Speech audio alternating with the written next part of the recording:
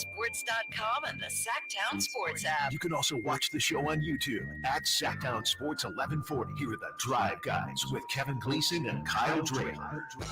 Well. First things first, no Kyle Draper today. Drapes has the day off. He's back with us tomorrow, but we will be hearing from him in just a moment.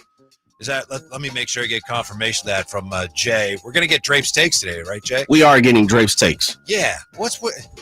Guys, I need the day off. Okay. Oh, but can I come back on and do Drapes take? Fine. What is going on, Jay?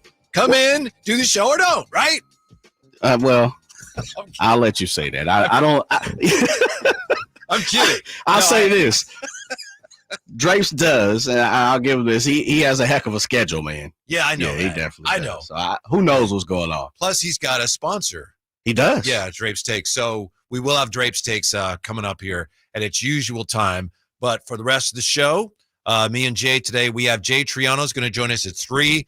Emil Fragoso joins us at 4 to break down what's going on in the NFL. And look, between now and then, who knows what's going to happen? Because it's been a rather eventful day across the NFL landscape, Jay.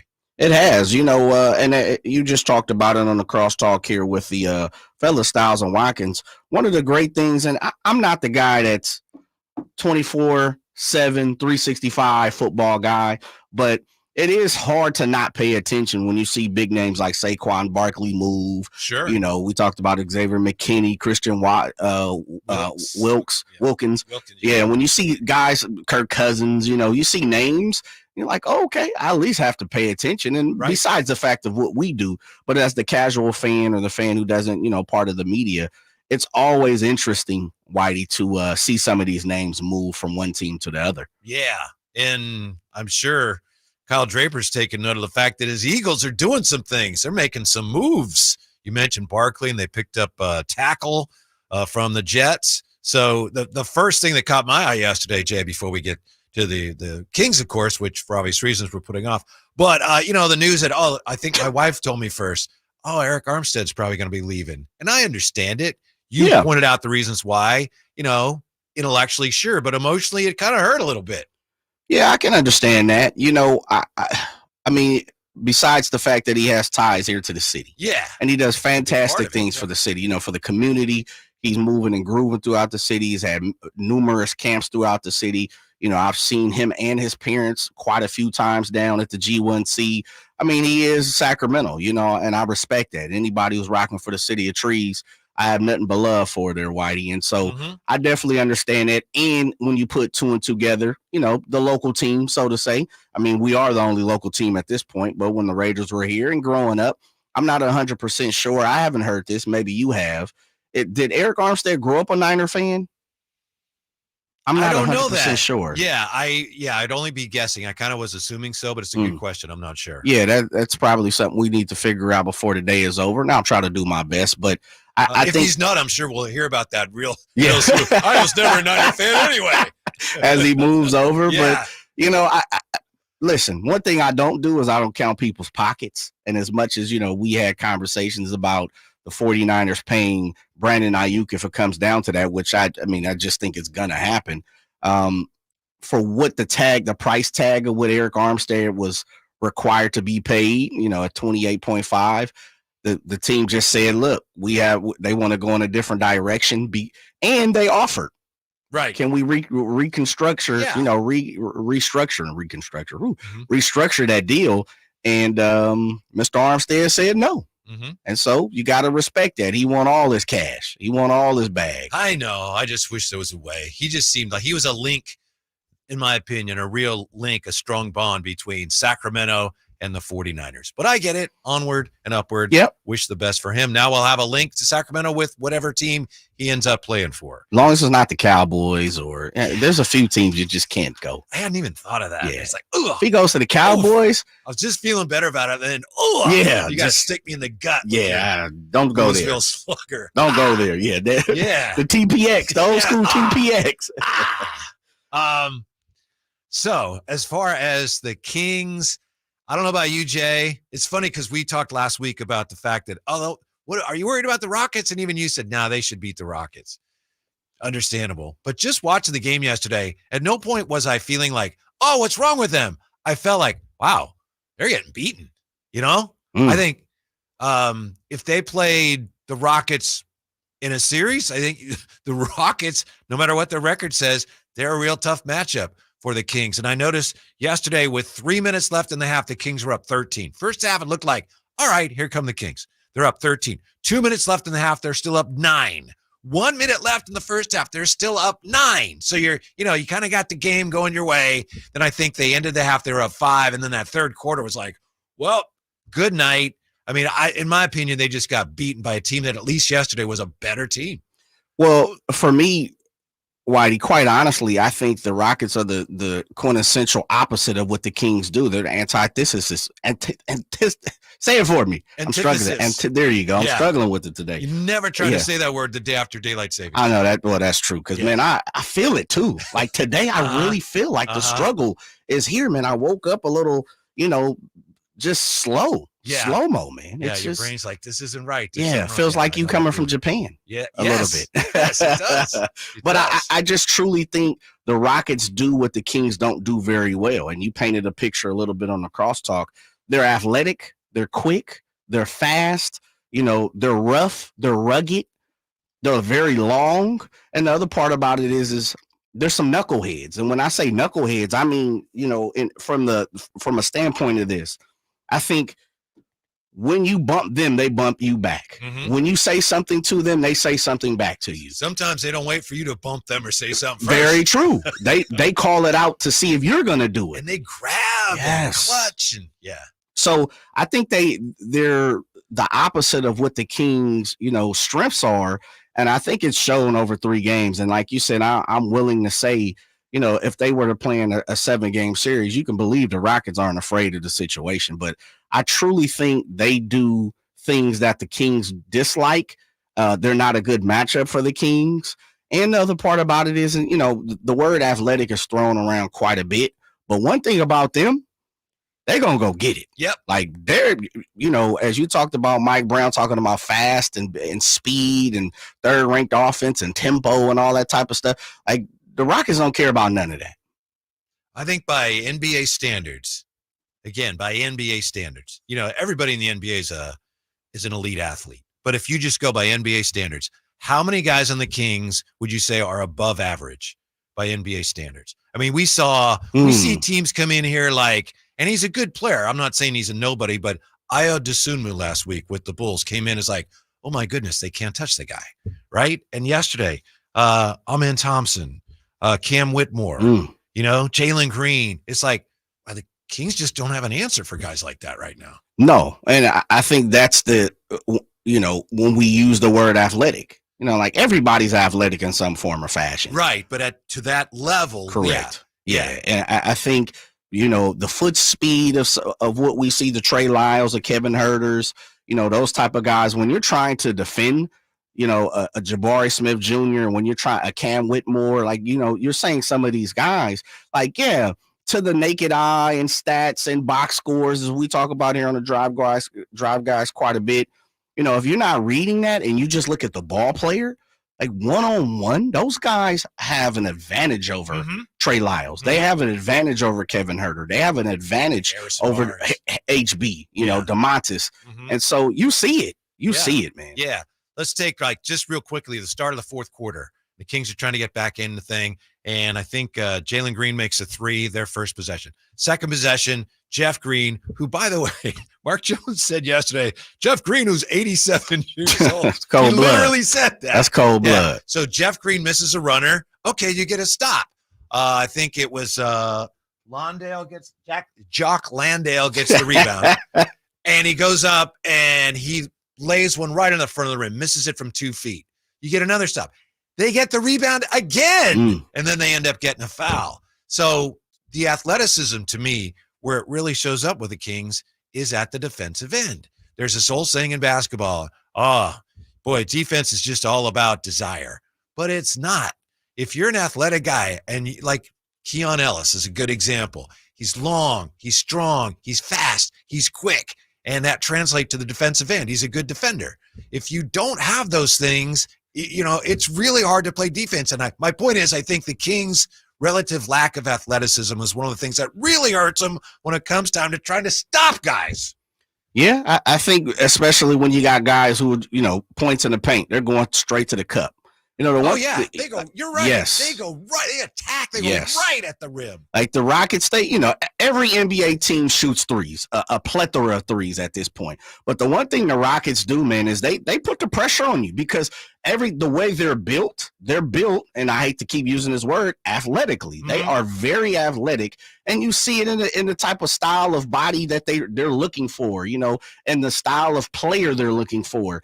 And even some of the guys who aren't there right now, the Kevin Porter Jr.'s and stuff like that. Like you can see where they're going, and then you have Ime Udoka added there too. Like their attitude, if nothing else, this season completely changed.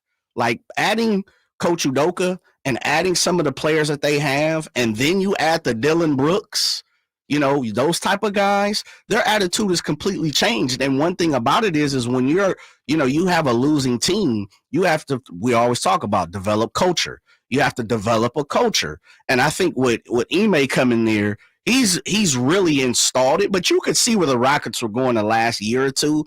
And to add Dylan and Ime in there, man, them boys ain't playing. 100% agree. I happened to see them live about a year ago when Steven Silas was the coach. Yes. And you could tell it's like, they don't know what they're doing. They look like a bad high school team. They're not really. They look more like a JUCO team, you know, where no one really knows each other yet. Mm-hmm. It was bad. And so he's done a great job with that. As far as the Kings go, I guess another point is, it's not that I watched that, oh, no, the Kings, oh, we're up or down. It's like, hey, you know what? We got meaningful games here. This is fun. I don't know where it's going to end up.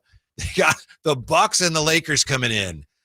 Ooh. That's going to be fun to see what happens. But I'm no longer am I looking at the team going, oh, what's going on? Oh, they lose this game. Oh, they're going to win. Oh, no. It's just like, I don't know. They are what they are right now, and they've got a lot of flaws, but they're playing meaningful games, so I'm going to enjoy it, Jay. Sounds like I've won you over. And that's kind of what I've been preaching over the last 3 to 4 weeks here on the drive, guys, is, listen, first of all, enjoy the basketball. Yes. Like, this is fantastic, right? The Kings are even in the postseason push and the playoff push. Like, I'm not just saying that we're paying the price of admission. I'm just saying, really, enjoy life, enjoy basketball. Mm-hmm. The second part of it is this is who this team is. Mm-hmm. And I've been asking, I've been begging, I've been saying, I've been making statements. If you don't hear me say anything, understand this. This team, as you eloquently put, is a roller coaster team. Stop guessing any other way. Mm-hmm. Like, we are 19 games left, 18, 19 games left.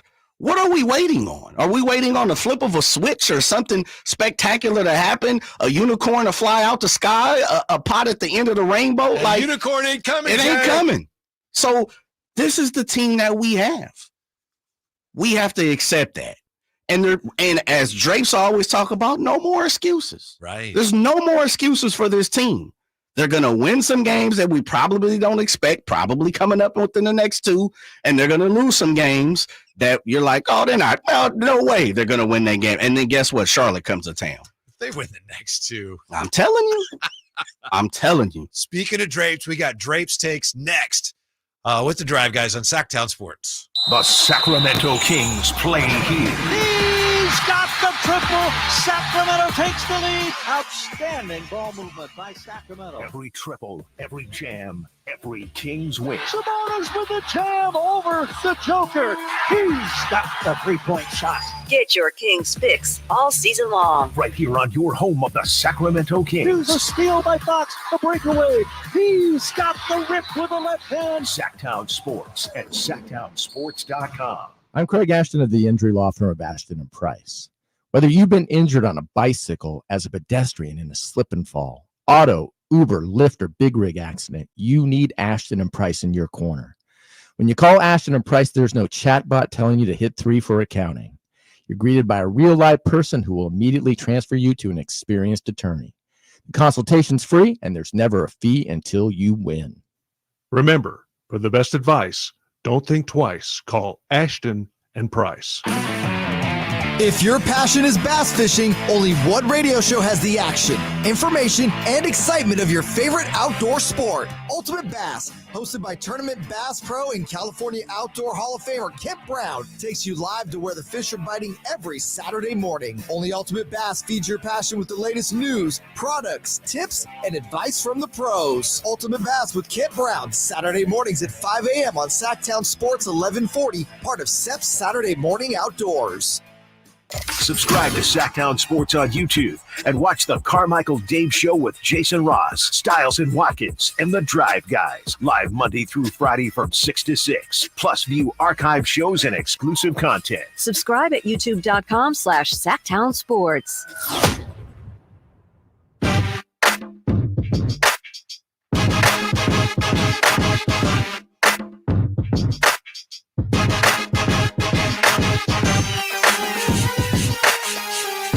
The Drive Guys powering your afternoons Monday through Friday on Sactown Sports. Yeah, we got a very special treat coming up in just a moment. Before we get to that, Whitey and Jay, I have a feeling we're going to hear from Drapes in a moment here. But, Jay, how did you think Alan Stiles was today, the day after his baby embarrassed him in the family name, in the baby race? Wow. Embarrassed the name. Baby I had no idea. I wasn't able to catch their show, but as I was driving in, and I heard him talk about it a little bit, but talking to him in between shows, the fact that he's not happy. He's not happy that his young Styles stalled out on him, man. He just want to know part of it. Yeah, he's already back to the drawing board. He's looking for ways, to add some athleticism, some quick twitch muscles. Yeah. Those things to the baby Style. Yeah, I think there's some dysfunction there in that whole Styles athletic program here. Uh-oh. So, yeah. Kings didn't fare well either yesterday, but right now it's time for Drape's Takes. Calm down, Lion. Calm down. Take it easy, man. Just take it easy. Fellas. Let me start off by saying, after what happened last night, I deserve the day off. I deserve a mental health break day from talking sports. After what happened at Golden One Center last night, I deserve the sabbatical. I deserve time with the therapist. I deserve time on the couch. I don't know what to say, fellas. Jay watched the post-game show yesterday, and I'm at a loss for words. Usually Drape's Take is a 3, 5, 7 minutes of Drape's just going hard. What can I say about this Sacramento Kings team right now? I'm at a loss for words, Righty. I'm at a loss for Jay. At a loss for words, Jay. It hurts my heart.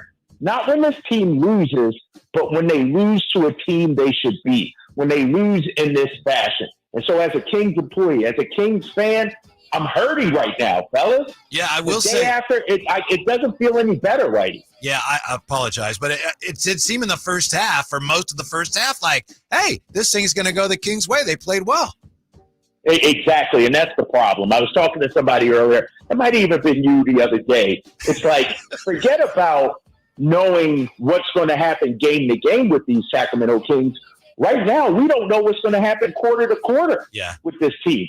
They're inconsistent within the same game. It's not even game to game. I looked at the numbers, Whitey and Jay. Their third quarter has been abysmal, even worse since the All-Star break. They're 24th in points in third quarter since the All-Star break. They're 25th in three-point percentage. Overall, for the entire season, they're 23rd in offensive rating. I don't know what happens at halftime, why they come out so slow, but they got to figure it out. You remember when the Warriors were winning championships, what was their quarter? You guys remember. Third quarter. They come out and gas you. It's the opposite for the Sacramento Kings. Teams are gassing us, and it's killing us right now. It's really weird, too. One of the Kings' very best players, Domas, has been so consistent. You rarely have we ever seen anybody in the NBA as consistent as he is, and yet the team around him is still overall so wildly inconsistent. It's puzzling. It is puzzling. Outside of Domas, Fox, and Malik, we can't count on anybody. We don't know. Mike Brown doesn't know who's going to show up. Mm-hmm. My guy Kevin Huerter, hit or miss. Harrison Barnes, I'm going to throw Keegan Murray in there too. Something's going on. And if I'm Monty McNair, I think when you look back at it, Whitey, his decision to stand pat per se is because he expected guys to at least be similar, if not better than last year. Keegan's numbers are down. I'm talking about shooting wise. Kevin Herter's numbers are down. These are two big parts of what you have. And guys, even De'Aaron Fox's efficiency numbers are down. Guys that just aren't having the same seasons that they did a year ago. And I thought Monty came in there thinking that they would. And so we would be okay. Instead, guys have been under across the board, and it's hurting the Sacramento Kings. Yeah, you probably saw in The Athletic today, somebody wrote a piece about all the changes in NBA teams and their rotations and lineups since the season started. The Kings are one of the very few teams. They've made very few changes. They added Mason Jones. That's about it. And I think, whether it's a miscalculation or what, they've grown stale right now. The Kings just looked yesterday, they looked like, that box of Triscuits. It's like, oh my goodness, this lost its freshness back in November. Right. That's how they look. You open it, take that little bite, and you're like, ooh, yeah, and you got to spit it out. Yes. You said miscalculation, Whitey. I agree 100% with you, because when you look at it, the miscalculation on running the roster back, the miscalculation on not doing anything at the trade deadline, miscalculation on Sasha. I know he's been injured. Chris Duarte. Like, there have been as many hits as Monty has had, whether it's Domas, drafted Tyrese, Keegan Murray. This last year, it's been sort of underwhelming. And so I think miscalculation is a good word for it. Yeah, I thought it was interesting yesterday, Coach Brown, he made a point several times of saying after the game, hey, before today, our offense was rated third since the All-Star break. So for some reason, Mike Brown really wanted to make a point, make it clear the offense had been playing better. The fact that he emphasized that, I don't know what it means, but to me it was interesting. Yeah, it was. I heard that as well. And, maybe it's playing better. Maybe the numbers indicate it. But, Coach, the bottom line is this team is 500 since January 1. I think it's 15-15 over their last 30 games. That's not good. Something has to improve. My next take has to do with the defense. I thought the offense could rescue us. I thought the offense would be where we hang our calling card. But we're not an elite offensive team right now. And I know Mike said since the All-Star break, the numbers are better. I get that. But anytime you hit 6 threes, you're not going to beat anybody in the NBA. And the fact that you allowed Houston to not just hit 12 is not a lot, but they shot 41% from three-point range. Like, when are we going to lock somebody down and hold them to 28%, 18%? Why do teams always have to have big games from the three-point line against us? And I understand your offense wasn't flowing. I understand you held them to 112 points. But I tell you what, they made shots when it mattered the most. They got back in the game at the end of that second quarter and in the third quarter. Once Fred VanVleet started hitting those threes in the second quarter, Houston had confidence, and then it was a wrap. I would just say, kind of a footnote to that, Kyle. We talked about this Friday. The Kings, again, only took 32 threes. They were averaging around 40. They had another game where they only took 32, and that's something we're going to ask Jay Triano about when he joins us today at 3 o'clock. Whoops. There we go. Hold on. Yeah, you got me? Yeah. You start that phrase over. It sounded like you were underwater, but we got you now. Yeah, please ask Jay about that, because I don't know if it's a philosophy shift within the organization, the coaching staff, or what. But let's keep it real. This team lives and dies by the three. And so if we're trying to limit the threes, that sort of counteracts who we are, I think. If we're going to let it fly then. And so I'm frustrated. But here we are, 19 games left to go. And as a Sacramento Kings fan, I'm going to say, what we want is still within reach, Whitey. That's what's so frustrating about this. Phoenix ain't doing nothing. Dallas not doing anything. Lakers ain't doing anything. We still can be a top 16, but every game it seems like there comes a stretch where fans are let down, and that's frustrating to me. I thought that's a bad matchup for him in my eye too. Playing the Rockets. I know the Rockets they've only won 29 games now, and I get that. A team like that comes into your place, you're supposed to beat them, but that's a very physical team, an athletic team, and I do think right now they're just a tough matchup for the Kings. Exactly. Think about it. 7 of your losses have come against the Pelicans and Rockets, and there are certain teams, the style they play, you look at the Pelicans, You look at this Rockets. I'm going to throw Boston in there. We're going to see another team like that come Saturday in the New York Knicks, Whitey. That sort of just plays with this physicality, this never say die attitude, this in your face. They're going to talk some trash. They're going to dare you. They're going to try to punk you. That's what's going to happen come Saturday. And one of these days, we have to sit back and say, you know what? I'm not going to let the bully win. We're going to be the bully tonight. And I feel like that's what's been happening, man. You look at these matchups you're talking about, Pelicans, Rockets, especially freaking Dylan Brooks yesterday, hitting threes and everything, guys grabbing De'Aaron Fox. We need guys to get angry, not at each other, not at the coaching staff. Get angry at the opponent. Get angry at the opponent kicking our butts up and down the floor in our building. That's what we need, Whitey. Who's the most likely guy on the team to do that? Is it still Trey Lyles, as we've been discussing? Yeah, Trey's been playing with a bit of an edge, a little anger to him. You know, I don't know what's going on with Trey, but it hasn't been against the opponent. Like, I feel like Trey is sort of almost set up, like, guys, we got to be better. And I think you're going to start seeing, you know, whether it's a hard foul, whether it's some frustration, whatever it may be. Trey Lyles, I'd love to see Malik be that guy too. Let's keep it real. I think Malik has that fire as well. We need somebody to sort of like set De'Aaron off, you know, give De'Aaron a push or talk some trash.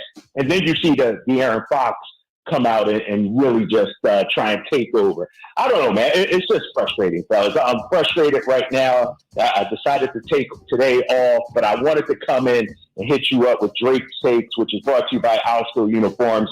Discover why it pays to keep clean with Alsco Uniforms. That's Drake Steaks for today, White. We appreciate it. Thanks for checking in. We miss you. Any chance we can get you signed to maybe a 10-day, and then you can be on the bench, and then you can be that kind of agitator that maybe the Kings need? Hey, I tell you what, you know, I went to school at Temple University in Philadelphia. Remember the great John Chaney? Yeah. Remember when he went after John Calipari? Remember when he sent the goon, quote-unquote goon into the game?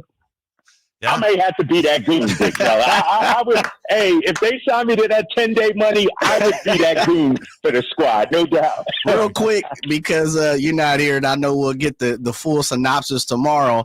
Howbeit the Philadelphia Eagles with the move of Saquon Barkley today, Drapes. Is he now your guy? This is amazing. First of all, it's a great day to be in Philadelphia. I think my boy Tyrese Maxey is cleared from concussion protocol, so he's good to go. And then we get Saquon. And Jay, I told you before I got on air, this is our CMC. This is our Christian McCaffrey. This is a guy that adds a 3-down back, a different dimension. If I'm the Niners, I'm worried about Philly right now. How many times has he said that in the last 4 months? They didn't have Saquon. This time I really mean it. I really mean it. They got a pretty good tackle, too. Yeah, they've had a good day. Hope you have a good day, too. Thanks. We will see you tomorrow. All right, fellas. See y'all tomorrow. Yeah, Drape Steaks. Yeah, some notes of encouragement in there, but a very frustrated Kyle Draper today sounding off. When we come back, why the Kings are so frustrating and why they probably shouldn't be. Next with the Drive Guys on Sactown Sports. Sacramento weather is brought to you by Folsom Lake Kia. I'm Tamara Berg in the KCRA 3 Weather Center. Your Monday will include mostly cloudy skies. We'll have some breaks of sun here and there and a mainly dry forecast for the afternoon with highs in the mid-60s. Plan for steady rain overnight tonight after midnight. Get the latest forecast on the KCRA 3 News and the KCRA 3 app. Shop Folsom Lake Kia during their spring event and save big on your favorite models. You can even buy with zero down on approval of credit. Shop your trusted Kia dealership for over 25 years and tell them DC sent you. FolsomLakeKia.com. The sewer system. It's probably the last thing on your mind, and that's okay. Because at the Sacramento Area Sewer District, it's our first priority. As the region's largest sewer utility, we own and maintain thousands of miles of sewer pipe. And our job is to get to your sewer problem before it interrupts your life. So whether you've got a slow drain or a backup, call us first, day or night. The Sacramento Area Sewer District. It's a dirty job, but we're happy to do it. Ever since we got Xfinity, we have Wi-Fi all over the house, even in my hiding spots. Ha! Found you. How?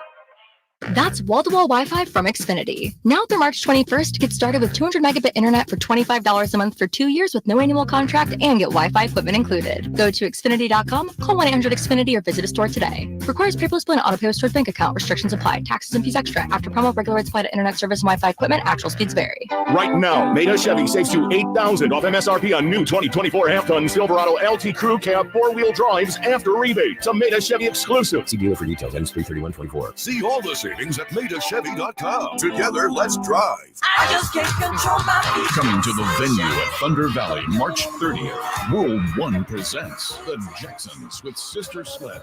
Tickets available now at the Thunder Valley box office, Ticketmaster.com, and World1Presents.com.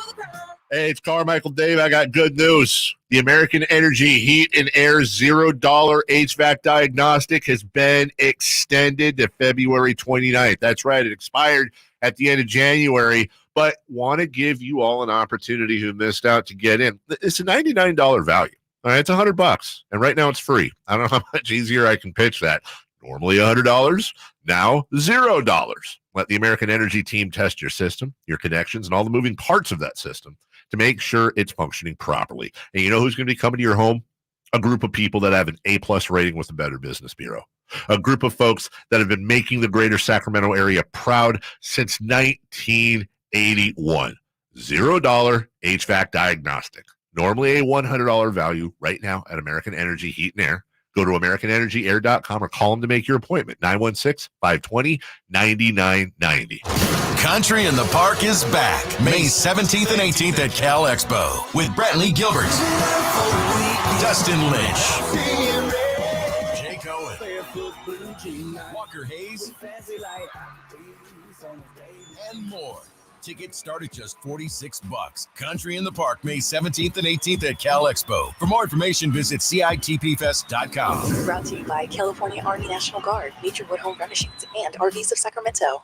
Hey guys, do you know your T level? Revive Men's Health here in Sacramento is helping you take that first step toward better health and enhanced intimacy with a free testosterone level test, exam, and consultation. Plus, for this month only, qualified patients can kickstart their treatment with a free supply of ED medication. Revive's customized ED treatments can provide immediate results, restore blood flow naturally, and even bring spontaneity back into your love life. With both in-person and telemedicine appointments available, plus free shipping directly to you, Revive takes the hassle out of treating low T and ED. Having an optimal testosterone level can change your whole life, and it starts with knowing your T level. Take that first step and book your free testosterone test, free exam, and free consultation, and kickstart your treatment with a free supply of ED medication this month only. Call Revive Men's Health Sacramento at 916-365-4566. That's 916-365-4566, or visit ReviveMen'sHealth.com. When you take the time to shop at Folsom Lake Honda, there's one thing you'll always find: happy people ready to serve you. As a family-owned and operated dealership since 2009, customer service is our #1 priority. Our customers love doing business with us, and you will too.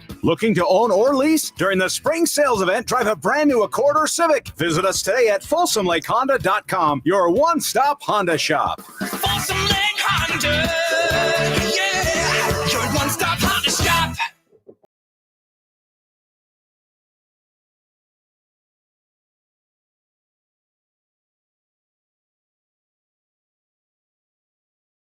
Basketball for over 25 seasons. Sactown Sports. I mean, I think our defense was allowing our offense to get out and run and kind of create easier opportunities for us. And in that second half, we weren't getting the stops that we needed to make it a little bit easy for ourselves offensively. Kings had some success with their zone yesterday, which they kind of had to resort to. Like, oh, we can't stop man-to-man. They actually had some success up to get back in that game, which ultimately, of course, they lost. To Drive Guys today, we just heard from Kyle Draper, special edition of Drape's Takes. He's very excited about the Eagles. We have this on the YouTube chat from Aaron. Saquon Barkley will be great for the half of the season that he plays. Man. Comment of the day nominee right there. And did you just, Jay, I apologize. Mm-hmm. Did you just have an update for us? Yeah. Yeah. Oh, my apologies. According to Adam Schefter, the Niners have signed Leonard Floyd of the Buffalo Bills. Oh, okay. So, we'll have a meal on at 4:00, talk about that. It's going to be the opposite of Bosa on that line. Someone, fast off the line, something that the 49ers have been they're always looking for someone off the line. Yeah, they love Kyle Shanahan sees the quarterbacks and pass rushers as real difference makers, but with Eric Armstead apparently on the way out, that middle of the defensive line, it's like you got to have somebody there, right? Yeah. I know that they got ran over last year, but you still have to have somebody there. So, yeah, we'll talk that over with Emil. Do you think the Bosa brothers will reunite in Santa Clara? I would like to, but I think Leonard Floyd kind of puts a little bit of a damper on that. But as you said, one thing about John Lynch, he's going to take 46 defensive linemen any way he can make it make sense. Bosa and Floyd both coming off the end. And so I now with Floyd being signed, I would be a little hesitant to say that, but I don't put it past him. I wonder if that means that Danielle Hunter is now somebody that they're no longer interested in. Yeah. Yeah. So a 2-year deal for Leonard Floyd from the Bills joining the 49ers. Things are happening today across the National Football League. Were you surprised Mac Jones got traded for a 6th-round pick? No. I'm not surprised, but I'm surprised it kind of got to this point. You know what I mean? It's like, yeah, of course he was, but wow. Just think how badly the 49ers wanted him a couple years ago. Well, I'm glad it didn't happen that way and everything played out for a great way for the 49ers. But yeah, I think it would have been a little bit different in the 49er system. We know that Kyle operates at a high level when it comes to offense. And I think the one thing people have questioned, and if there is anything to question about Bill Belichick, is without Tom Brady, how does this offense really run and operate? And so I think there would have been a little bit of difference, where at the same time, we know Kyle's not a defensive guy. We've seen it put his defensive, in so many different people's hands at this point now. And I don't think, there's question on the opposite side of what Kyle Shanahan does very well. I think some people question Belichick. And it sounds crazy because he's won so many Super Bowls, but, you got Tom Brady. So a lot of people adhere to the fact that Tom Brady was guiding your offense. For all the faults of Steve Wilkes, the way things didn't appear to work, they still had the best scoring defense in the NFL. Isn't that the idea? It's like, what is the defense supposed to do? Keep the other team from scoring. They had the number 1 scoring defense in the NFL, and still they're parting ways with Steve Wilkes. Just not a good fit, I guess. Yeah, but they should have known that. Yes, agreed. I don't think the system that Steve runs coincides with what what they have, the talent that they have. And it just goes to show how talented Steve Wilkes is, and at the same time how talented their defensive players were this past year, to where things probably didn't mesh 100%. They didn't mold into the beautiful painting or sculpture that they wanted, but they still made it to the playoffs and Super Bowl, I should say, and albeit they were right there at the end. I think it's fair to say the 49er defense, for all its flaws, was better than the Kings defense. Would you agree? Oh, absolutely. I mean, come on now. The Kings defense, going back to even last year, we've understood that they need a Steve Wilkes, a Robert Saleh, a DeMeco Ryans, a Mike Brown. They need everybody. Yeah, they need some better defenders on the floor too. That's my point here. As much as we get frustrated and as much as they drive us crazy with this and that, I think sometimes the inconsistency of the Kings, it's not something that's really within their control. Bear with me. Yeah. We look at it and go, what's wrong with them? They know that they can beat this team. Why do they play so badly against that team? But when your defense is really not very strong, and teams can take advantage of that, then it's not just a matter of you focusing on your opponent. Sometimes teams take advantage of your bad defense, and it's hard to be consistent when you're having a hard time getting stops. I think you're spot on, Whitey. It's almost like this. If you have let's just say you have a Volkswagen. I'm not sure. Are you a car guy, my man? I don't have a Volkswagen. I have a Toyota. Well, not what you have, but are you into cars? A little bit. Okay. Yeah. All right. Like, do you research them? Are you into old school hot rods? Any hot wheels. Racing? Hot wheels running hot rods. Yeah. If I gave you a wrench, a pair of pliers, maybe a socket wrench without the proper headings. If I gave you, if I gave you a basic set of tools, and I'm not saying the Kings have basic set of tools, but then I give you, a fly pair of rotors and a fly pair of drums, but I give you some cheap brakes, right? And then I take all of that, go put this on this Volkswagen. I'm just saying, there's going to be certain things that don't mesh well. Right. And if you don't have the proper tools to do the job that you need, then you're going to get the best that you possibly can. Now, look, you can put some, everyone who has had a car understands this. When you go and buy some replacement parts, you can go to AutoZone, O'Reilly's, you get them online. So many different places you get them.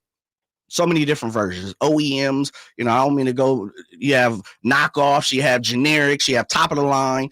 If we're utilizing the wrong size brakes and the wrong brand, so to say, and you're putting them on something, they may absolutely work if it comes down to just having to stop this car. If they have to stop the car, yeah, you can pull an emergency brake. But at the same time, if you don't have the proper size or the proper, brakes, proper brand, proper size, whatever, they're not going to do the best job for you. Mm-hmm. And I think you just have to have the proper tools to be the best that you possibly can be. And I think that's what we've seen with the Sacramento Kings over and over and over and over. And just because we want, as Drake said, or you said, just because we want you to do well doesn't mean that you're going to do well. I understood everything you said until you mentioned a socket wrench. Everything after that, you're out. I agree with you. That's why I really do believe that people coming after Mike Brown, it's wrong. And you're entitled to it, and fans are going to fan. And I respect it. But you look at this team, and it's basically the same team as last year. Sure, I know. What about TD? I know there's a few differences. It's the same starting lineup as last year. And right now they look like they're getting a little worn down. Teams are figuring them out. They don't have any new parts. They're still the same porous defense that they were last year. And yet Mike Brown still has his team, and the players too. It's not like he's doing it all and they're not doing any of it. They're in position to be a playoff team. Yeah. I think he deserves more credit for that than he does blame. If you're going to look at this team and then say, wow, this is a 50-win team and Mike Brown's dragging them down, you're delusional. That is not what's going on here. No, not at all. Definitely. I can't agree with you more. I think the coaching staff has done a pretty good job on, bringing this team together and getting as far as they did last year and trying to move the needle even more. But I just think, expectations, as we continue to keep on talking about expectations, but even remove the expectations from it, is this: we all want the best. I don't think anybody's down there trying to sabotage what's going on at the G1C and in the organization. As fans, we're looking for, championships. We get it. We understand that. And when they fall short, we find excuses. We find reasons. With all that being said, I don't think there's any more excuses as a fan to understand, like, this is the team that they have right now. I understand the frustration with that. I can understand that. Believe me, we all want more. Mm-hmm. But this is what we have in hand right now. You got to make do. And that's what we're seeing. Some games, they're going to rise up, go get the Lakers. Some games, they're going to sneak by the Spurs. And some games, they're going to get ran out the gym by the Rockets. Yeah. I'm not saying you shouldn't have high standards and high hopes and expectations, especially when you're paying a lot of money. Yes. But you made the point earlier. It's March tomorrow, and the next night, the Bucks and the Lakers are coming into Sacramento. Better believe the games matter. These are meaningful games. Especially that Laker game. I'll take that. Mm-hmm. At the same time, the scary part is teams like the Spurs, who came in last week, I think next year they might be pretty good. The Rockets, who came in yesterday, that's a team that's on the rise with a lot of good young talent. So next year when the Kings are trying to get better and they're trying to chase down some of the teams ahead of them, they also got to worry about some of those teams behind them. You better believe it's really it. Dicey. The longer you stand pat, say, it's not time to make a move, the more difficult it gets, the trickier it gets when you finally decide to make that move. Agreed. Totally agree. And that's not a Mike Brown. Like, Mike Brown's not picking up the phone. He's not calling other teams. He's not calling GMs. He's not, he's not hunting for other players. It's against the grain. You can't do it. Right. Right. And so I thought it was legal tampering. Well, in the NFL, you can't. Well, the NFL is all good, brother. NFL, they turn a blind eye. Yeah. So does the association does too, though. Yeah. Because as soon as free agency hit, all of a sudden it's like, Bradley Beal signed a 5-year, $180 million. Like, man, in 30 seconds. Mm-hmm. Yeah, all right. Yeah, some of the small market teams complain about that, but that's where we are with the Kings right now. What's going to happen tomorrow? Jay, what's going to happen against the Bucks? I don't know. I'm thinking they're going to get the win. I've been pretty spot on, pretty close. That's why I ask you. Let me think about it a little more. My first thought is I think they're going to get the win, but because they play the Lakers, I think they match up. I might say lose to the Bucks, win for the Lakers. Call me back. Hit me back a little later. We will. We will do that. And when we come back, yes, it appears a local 49er favorite is leaving. Drive Guys on Sactown Sports. What's the missing piece for the 49ers? Which names will they add during free agency? Whether it's in season or off season, the coverage never stops. Get the latest 49ers news on Sactown Sports at SactownSports.com. Capital Casino has been serving the greater Sacramento area in the same convenient downtown location for over 20 years, with plenty of close-by, well-lit parking monitored by security staff and offering the most variety of table games in the region in a safe and friendly environment. Best food, best service, and the best action. That's Capital Casino. For more information on tournaments and gaming, check out their website at capital-casino.com. And please remember to gamble responsibly. 1-800-GAMBLER. Hey, what's up, everybody? It's your boy Drapes, Kyle Draper. As the proud sponsor of the Sacramento Kings Mop Crew, Alsco Uniforms offers certified hygienically clean lab coats, scrubs, bed linens, towels, floor mats, and an array of mops tailored for your healthcare facility. Our services include convenient delivery to your doorstep. Leading the way in healthcare laundry services in Northern California, discover why it pays to keep clean with Alsco Uniforms. Go to alsco.com to learn more. Again, that's ALSCO.com. It's time to trade in and trade up at Northern California's #1 Honda dealer, Stockton Honda. Whether you're shopping new or pre-owned, Stockton Honda has the selection and savings. Plus, get top dollar for your trade. Come in today or go to StocktonHonda.com. It's all a click away. Anytime, anywhere, it's all here. StocktonHonda.com. Based on 2022 total new and Honda certified pre-owned vehicle car sales from American Honda Motor Company's own loan report. Starting with one store in 1978, Boot Barn has become the largest Western and workwear retailer in the nation, supporting those who feed, build, and protect America. We offer the largest selection of cowboy boots, work boots, Western wear, workwear, and outdoor gear. With over 500,000 pairs of boots and thousands of top-quality jeans and clothing, it's an honor to support the people who make our country so great. Boot Barn. Keep West. Now, during Staples Print Big Sale, get $20 off your print purchase of $100 or more, $50 off your print purchase of $200 or more, and $100 off your print purchase of $300 or more. So the more you print at Staples, the more you save. To demonstrate, print at Staples, you save. But if you print at Staples, you save. See how that works? Staples Print Big Sale. Print more, save more. Up to $100. Ends 4/6. Visit staples.com/print for details. National Ping Club Fitter of the Year, Hagen Oaks Golf Super Shop is introducing the straightest, most forgiving Ping driver ever with the new Ping G430 Max 10K driver. A fixed back weight, Ping's largest head profile, and a carbon fly wrap crown help G430 Max 10K launch the ball higher with less spin for consistently longer and straighter results. Schedule your fitting and see for yourself at the Hagen Oaks Golf Super Shop, Fulton Avenue to Cap City Freeway, or online at HagenOaks.com. Kevin Lewis of National Garage Door. Whether you need to repair a broken spring, install a new opener, or buy a quality Rainer door, National Garage Door is here for you. Call us today to see how we can transform your house with a new garage door. 638-4554 National Garage Door. It's Coach Doug Christie here to remind you, if you want a deal that's a slam dunk, go see the winning team at Folsom Lake Ford.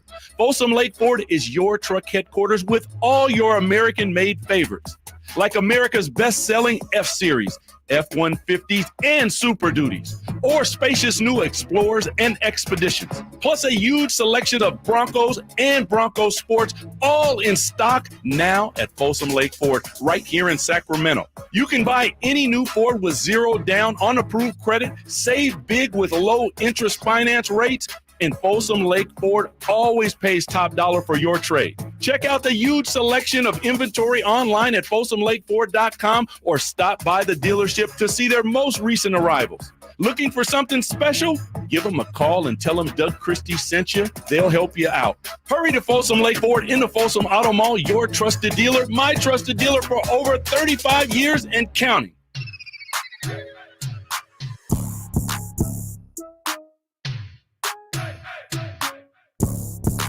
Drive Guys, live and local. Every afternoon, Monday through Friday on Sactown Sports. Jay and Whitey today. We got Jay Triano, Kings assistant coach, coming up top of the hour. By the way, we have this is women's basketball Sun Belt Championship on one of the monitors up here. Somebody just got smacked in the mouth. And had to sit down and it's bleeding and everything. Reminds me one time we were playing against Vallejo High, Jay, and I caught an elbow right in the chops. Was a bah, which would have been bad enough, but my tongue was between my teeth. So when I got elbowed in the jaw, my jaws shut on a piece of my tongue, like. Oh man! I had a little flap of my tongue. So what'd you do? Would you slide to it healed? Yeah, naturally. It was little. It stung a little bit, when you eat, especially something soft. Woo-wee, don't eat none of that lemon, that salt. Ow! Yeah. Took it like a champ. Yeah, that's you didn't even have to put no dirt on it. No. That's the way. What? It's tough. That's the way we roll in Vallejo. Okay, the Valley tough Joe, seafaring nautical town, bare knuckle boxing in the streets. So Crest-eyed creeper. And I'll tell you who plays like that with that kind of spirit is Leonard Floyd. Yes, the sir. Newest edge rusher of your San Francisco 49ers. According to NFL Media and Ian Rappaport, Leonard Floyd has agreed to a 2-year deal with the 49ers. So it's worth $20 million with a maximum value of $24 million. He also receives $12 million guaranteed in 2024. That's the thing with NFL numbers. Yeah. Contracts, you have all these amounts like, he'll never actually get that. Pay attention to the guarantees. Yes. So $12 million guaranteed next year. He spent last year with the Bills, 10.5 sacks, 9 tackles.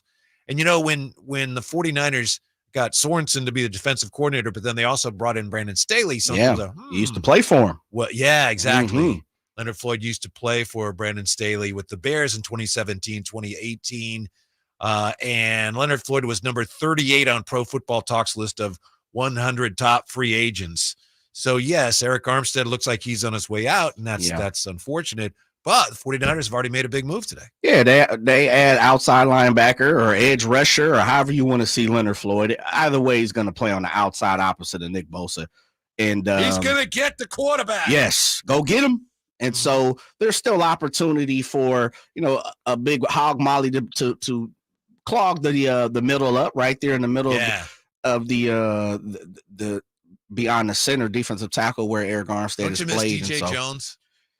Sounds like he's on the short list, from the Broncos. He slipped out of San Francisco's hand and went up and grabbed some money from Denver. And now look like he might be on the short list of coming back here to San Francisco, which is all good. I thought he was very serviceable, and maybe he's taking the next step of, being up there and being a starter and getting some money and coming back. Mm-hmm.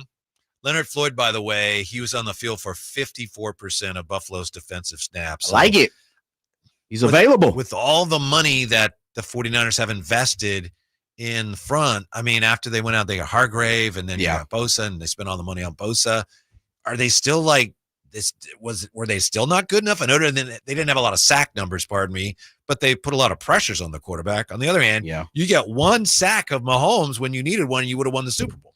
True, very true. I will say this, and I saw this, and I can't remember who list it was. I have to go back and look this up. Maybe you did. Javon Hargrave was ranked the number 1 worst off-season signing last year by someone. And something I said on the show quite a bit was the 49ers had so much of talent, a plethora of talent, that they interchanged and intermingled so many people a lot of times. And one of my pet peeves were, listen, you're paying Javon Hargrave extremely too much money for him not to be on a third down goal line stand and him operate. But maybe there was something to it. Maybe he, what he did over in Philadelphia hasn't crossed over to San Francisco yet. Maybe he got too comfortable with big money. I'm not exactly sure, but I do know this. We're going to find out about Javon Hargrave very, very quickly, because he didn't do a lot last year. And a lot of people, especially now that Armstead is gone, Whitey, they're going to be leaning on him. They're going to be looking for him to have a fantastic year, something that we've seen him have over in Philadelphia. And if he doesn't, we might be saying the same thing about him next year. And I'm not saying that's why Armstead is gone. It sounds like they wanted to bring him back, but he just didn't want to relinquish that $28 million that was coming his way.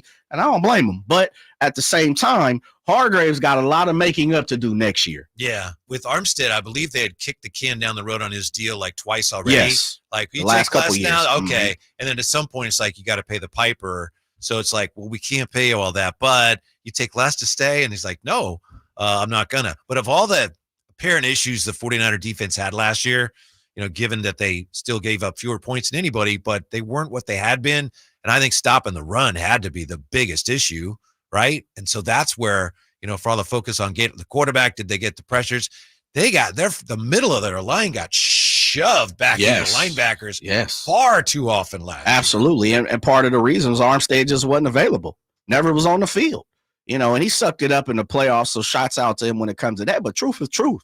And there's been a few times over the last few years where, he's been banged up quite a bit. Plantar fasciitis. It's understandable. Yes. But yeah. Absolutely.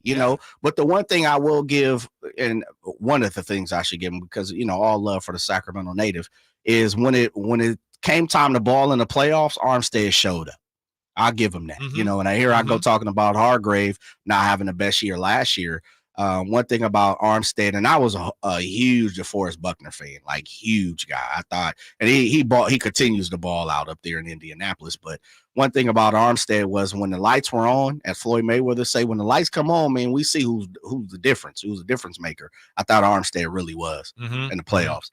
Yeah, the whole Buckner deal long term hasn't really worked out for him the way they hoped it would. No, not at all.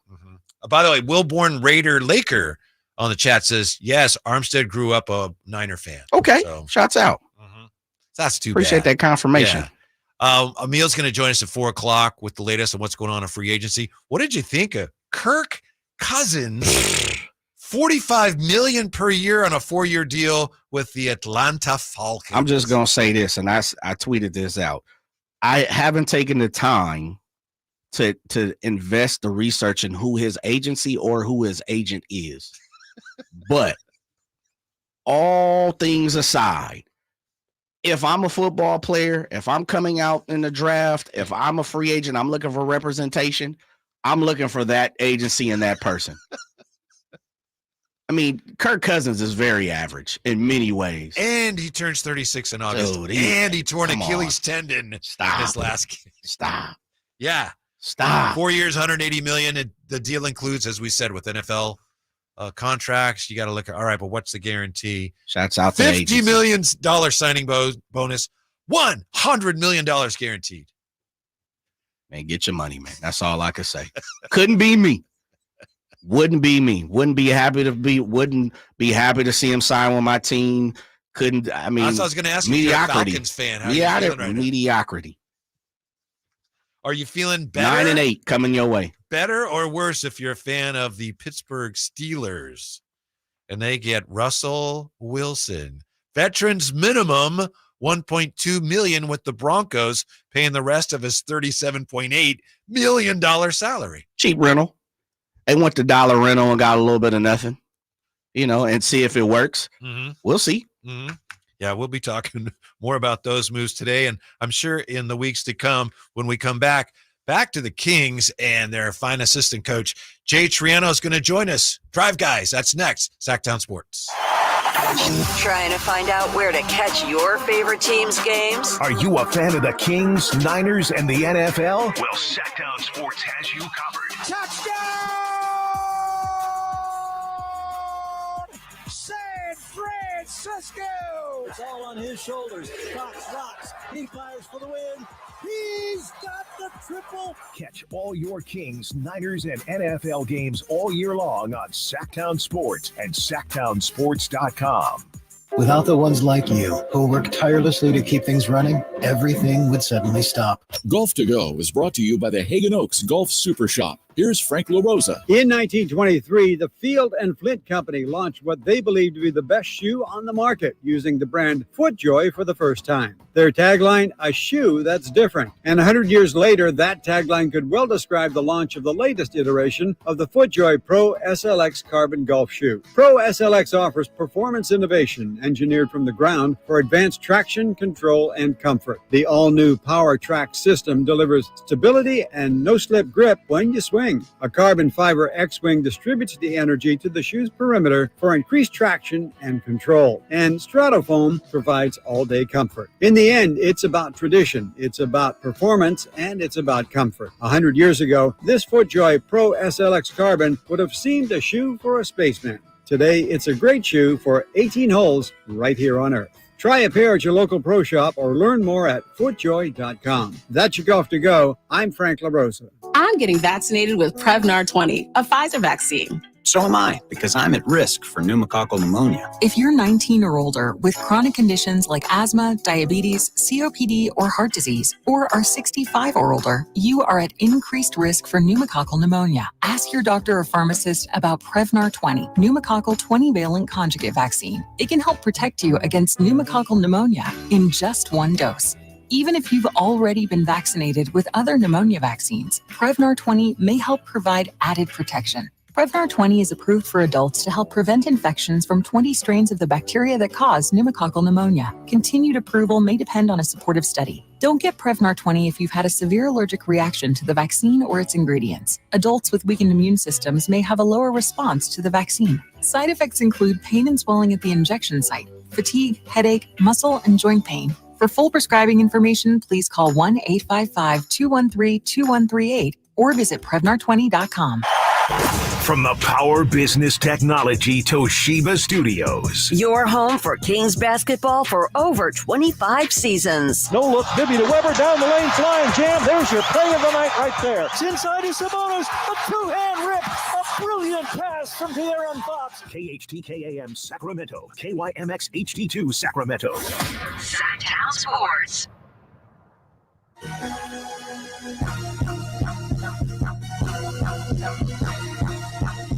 The only station in Sacramento giving you local sports coverage from 6 a.m. to 6 p.m. Monday through Friday. Sactown Sports.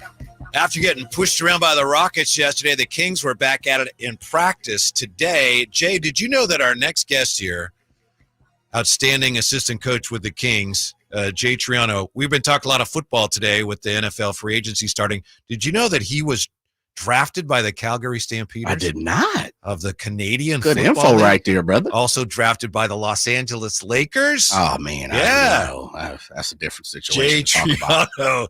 Nice stuff to join us. Coach, did you? How close did you come to becoming a Canadian pro football player? Not that close. No, I was. It's funny because the way the Canadian Football League is set up, the draft happens in June or pardon me, like March, but the season starts in June, and it was the same time I got drafted. It was around the same time that I got drafted by the Lakers. So I had to make a decision, and I had played basketball my whole life, so I was going to try out for the Lakers instead. So I passed on football. Gotcha. We appreciate your time today. I know it's a very busy time for you.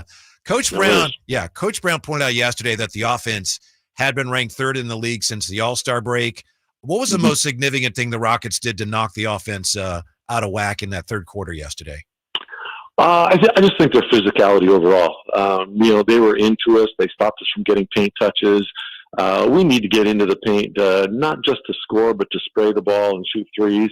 Our transition numbers were down. We just did not do it. I mean, they're a good team. They're a very good defensive team and physical. And, we struggle with a little bit of that physicality. They just stopped us from getting in the lane and moving, and those are the things that we want to do. We want to be elusive with our offense.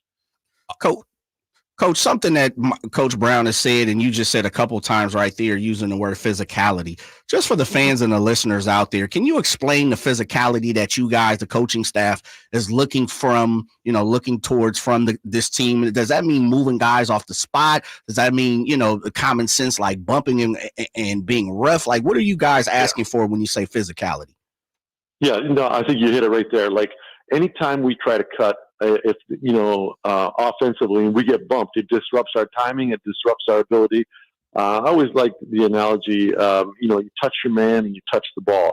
So when a guy gets a catch, you try to touch your man, just make him feel uncomfortable. And a lot of guys will turn their body halfway when you do that. And then if you swipe at the ball, they'll move the ball, which takes them away from being able to make an on-time and on-target pass. So, Fred VanVleet is a veteran guy who's smaller in stature, but every time you tried to run by him, he had two hands on you. He gave you a little bump, a little shove, and that disrupts your timing offensively. So, we pride ourselves at the offensive end of being, as I mentioned before, elusive. Try to move, don't let them, if you're running backwards in transition, you can't be physical against us. If we're making hard cuts through the lane, you can't be physical with us. Otherwise, you get caught grabbing us. But, Dylan Brooks and Fred VanVleet are probably two of the better physical defenders in the NBA, and they bumped us and they moved us off our course. Catching up with Jay Triano here with the Drive Guys. Yesterday, the Kings, as they've had in some recent games, you guys had some success going to the zone. Obviously, sometimes it's just, a matter of change of pace. But are there some things about your personnel that actually make your team well suited to mix in a little bit of zone? Well, I think the main reason for the zone is, to try to disrupt the other team's flow offensively. Like, we feel the same way if a team plays zone against us. We come down the court, they're in zone. Okay, now we have to think of another set of plays that we're going to run. Maybe it takes away from our speed of our cuts, or whether we can get into the paint as freely as we could in a man-to-man. So I think that's the same reason that we're doing it at the defensive end. It's just to see if we can disrupt the flow of the game a little bit, make them take a little bit more time, see if we can cause them to take a quick shot. I think Houston, like as I mentioned, they've got veteran players, a couple of veteran, point guard and Fred, who he knows how to play, and he took the zone, and I think it bothered them a little bit at first, but then they figured it out and got in, and that's why I don't think you can have a steady dose of it. You got to keep mixing things up, and I think that's how you keep teams off balance. Joined by assistant coach Jay Triano of the Sacramento Kings. Coach, in a perfect world, I've heard you, I've heard Coach Doug Christie, I've heard Jordy Fernandez, everybody, it seems like, have talked about how many shots Keegan Murray gets up a game. In a perfect world, what are you guys looking for from Keegan Murray as far as shot-wise? Well, I don't know if there's like an exact number, but, we want him to be a scorer, and he is a scorer. I think he's expanded his game to the point where he can put it on the deck a little bit, get into the mid-range, got a little bit of a float, a little bit of a fadeaway. But, we remind him all the time, he's gotten to where he is with the Kings by shooting a three. We want to take more threes than we have in the last little bit. There's no doubt about that. We want to shrink the defense and be able to shoot it. And Keegan's one of our better shooters. So I know he's struggling a little bit right now from the field, but at the same time, the way you break out of something like that is by, continuing to shoot, continue to take good shots. When we drive and kick, we're going to look for you, and you've got to be able to knock it down when we do that. Jay, we were going to ask you about that. The Kings, as you know, fourth in the league in three-point attempts per game. You guys are 39. Over the last 11 games, that number's coming down. You're only taking about 33 a game. We were going to ask, is that by design or just a byproduct of matchups or circumstance? Sounds like you definitely want to be taking more threes. We certainly do. I think in the last couple of games, when we do our scouting reports and we break down teams that we're going to play, there's some teams, San Antonio, for example, and Houston are two of the better teams at taking away the three-point shot. You come off of a pick and roll with San Antonio, they're going to guard it with two guys, and they're going to push out and almost face guard the three-point shooter. So it's tough to get 43s, but our goal is 40. We'd love to shoot 43s a game. You're right, that number is down, and I think a little bit of that has to do with our confidence in shooting it too. I don't think, Kevin hasn't been on as much as he was earlier in the year. Keegan hasn't had the same confidence. So, and last night, we've really got some good minutes from our bench. And last night, maybe we can't ask our bench to do it every single night. So we struggled there. But I think it's a matter of just continuing to shoot, continuing to try to build their confidence, and we've got to let it fly when we get a chance. Coach, it is an absolute dogfight in the Western Conference right now. And every single day we see the loss column and the win column moving up and down and side to side. At what point in time as an NBA team do you guys start to look around you? If not, if it has already happened, please let us know. But when do you start to look around for positioning? Well, I think I can't speak for everybody, but All-Star break is when I usually make my chart and look at who's left, who do we have to play, how many home games, and I match that up with other teams around the league and try to follow the standings and note whether I should pay particular attention to some team or that we may face. But we talk to the players about it. There have been meetings where we've put up the standings and said, this is where we are. This is why this is a big game. We need to climb up. We got a little bit of help over the weekend. We need to take advantage of it. So I think we're always reminding them because, we think it's important to have the short-term goals of the games, but it's also important to have the weekly and the long-term goals of the season, where we want to be. And all these games matter right now. They matter for, whether we could be in play-in or whether we could be, in actually right into the playoffs. So, I think it's something that everybody is aware of. So why not talk about it? And we do often. Kings assistant Jay Triano with us. And Coach, you being a basketball lifer, what has impressed you the most about the way Keon Ellis has carved out a role for himself with the Kings this season? I think, his defensive, length and the way that he just finds a way to get his hand on the basketball. And, we talked a little bit before about the physicality. He's not the most physical guy in the NBA, but he's going to touch the ball. He's not going to let you make a clean pass on time and on target. He's going to have his hand in the pot. He's going to get a deflection. And if that leads to a turnover, then that's great for us. And that leads into transition, which we love to do. We love to run. So I just think, his ability at the defensive end, and then, not hesitating at the offensive end. He's got a great shot. It's a little bit of a side wind on it. Like it's got a little bit of a side spin, but he makes it at a very high rate. And we want him to shoot it when we get into the paint and move it. And he's not hesitant at all. Coach Triano, you've been here for a couple of years now, almost a couple of years. And as a Sacramento Kings fan, man, sometime I walk into the Golden One Center and just live in the moment. Have you had the opportunity to kind of do that over the last couple of years? It seems like it's been a whirlwind since you guys have come in and, taken the city by storm. But do you ever just sit down and take an opportunity? And I know you're a coach. I know you have plenty of things to do. Yeah. And as you said, your scouting reports and everything else. But do you ever just sit down and soak it in? Oh, absolutely. I think, I think I've said on this program before, as a visiting coach coming in here, I was always impressed because the teams were not always really good, but the fan support was crazy. And last year it took it to a new level with the success that we had. And I'm just like, so appreciative of the way that this team is accepted by the fans here and their expectations. I mean, our expectations are the same as well. Did you know that our record last year at this time, we had one more win. That's it. Wow. Yep. But everybody's expectations have changed, including ours as coaches. So we don't feel like, I think last year at this point, we were all like, this is the best thing ever. This year, we're feeling like the roof is caving in and we're one game away from where we were. And I think that speaks to the fans, but it also speaks to who we are because we're competitive and we want to be better than we were last year, even though the Western Conference and a handful of teams have all gotten better. Coach Triano, we'll let you go on this one. When are you going to write your new book, How to Get a Bad Shooting Free Throw Team to Start Making Their Free Throws? Because I don't know what you guys have done, but it's brilliant. Yeah. You know what? We scratch our heads all the time about that. We wonder whether we should not practice them because we practice them more than any team I've been associated with. But we're just not making them this year. And we think that that'll turn. Our analytics guys keep telling us that, everything will find a way to come back to the norm. So we just got to keep hoping that happens sooner rather than later. Yeah, and it looks like last few games it is happening. So great job. Yeah. Coach, thank you very much for your time. Best of luck the rest of the way. Hope to talk to you again soon. Sounds good, guys. Thank you very much. Jay Triano, drafted by the Lakers, drafted by the Calgary Stampeders of the Canadian Football League way back when. One thing I'll say, Jay, when he says, we are, we have the same record.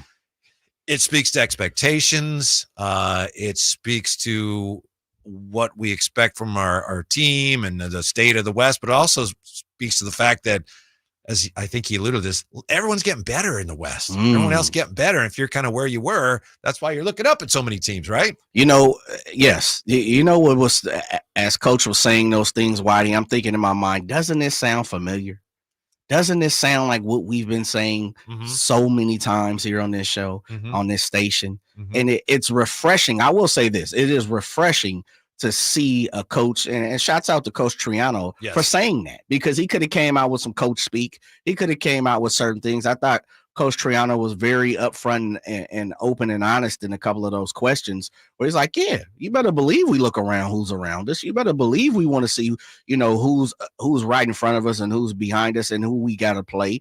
And with that being said, Whitey, expectations. I mean, they understand it inside the G1C. They understand expectations have changed. And he even said expectations for the coaching staff has changed, man. I thought that was very refreshing to hear. Yeah, he also spoke of some of the offensive struggles for the Kings yesterday, and we'll look at how they're struggling now with the spray game next. Drive Guys on Sactown Sports.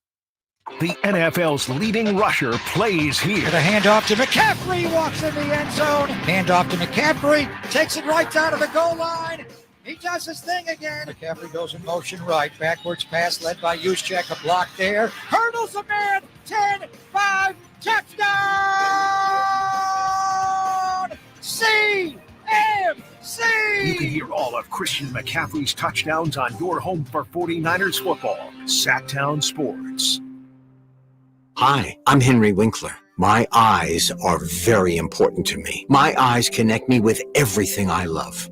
I loved my late father-in-law dearly. He always lit up a room, but his vision dimmed with age. He had age-related macular degeneration, or AMD. And since partnering with Apellis, I've learned there's an advanced form of dry AMD called geographic atrophy, or GA. His struggle with vision loss made me want to help others know about GA's warning signs. For some, colors appear dull or washed out. For others, hazy or blurred vision make it hard to see details, like fine print on price tags. Many have trouble seeing in the dark, making driving at night difficult. GA gets worse over time and cannot be reversed.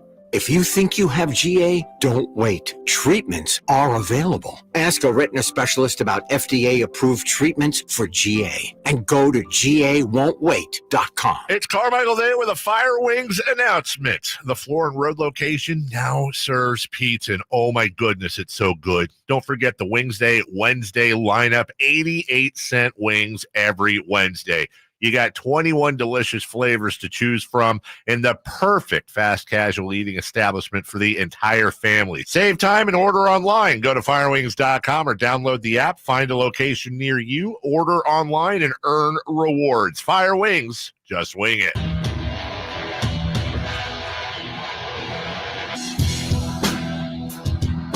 Your flagship station for the Beam Team, Sactown Sports. So where are Kings fans today after another one of those losses to a team at home, a team that doesn't have a very good record?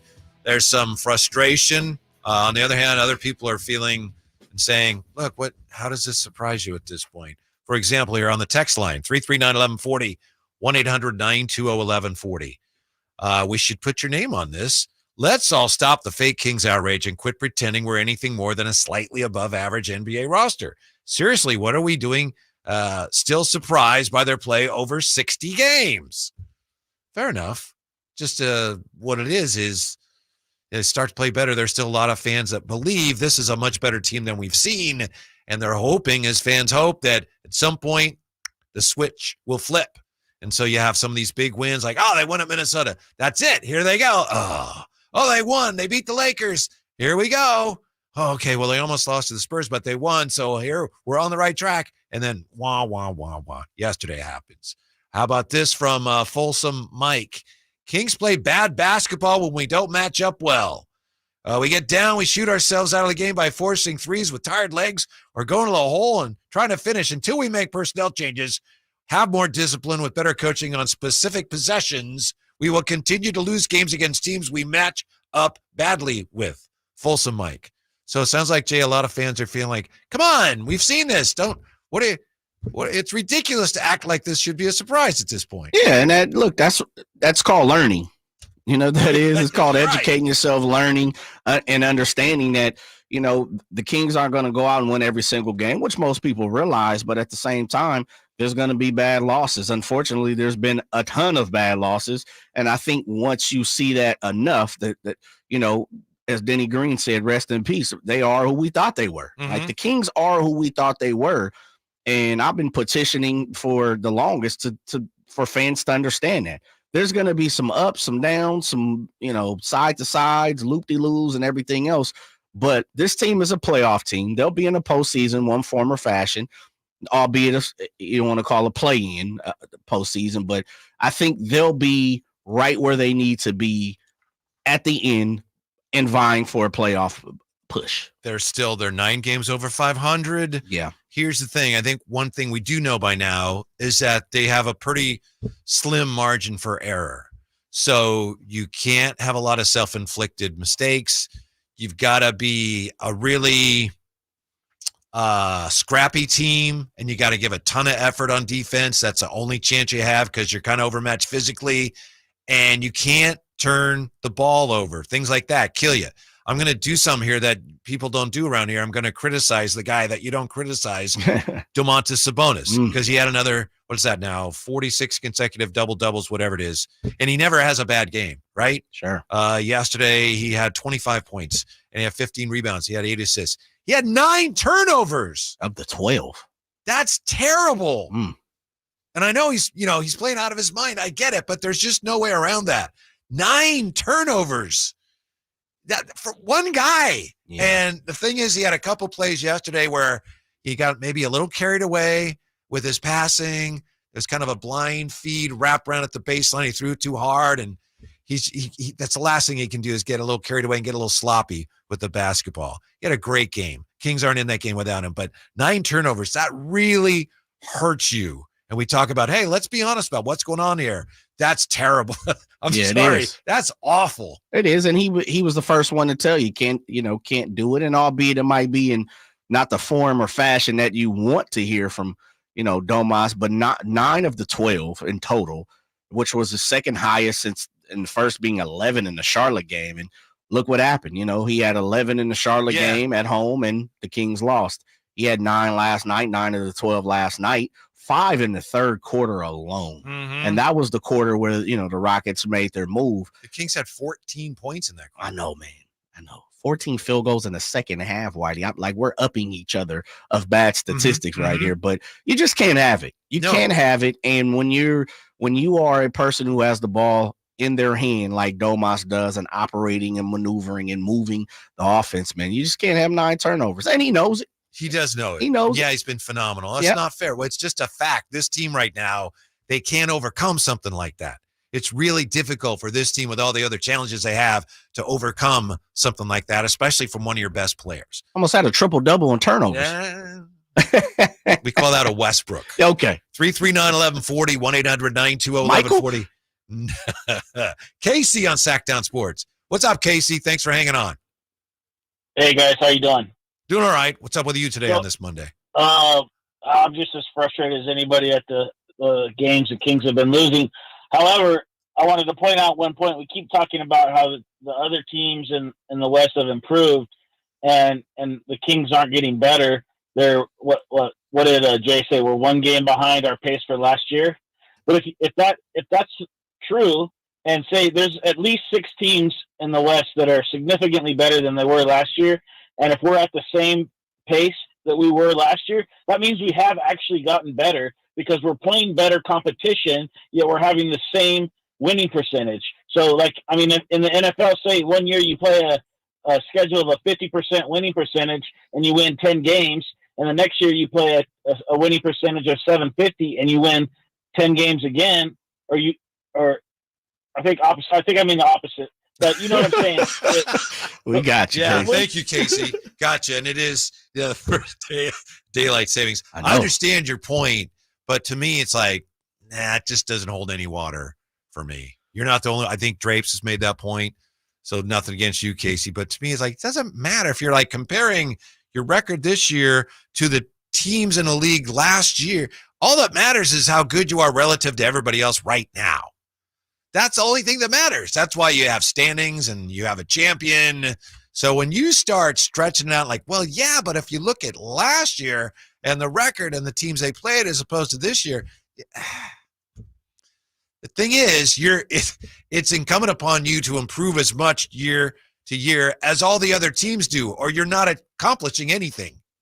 So if your record's the same, that you're not achieving anything. Yeah. It doesn't matter. I agree. I think the Kings, and I'm not Nostradamus here. We all knew, we all wanted, we all yearned, we were all frustrated when offseason came in and Vazinkoff was the only addition for the most part, JaVale McGee, Chris Duarte. But as far as, I guess moving the needle, and we were definitely same thing. We were frustrated. We were all hurt. We were all pained that nothing happened at the trade deadline. And for me, that just further established, Whitey, that this team, which we had already seen all season riding the roller coaster, was just going to be, buckle up. Mm-hmm. This is what we were expecting. And if you weren't, as Casey said, and I know he's looking at it at a half glass full situation, and shouts out to people who do that. But this is something I think we needed to expect, and it's frustrating. It really is.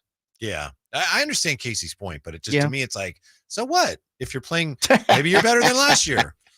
Who cares? You're trying to make the playoffs. You might not even get into the playoffs. Last year you were 3 seed, so that's where I go.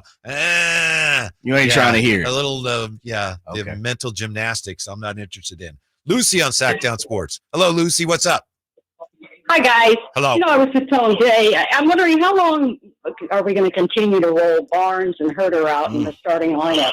On a game in, game out basis, they contribute consistently nothing. What's the worst that could happen if we make a change at either or both of those spots? I mean, they contribute nothing. It's a good question. I don't know, Lucy. You look at other teams, playoff teams, they're not rolling out guys like Barnes and Herter that score, 5 points or 0 for 3. One plays no defense, the other plays very little defense, or is too slow. So, I mean, what's the worst that could happen if we make a change? They couldn't do any worse than that. Thank you. I know what you mean, because I've been looking at a lot of these teams, and without naming names, I look at other teams that maybe their records aren't as good and say, man, there's like 3 guys on that team that would start on the Kings. Come on now. I understand your point. I will say this, Lucy, and this is something I 100% respect where you're coming from. I'm with you. Look, I might have me and Lucy are the minority, but I'm not afraid to pull the trigger. I'm not afraid to, move the needle a little further. And I've been the proponent of like Malik, and I get what Malik Monk does for this team. Mm-hmm. I understand it. But if I trust and believe in what Malik Monk is, and I have a conversation, and for me, Malik Monk is the attitude of the Sacramento Kings. Like for me, the buck stops with him. That's my opinion. Okay. And so with that being said, I think you have to infuse something different. And I'm with Lucy, and I haven't been shy of saying that. I think Malik Monk should be in a starting lineup. And I get what he does for you off the bench. But I also understand playing sports. I also understand frustration. I also understand struggles. I also understand slumps. I also understand emotions and being a human being. Like sometimes you got to take a step back to take a step forward, right? Mm-hmm. And so, we even heard Coach Triano right there say about Herter slumping, Keegan a little, slumping. Harrison has kind of been the butt of a lot of people's frustration all season, the last couple of years. But I do think you can interchange and mingle and do something to see if something happens. That's right. me. I gotcha. Gotcha, Lucy. So if Barnes and Herter don't start, then who does? That conversation continues. 339-1140, 1-800-920-1140 as we return and roll on here on this Monday, The Drive Guy, Sactown Sports. Did you miss any part of our live local shows? Don't worry, you never have to miss them again. Check out SactownSports.com and search our podcast page and play our shows when you want. The Carmichael Dave Show with Jason Ross, Stiles and Watkins, and The Drive Guys. Plus, other podcasts like Return of the Empire, Return of the Roar, The Stingers Up podcast, and Golf to Go with Frank LaRosa. They're all available right now on SactownSports.com. Jiffy Lube has a special promotion going on right now. Simply purchase a Pennzoil Platinum full synthetic oil change at Jiffy Lube and receive a $25 e-gift card from popular brands for food, gas, and more. It's that easy. Simply purchase a Pennzoil Platinum full synthetic oil change and receive a $25 e-gift card. So basically, going to Jiffy Lube can get you a free lunch or a pizza for dinner. That's what we call added value for the consumer. That's why Jiffy Lube is #1 in the greater Sacramento area for oil changes. Visit jiffylube.com for more details and valuable coupons. coupons today. National Ping Club Fitter of the Year, Hagen Oaks Golf Super Shop is introducing the straightest, most forgiving Ping driver ever with the new Ping G430 Max 10K driver. A fixed back weight, Ping's largest head profile, and a carbon fly wrap crown help G430 Max 10K launch the ball higher with less spin for consistently longer and straighter results.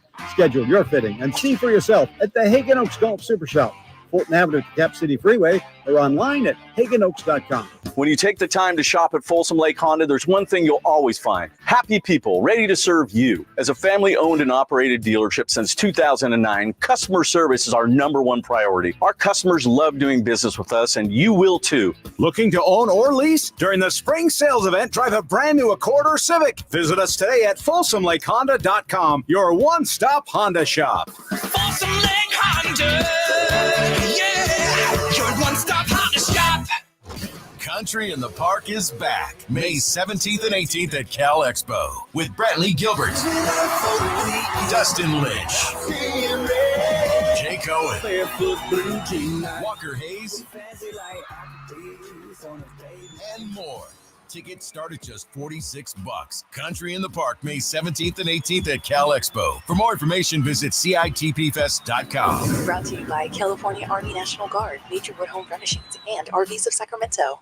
Hey guys, do you know your T level? Revive Men's Health here in Sacramento is helping you take that first step toward better health and enhanced intimacy with a free testosterone level test, exam, and consultation. Plus, for this month only, qualified patients can kickstart their treatment with a free supply of ED medication. Revive's customized ED treatments can provide immediate results, restore blood flow naturally, and even bring spontaneity back into your love life. With both in-person and telemedicine appointments available, plus free shipping directly to you, Revive takes the hassle out of treating low T and ED. Having an optimal testosterone level can change your whole life, and it starts with knowing your T level. Take that first step and book your free testosterone test, free exam, and free consultation, and kickstart your treatment with a free supply of ED medication this month only. Call Revive Men's Health Sacramento at 916-365-4566. That's 916-365-4566, or visit ReviveMen'sHealth.com. I just can't control my feet. Coming to the venue at Thunder Valley, March 30th. World One presents the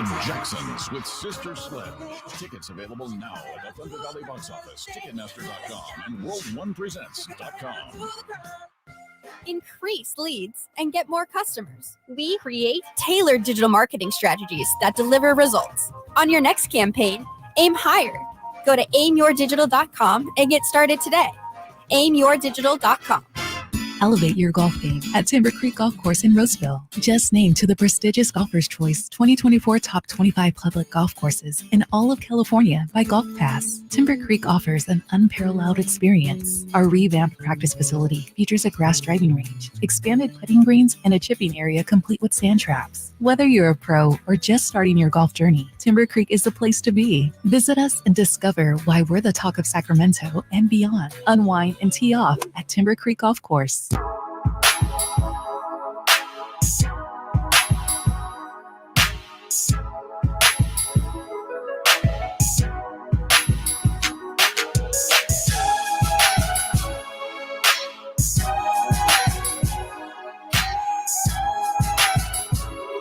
The Drive Guys, live and local, every afternoon, Monday through Friday on Sactown Sports. So we're just seeing what we can do here to give the Kings their best chance to win as many games as they can from here to the end of the year, whenever that is. We got a lot of twists and turns left in this thing. I don't want anyone to think that after yesterday that any of us are going, well, it's hopeless now. No, this is just, we continue the up, the down, the up, the down. One thing that a lot of people are saying about the Kings is that however they get there, if they get in the playoffs and they get a really favorable matchup in the first round, they could win in the first round. And that's not ridiculous. That's very reasonable. But it's also true that if they get a bad matchup in the play-in, then they're probably not going to have to worry about the playoffs. That's just where it is right now. It's kind of hanging in the balance. It's very, very delicate. Fair to say? I don't think that's being overly critical. That's just kind of where it is. Yeah, I think you're spot on, Whitey. And I want to, I guess a spinoff to that is, can I ask you something? Yes. Do you think the Pelicans have wrapped up that 5th seed? Yeah. You think so? In my mind, I mean, mathematically they haven't by any stretch, but I look at it as like, yeah, in my mind, it's funny you ask that because today I was looking at it and thinking, if Minnesota continues to drop with no Cat, could the Pelicans sneak up that far? Probably not, but it wouldn't surprise me. So in my mind, yeah, they're at least as good as 5th. The Suns, they're hanging in, but their schedule's so blindingly tough the rest of the way. They're hit and miss. The Suns are kind of like, and I'm pretty sure Phoenix is, they probably have the same similar trajectory as the Kings right now, as far as like up and down and being on a roller coaster ride all season. It's interesting because I look and I always, for whatever reason, I always look at the last 10 and the streaks that, teams are on. And every single time I feel like I look at the Pelicans, they're always 6-4, 7-3, which they're right now in the last 10. Mm-hmm. They've won the last 4. And I just think they're starting to put a little separation. And 2 games, look, I understand 2 games is not a lot. That's a couple nights, but I feel like they're putting separation in between. I do too. What impresses me about them is compared to the Kings basically have, there's basically one way they're going to beat you. And if everything goes their way and they're on point, they can win. They can beat anybody. The Pelicans are a team that I think there's a number of ways they can beat you. That's a great point. You know what I mean? They're a really good defensive team, but if the defense isn't on point any given night, there's still things they can do. I've never seen a schedule like this for the Suns. They're playing so many tough games. They got the Cavs, then they got the Celtics, and then I've never seen this before. Then they got to play the 1996 Chicago. Come on. Then they got the 85 Celtics. It's like, wow, this is a tough schedule. No, but it goes Cavs, Celtics, and they got the Hornets, then they got the Bucks, Sixers, they got the Hawks, Spurs. Well, they do have some breaks in there, but the Thunder, the Nuggets, the Pelicans, the Cavs again. So it's really a tough schedule for them the rest of the way. We just need the Kings to take a hold of it, is what you're telling me. We need the Kings to play positive basketball over the last 19 games, have a winning record. And if I hear you correctly, Whitey, please correct me if I'm wrong. You're going to tell me the Kings are going to finish 6th. Is that what you're telling me? I don't know. Not willing to go there, huh? If they'd won yesterday. Really, because it's right there in front of them. Like, wow, okay, things are setting up nicely. But if they can't win that game yesterday, and we've been over the reasons why, it's not maddening or frustrating. It's like, I understand it, right? But if they can't, then it's hard for me to say, oh, they got the 60. They sure have a shot at it, but I don't know. Flip the coin, baby. And I get this, Whitey. Every last loss is the worst loss of the season. But is there one that really just, irks you the most so far this season? The Detroit one was, just flabbergasting. Was it not? It's the Detroit Pistons without a bunch of their guys, the worst team in the league. Okay, Cunningham. Yeah, and I know it was first game back after a trip for the Kings, and talking to the G-Man after that game, he'd said, I had a feeling that would be a struggle, but that was, to me, that was a rough one. Losing that game to that team. No business losing. That's an eye-opening game, though. That's where you have to realize, as some of the people are saying here, it's like you just have to realize, okay, I guess they're not quite who I thought they were. Maybe some of that is on me, not on them. Not making excuses, but you know what I mean, Jay? It's like maybe some of my expectations are just a little out of whack. Yeah. And it sounds like Coach Triano and the staff has some expectations that might not be, being reached by the team so far when it comes to play. And I think we're not alone in that. And on top of that, Whitey, as much as, this is the toughest part, I think, for me of all, and maybe for some, because, 16, 17 years of just nothing. And then all of a sudden everything last year and overshooting the expectations. It has thrown kind of like the timeline out of whack a little bit for a lot of people. And if you don't tamper those things, internally, personally, we're at, for some people right now. Mm-hmm. Yeah. I think it's just tough to swallow right now. 339-1140, 1-800-920-1140. We're supposed to get to who would be starting now if Barnes and Herter aren't. Jalen joins us on Sactown Sports. Hey, Jalen, what's up? Jalen? Can you hear me? Yes, we can hear you now. What's up? Yeah. So I just got a couple things. I think, you know, Sabonis is kind of like a shortstop in baseball, right? He controls the offense. So he's going to have more turnovers than most guys, just like the shortstop's going to make most errors. 9 turnovers is a lot. 11, you know, every time he's had more than 8 turnovers in the game, the Kings have lost. So my other thing is I think Monk should be on the court more. I think he should be starting. I think him and Fox should be on the court more. I know, you know. Jalen, what about, excuse me, but we were just talking about this. So you have Monk starting. Is HB still starting, or are you putting Trey Lyles or somebody else in there in the starting lineup if you're running? No, I'm putting Trey in there with Monk and Fox. Monk and Fox. I think the Kings are better when Monk and Fox are on the floor. All right, thank you. Gotcha. It's an interesting analogy about the shortstop, but we agree. You said it. 9 is just too many. Yeah, you're handling the ball that much, you're going to make more turnovers. But 9, that would be like what? A shortstop making what, like 5 errors? I would say a good 3 or 4, easy. Yeah. Let me make sure we put this. 9 turnovers for anybody in any game. Yeah, is too much. Magic Johnson. That'd be like, whoa, Magic, what happened? And it wasn't just the number. If you watch the game, there were at least a couple where it's like, yeah, you shouldn't have tried that. You know. Are you with Jalen on Trey Lyles starting instead of Barnes? Monk, Fox, or are you just sticking with HB and the toughest part is you just don't have the tool in the toolbox for me. I believe Monk should be starting at the 2 guard easy. The 4 spot I'm a little hung up on. I think HB, I won't say gives you the best, but is Trey the answer as a starter for you? No, I don't think so. And that's why I think they stick with Herter and Barnes because of all the options. Yeah. And again, you're just trying to figure out if you're, Coach Brown and Monty, what's the most likely, what's the best chance? And I think of all the options, hoping those guys start playing better, while it's just hope, and hope is not a strategy, that might be your best shot, Yeah. I would almost, and this is getting a little bit out of whack, and I understand anybody on the pushback. I would almost kind of push it to go a little bit bigger for me. I'd go a little bigger and bring Monk in. I try, an Alex Lynn version of something starting and push Domas to the 4. Push Domas to the 4. Keep Keegan at the 3 and push Monk there and see how that works. But I can understand some pushback on that. I think, Trey Lyles has played decent enough, or good enough, I should say, that he warrants a look. I'm not sure for me, though. I'm probably not going that way. I think I'm going, I'm going Twin Tower. I'm going Minnesota Timberwolves. I'm going Rudy Gobert, Cat. I'm going Alex Lynn and Domas, With Malik there, too. If I start Malik and I start Domas at the 4, I better score a lot of points because I'm going to give up at least 150.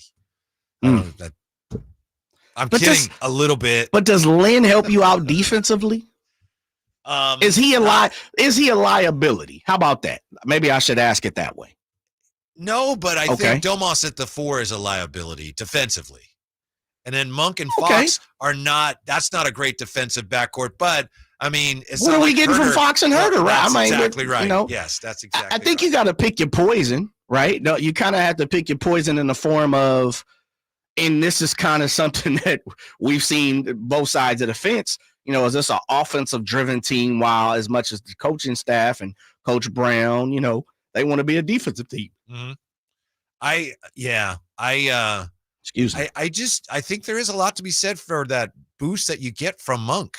And I guess if you start the game with it, okay, but no one else in this team is going to come into the game and give you that kind of boost, I don't think. But if we're starting from the jump, why can't we get that from the go? And I still got to cover my 48 minutes, and it's really just a matter of, do I want that at the beginning, or because he's going to finish the game either way, right? He's been finishing. I always like the staggering of Steve Kerr with Clay and Steph. I always enjoyed that, the way he staggered both of those guys. You know, Steph would normally come out first, and then Clay would kind of end it. Then as we've seen Clay get a little older, now Clay kind of goes out first, and Steph runs most of the first quarter. I always kind of like that. The other part too is I think you can't tell me, and look, I haven't had the opportunity to ask Kevin Huerter, and I don't think anybody has, and he probably wouldn't be 100% honest. He'd probably give us some of that player talk, but he's got to be feeling pressure. He has to be. Like, there's no way when you're walking around town and not performing to the best of your ability, which I know he would admit to. Like, he probably would say, I'm not giving my best when it comes to performance-wise. Like, I'm giving my best, 100% effort, but performance-wise, not. You can't tell me he's not feeling a little pressure, Whitey. Mm-hmm. He has to be. See it. Yes. And it's understandable. Yes. And I think it appeared to be starting last year during the playoff series against the Warriors, when his jump shot just like, whoop, where'd it go? Agree. Not here anymore. Agree. Yeah. It's a difficult thing to do. Why not help him out, Kevin?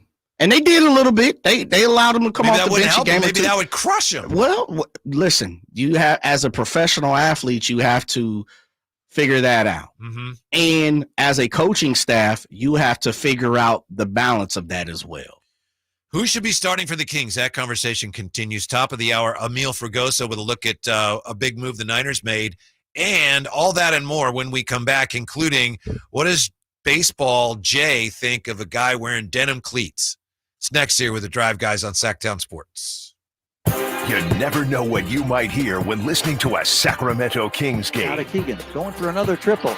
Man, is he feeling it. Keegan, can he do it? Yes, there's number 11, Keegan Murray. Keegan steps back. He just knocked down his 12th three-pointer, a Kings franchise record. He's got 45 points. Never miss a moment of Sacramento Kings basketball with Sactown Sports and the Sactown Sports app.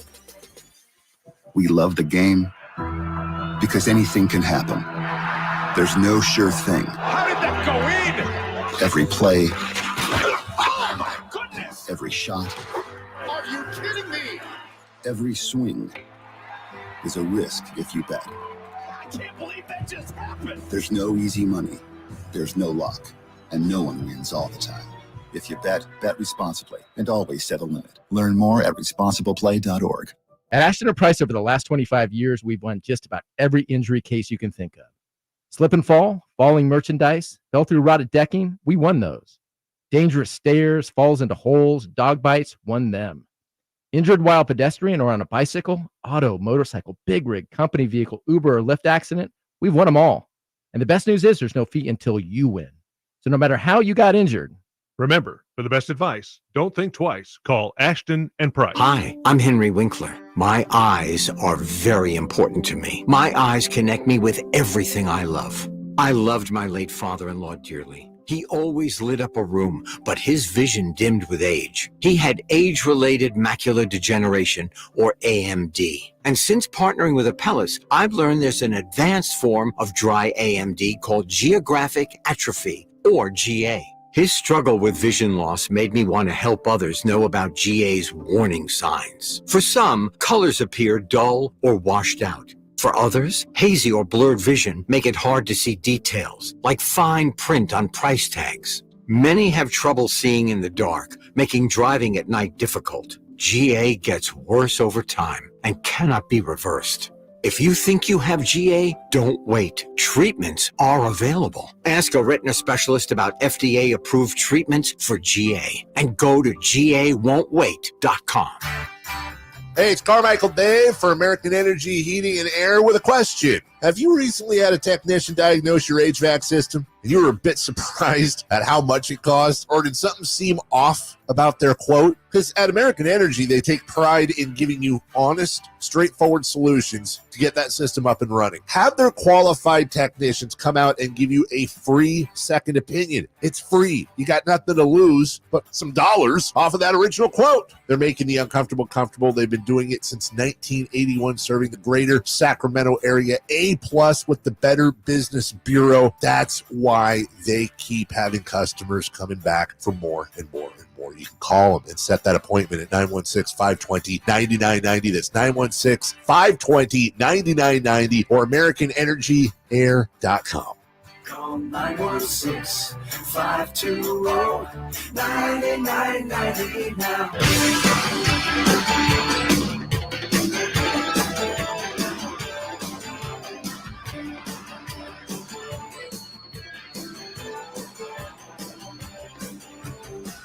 The Drive Guys powering your afternoons Monday through Friday on Sactown Sports.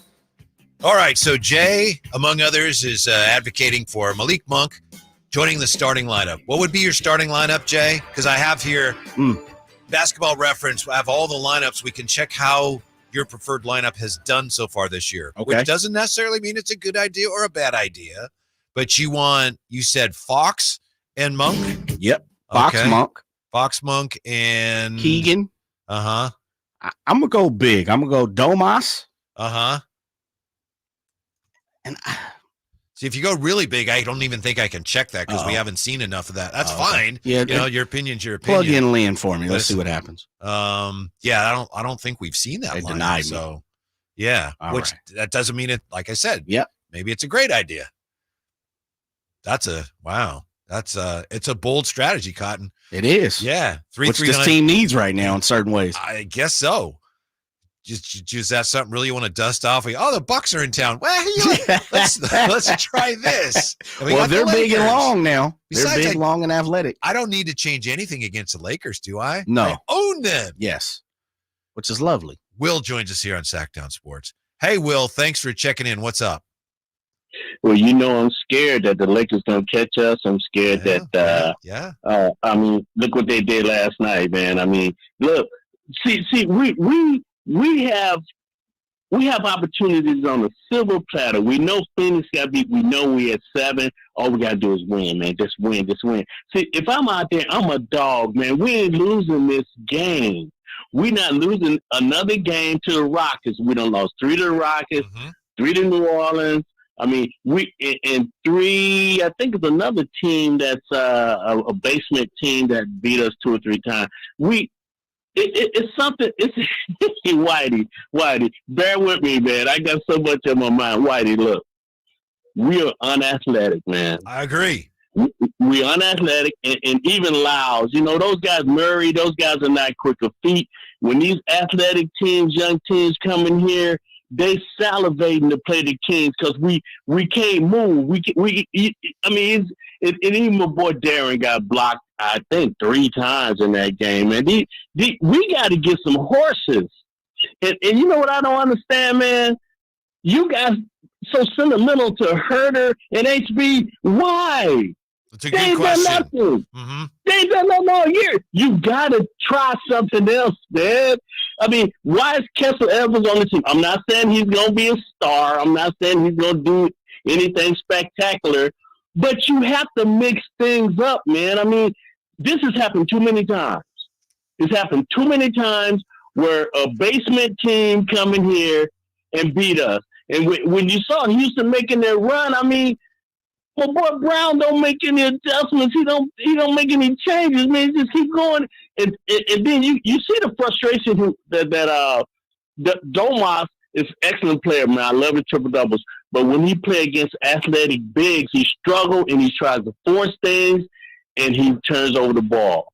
I mean, we got to make some changes. I don't care if we lose a couple games. We got to make some changes. I mean, we're too slow. We're too slow and unathletic. We got to get some guys like Kuminga. We got to get some guys who can play above the rim, man. It's just embarrassing, man. It's embarrassing. All right, thanks, Will. I agree with you about the athleticism. Jay and I were talking about that. I think that really comes into play defensively. You take a team like the Rockets, and they did a good job defending the paint. And then Coach Triano was with us earlier, and Mike Brown mentioned it yesterday. Said then we got to spray the ball. Sometimes you do that, and the Rockets are still able to get out and defend the perimeter. The Kings, it's like almost like, Coach, one or the other. I can't do both because they're just not quick, strong enough to do that, right? They can't get out. That's one reason why other teams shoot the 3 ball so well against them. Some of it is luck, good fortune, but other teams know that. It's like, We go inside, then we go out. You're going to get an open shot. They just aren't quick enough to get out there. As far as Kessler Edwards and bless him, I just, Kevin Huerter has averaged, he's averaged 15 a game, or he shot 40% from threes. Harrison Barnes has shown he can put up some numbers. Kessler Edwards has never shown he can do anything offensively. I'm not saying that's a terrible idea. I'm just saying that's probably the reason why we haven't seen him. I mean, they just sent him down to Stockton for a while. I think they brought him back up. My guess is that in practice, they're not seeing a lot offensively from him. That's a guess, because otherwise I'm with you. It's like, why not give him a shot? But I don't think right now his offensive game is where they need it to be. Yeah, I think Kessler's had an opportunity last year when he came in. There was a few times one or two games he started last year. Yes. And look, I'm not saying he's the same player as he was last year as he is this year, but I can understand what Will is basically saying, Whitey, and we know this is he's just tired of looking at the same repetitive mistake, right? Now, I said this before, the difference between being ignorant and stupid, and when you're stupid, you know better, you just continuously do the same thing. The other part, though, for us is we've also said this is like sometimes you just kind of run with the tools that you have in your toolbox. Yeah. And you got to have to make those work. I will, for this, the other part, though, and we're kind of playing, armchair head coach right now. The other thing that I think that has hurt the Kings, too, especially in seeing something different, is Sasha. Like, Sasha not being healthy has definitely taken away something. Albeit I don't know what that is, but if you were asking me like the proper starting five that I would run with, he would be in my starting five, because guess what? I understand he had to assimilate coming from across the world, across the pond to come over here, and you've had a decent amount of time, but not a lot. Like, it takes years, but I don't have time to wait. Right. And I know he's injured now, and so if he was healthy, though, for me, Malik Monk and Sasha would be in the starting five. I felt like that was the plan. No one told me this, could be wrong, that eventually they hoped that by now Sasha would be starting instead of HB. Yeah, that inside information. No, I don't. You can break it right here, right now. That's why I'm making it clear. I don't have that. That's just me. If I did, I would say it another way. Sure. Just my opinion. The thing about Will, and by the way, we have the smartest listeners in radio. True that. One of the things I appreciate about Will is that he speaks from his heart, and yet, while speaking from his heart, he speaks for so many. You know what I mean? It's a great point. What he says is it's how he feels, but there's a lot of people going, yeah. So thank you, Will. Real quick on the lineups: Barnes, Fox, Huerter, Murray, Sabonis. That lineup has played the most minutes. That's your starting lineup. 653 minutes played. They're overall +5, those five, okay? +5 in points. Fox, Lyles, Monk, Murray, Sabonis. So that's Monk and Lyles in, and Huerter and Barnes out. HB. They've only played 35 minutes. Wow. They're minus 13.5. So just something to keep in mind. Again, that's it's not close to a full game, really. Minutes, but that group has not played well together. Right. So that's another thing that the coaches, when we say, what about this or that? And the coach is like, dude, we did that, and it didn't work. So I don't know if that's the answer. Yeah, I don't know what the answer is. If you're going off of almost 3/4 worth of time, and making adjustments, then albeit, hey, go ahead, do you. I think that you deserve to be where you're at. But your land lineup, like I say, I don't think we've really seen that. No. So it's going big, doing something. I mean, in a perfect world, I'm going Sasha. For me, it would be De'Aaron, Malik, Keegan, Sasha, mix and match, whatever you want to do, 3 and 4 on paper, whatever you want to do. Obviously, Keegan's going to have to guard probably the 4 or whoever that night is more athletically out of the 3 and 4. And Domas. Hey, Johnny K says Vezenkov, when he comes back, he should be starting in place of Barnes without a doubt. See? Well, I mean, he can't even – we don't even know if he can walk. Yeah, he's got to be healthy. But, yeah, I don't even know now if there's time for him to come back and if it's even realistic to think he could contribute at all. I hope so, but I don't know. I think we're getting to the point where he should be reevaluated. Just a couple of days ago. It was the 9th, I believe. Okay. The 9th he was reevaluated. Yeah. 9th or 10th, if I'm not mistaken. So yesterday or the day before. And on the calendar, he was supposed to be reevaluated. I haven't seen too much from that. I haven't heard too much from that. But on the calendar, he was supposed to be reevaluated as March 9th. He was just starting to make his shots. And I think everything could have fallen in place from there when he sprained one ankle, then the other. And yeah, so. Break the news, Whitey. You said it. You might know something. Go ahead and break it now. I would if I did. Don't hide from it. I would if I could, if I did. Speaking of breaking news, Emil Fragoso, our 49er insider, Sactown Sports, he's going to join us with the latest on a busy day already for the Niners next year with the Drive Guys on Sactown Sports. You never know what you might hear when listening to a Sacramento Kings game. Out of Keegan, going for another triple. Man, is he feeling it. Can he do it? Yes, there's number 11, Keegan Murray. Keegan steps back. He just knocked down his 12th three-pointer, a Kings franchise record. He's got 45 points. Never miss a moment of Sacramento Kings basketball with Sactown Sports and the Sactown Sports app. At LL Floyd, we've been a trusted partner to pros for over 30 years. With over 400 nationwide warehouses full of in-stock, job-ready inventory, you'll get what you need. And our exclusive pro pricing means that pros never pay retail. Because at LL Floyd, all we do is floors. So we're going to do it right. Sign up for a free pro account today to start getting pro benefits. Every day, Cintas service reps help businesses get ready for the workday. They provide freshly laundered workwear delivered every week. Mats, mops, restroom and cleaning supplies. First aid and safety products to help your employees stay safe. They even test and inspect fire extinguishers and emergency lights. Cintas helps keep your business running smoothly. See what Cintas can do for you. Visit Cintas.com. Oh, I'm ready! And get ready for the workday. What was that? That is business phone bliss with the Ooma Cloud phone system. It handles all our voice, video, and messaging needs. You sound very calm. I am. Ooma has everything I need to run my business more efficiently, like virtual receptionist, call routing, and video conferencing. And it starts at just $19.95 per month per user, plus taxes and fees. Ooma. Nice. Find your business comm at ooma.com/radio. Twin Peaks is the best in the game. Here, it's bigger game days and bolder fight nights. I mean, where else can you find a scratch kitchen that always comes in clutch? Every day, from lunch to late night. Only at Twin Peaks, the #1 sports bar. With conference championships around the corner, now's the time to register for the Dos Million Bracket Challenge. Sign up now at TwinPeaksBracketChallenge.com. Then fill out your bracket before the tournament tips off March 21st. Ever since we got Xfinity, we have Wi-Fi all over the house, even in my hiding spots. Ha! Found you. How?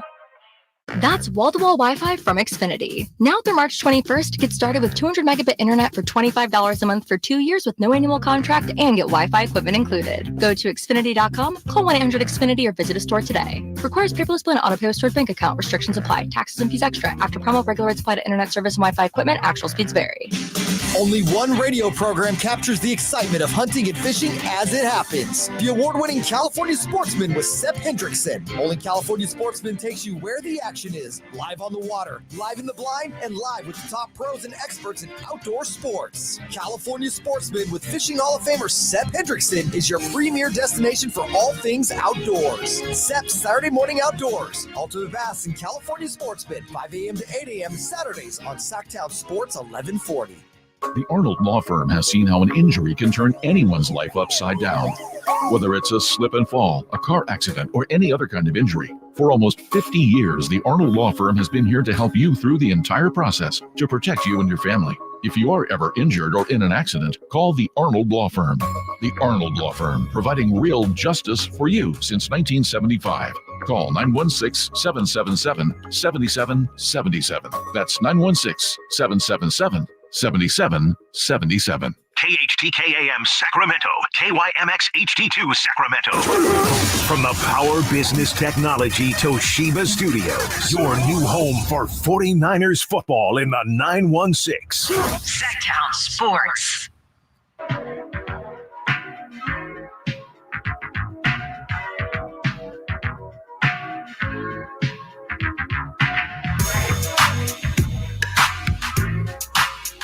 The only station in Sacramento giving you local sports coverage from 6 a.m. to 6 p.m. Monday through Friday. Sactown Sports. We have an unofficial update on Sasha. Manny Too Legit asks, is Sasha still injured? He's been out for a very long time on the YouTube chat. Thanks for being with us on YouTube. Ryan Williams Hart says, yeah, he's still wearing a boot. I saw him at the mall the other day. So I'm going to take him at his word. Saw him at the mall the other day. And then as far as if Malik Monk starts, who's your sixth man? Somebody asked that question. I'm with James X. If it comes to that. Again, I'm not officially on board with that. I know Jay is, and a lot of people are. And I think Will is on board with that. I was on board with that, and not to cut you off. I was on board with that in the beginning of the season. I know a lot of people were. Yeah, I know you were. But then it's a matter of, okay, well, then who's your sixth man? If it got to that point, I'm with James X, who says Davion can be that spark. It's a little different. Yep. He's not the dynamic playmaker that Monk is. He wouldn't give you that kind of boost, but he might give you some kind of spark. Well, defensively, we know for sure. Yes. And he's starting to it looks like he's starting to shoot the ball a little more confidently, Whitey. Absolutely. Like he's letting it fly a little bit better out the hands. He feels better. He's looks like he's Keon. playing. The offense is coming around. That's what I would say. I love it. Keon with 18 minutes a couple games ago, no points coming around. But the reason I say Malik Monk, and part of Whitey, this is somewhat the Kings' fault as well. We have to be honest. Knowing, and this goes back to standing pat, knowing that you had the opportunity to maybe go out there and I know they tried. I'm not saying, we know they're in the Pascal Siakam situation. They were in, we know they talked to Kuzma. There are guys that we know they've looked out for. We know they were in the in Toronto sweepstakes for everyone. They were trying to move a couple of pieces up there. But I think if you moved Malik to the starting lineup and seen there was a deficiency, then you would have been more aggressive to go get someone to be that sixth man. You wouldn't have sat on your hands. And so I think that's part of it too, is not making the moves, not trying something different, also caused you to stand pat because you put a lot of belief in what you had. And most of the times with shooters, which Kevin Huerter is we're going to let him shoot himself out the slump. Well, look, it's March, whatever. What's today? 11th, 12th? 11th. And, yeah, I mean, slump's still rocking.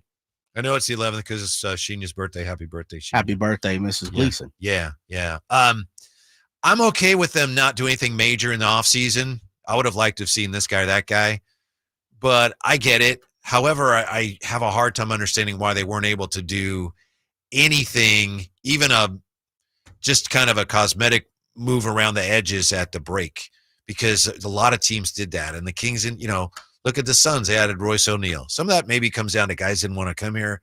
I don't know. But they could have used even just a little bit of, hey, this guy's going to be our new eighth man, something like that. This roster could have used something like that. Yep. So nothing major in the offseason. All right. Okay. If nothing presented itself, fine.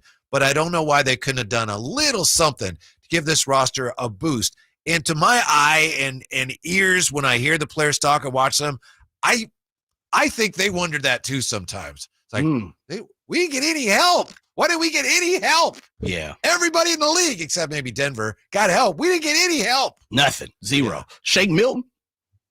Something. I like him. Little D Wright. Yes. I like him a lot. Yeah. Again, I know that sometimes it's not as simple as it looks. Yes. Do we have our insider yet? Okay. Not yet. He's somebody must be signing with the 49ers. Okay, we're going to catch up with Emil when we can. It may be happening.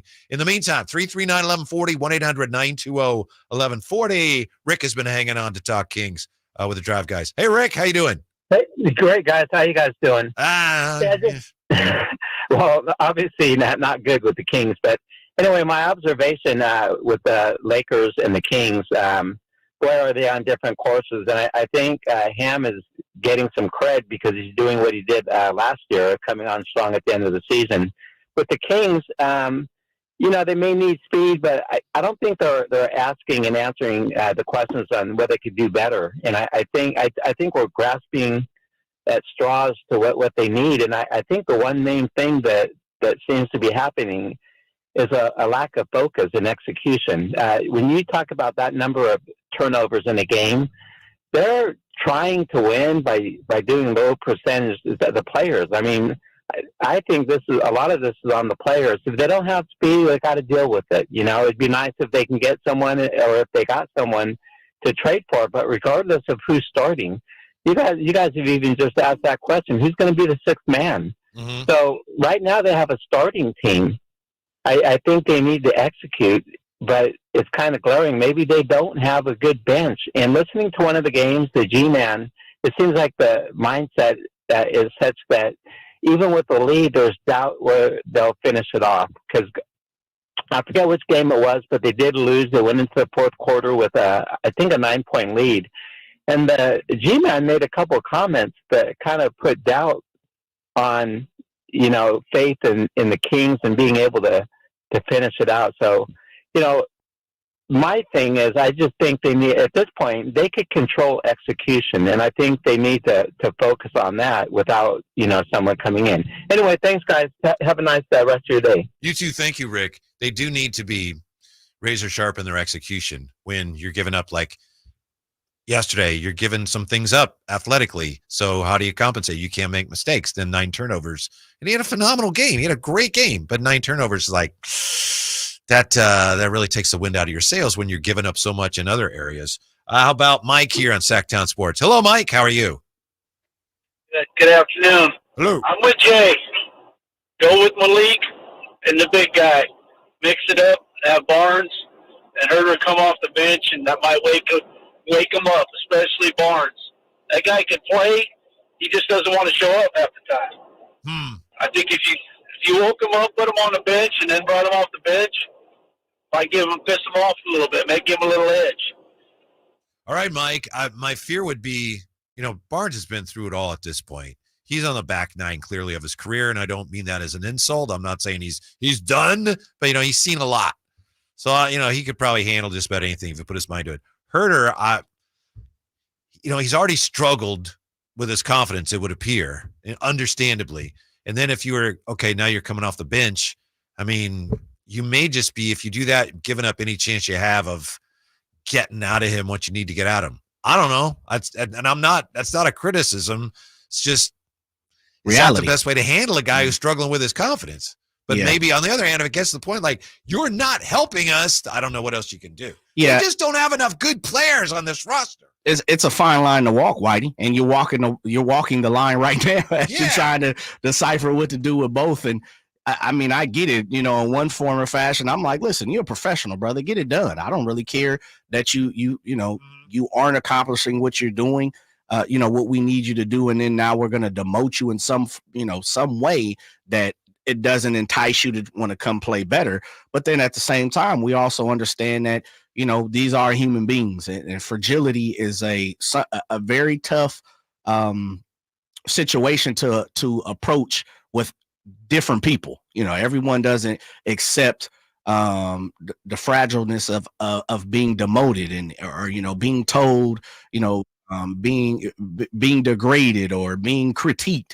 You know, so I get it. I understand what you're saying, but I do think there is something that you have to do to change instead of just continuing to spin the wheel in the same place.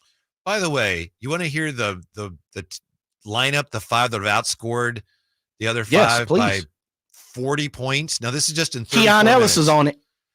No, he's not, but right. it's kind of goofy. Again, this is just in 34 minutes. This is a 5-man combination, according to Basketball Reference. They're plus 39.7 in those 34 minutes. Herter, Lyles, Davion, Monk, and Sabonis.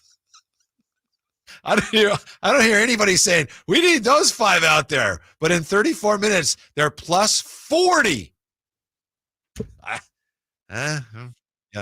And by the way, minus 38.3 is Fox, Lyles, McGee, Monk, and Murray. 339-1140, 1-800-920-1140. Lawrence on Sactown Sports. Hello, Lawrence. How are you? Hey, good. How you guys doing? Good. What's up? Yeah, talking about, you know, off-season moves, stuff that was like we were hoping would happen, and just the moves that we could have hoped. I was really hoping that after the midseason, Sasha would really find his way, like come in and really start. Even if he was hitting threes a game, 15, 20 minutes. He just never settled in, and then he got hurt. And I thought it was going to be such a great move, the off-season move for us, and that was really what I was really hoping he would settle in, and that would be our big improvement point. Thank you, Lawrence. There's a very good chance that that's also what the front office was hoping and planning. You know, they're not going to come out and say that. They don't care what we think, but bottom line, they may have figured that, look, it's likely that by now, by March, this guy, the EuroLeague MVP, he's going to be a solid part of our rotation if he's not starting. It just hasn't worked out. That's the way it goes. That is, and you almost broke some news here, but I like where you're going. I thought you had the one up, and you were going to let everybody know here on the Drive Guys that you had that prime information, but it doesn't sound like that. And so right now, an observation. That was my guess. My guess when it happened, even before they brought him in, Zankov in, I looked at it and said, you know what? I would bet you the plan is you bring back HB and he's fine and he holds down that position until Mr. Vazenkov is ready to take it over. Mr. Vazenkov. Yeah, Mr. Vazenkov. That hadn't happened. No. And the injury stalled that out, you know, and hopefully. And it also took him longer than I think they hoped to get somewhat acclimated early in the year. He couldn't play him. Yeah. It's tough, man. Yeah. We're as I take a step back and look at this conversation and, you know, I guess the whole ball and wax, Whitey, we're in a tough situation, man. The Kings are in a tough situation. And as the caller said, it at this point, you know, we can wish, dream, hope, pray, and everything else, but the execution is what's definitely going to make a difference. Mm-hmm. I tell you what, and Jay has been championing this view for a while.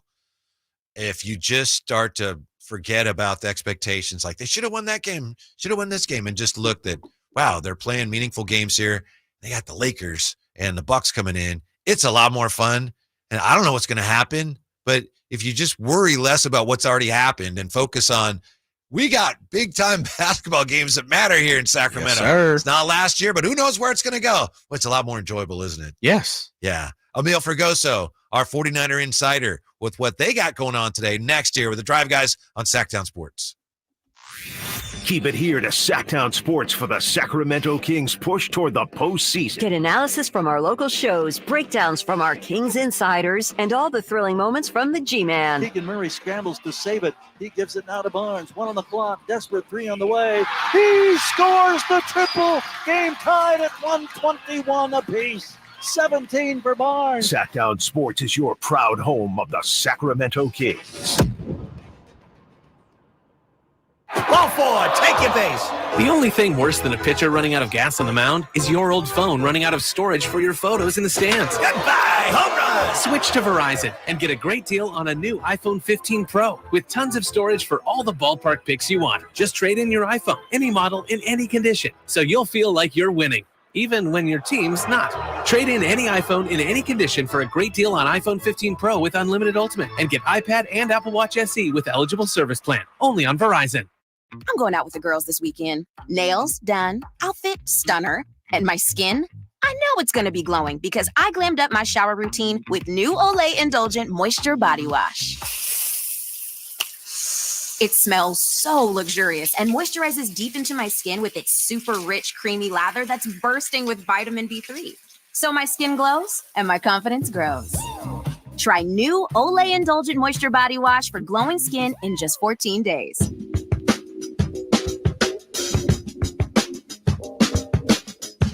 Sacramento's official home for the San Francisco 49ers. Sactown Sports.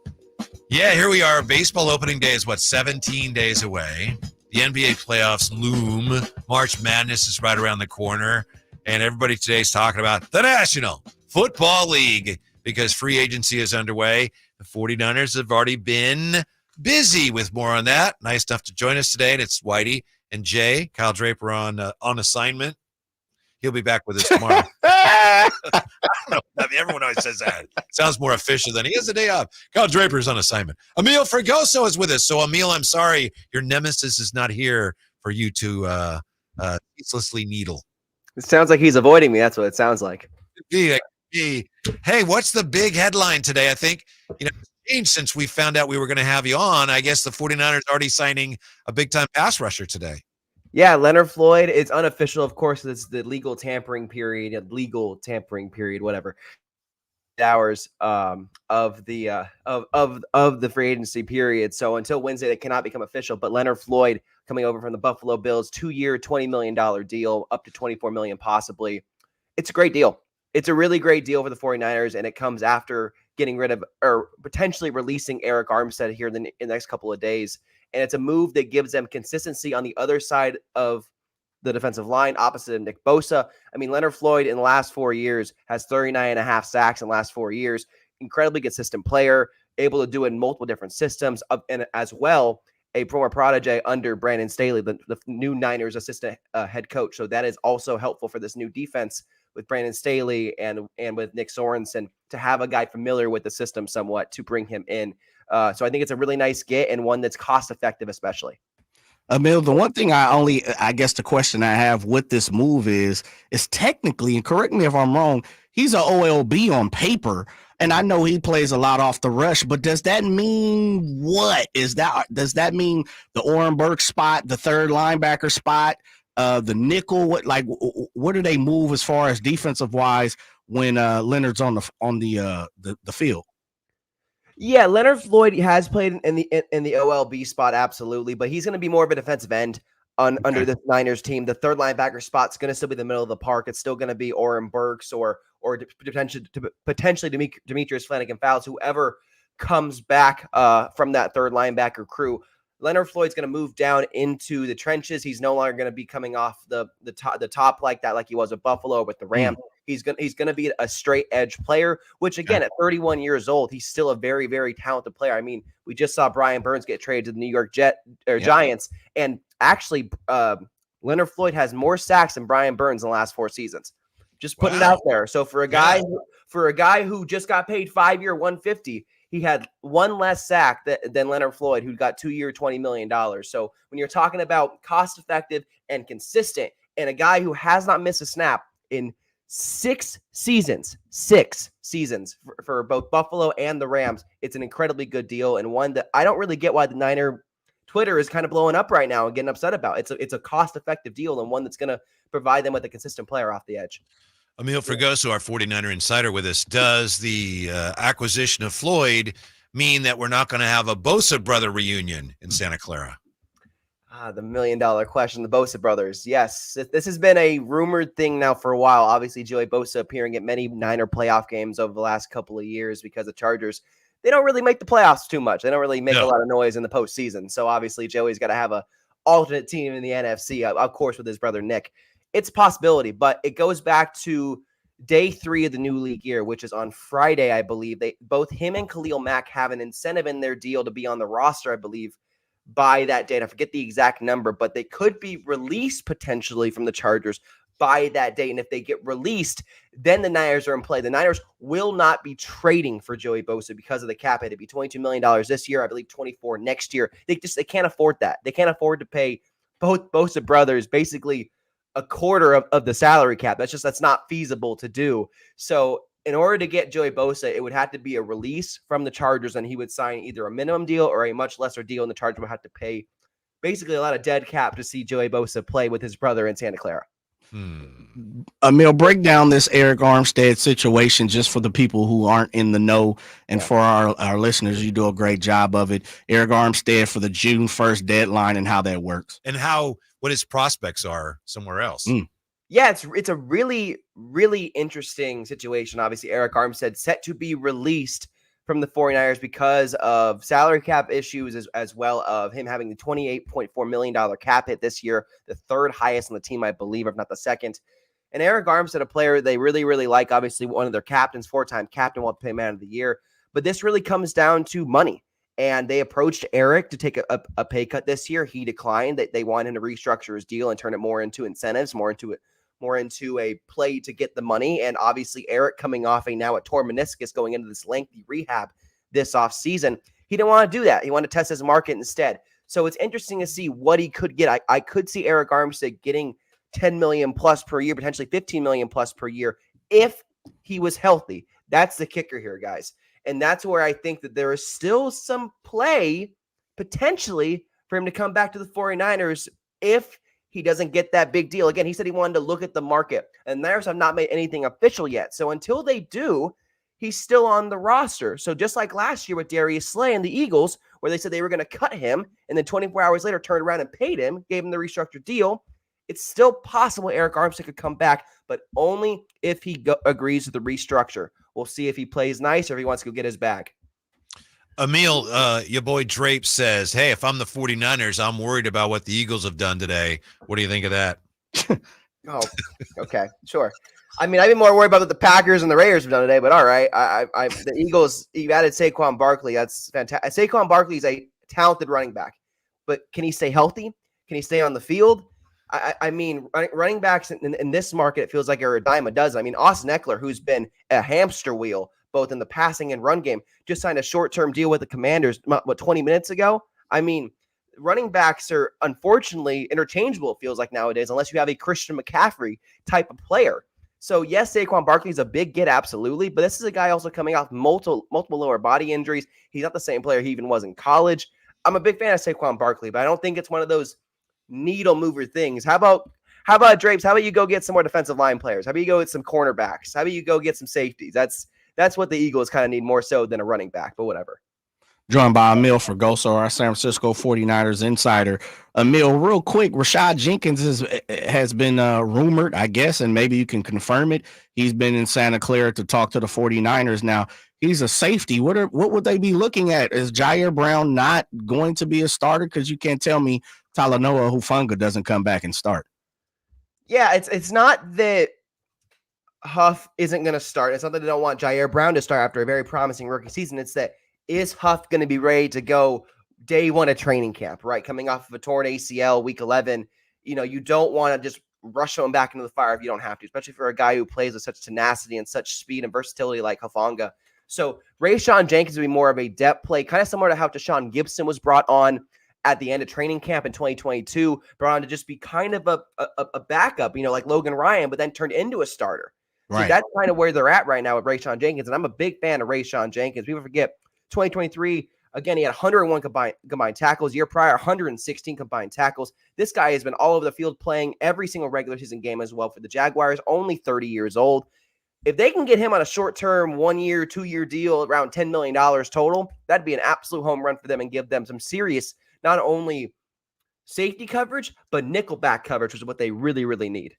Speaking of the secondary, Emil, this to me was the biggest surprise of the day, me personally. And I know the Kirk Cousins deal is staggering, and there were some other surprises, but Isaiah Oliver, and I don't know him. I wish him nothing but the best, honestly. The 49ers couldn't keep him on the field last year, and the Jets signed him. Yeah. He's already signed a deal. What is going on? Look, it's a short-term deal. It's a 1-year deal. It's not too much. It's more so Robert Saleh bringing in a guy that worked with Kyle and that knows the system, wants to give him one more chance in the NFL, play him at safety, which is what he showed a little more promise at than playing cornerback or nickelback. Okay.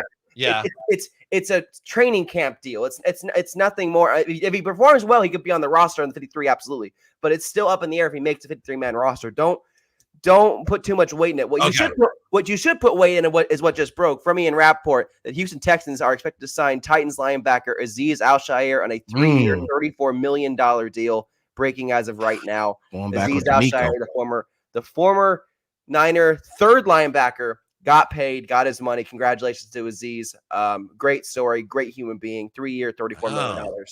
That's what's up, man. Yeah. Before we let you go, Emil, bigger story to Emil Fergoso today. Josh Jacobs dipping on and making his way to Green Bay, or the Raiders picking up C. Wilkins from the Dolphins? C. Wilkins for the Dolphins. That was shocking. Absolutely shocking. And a massive deal. We knew Christian Wilkins was going to get paid, right? Obviously, Chris Jones got paid. Justin Mbuke got paid from the Ravens. We knew Wilkins was going to get his money. But for it to come from the Raiders was very unexpected. I did not see the Raiders being in play for a star defensive tackle. They like what they got out of Bilal Nichols last year. They liked having Max Crosby. They liked having versatility, the young guys.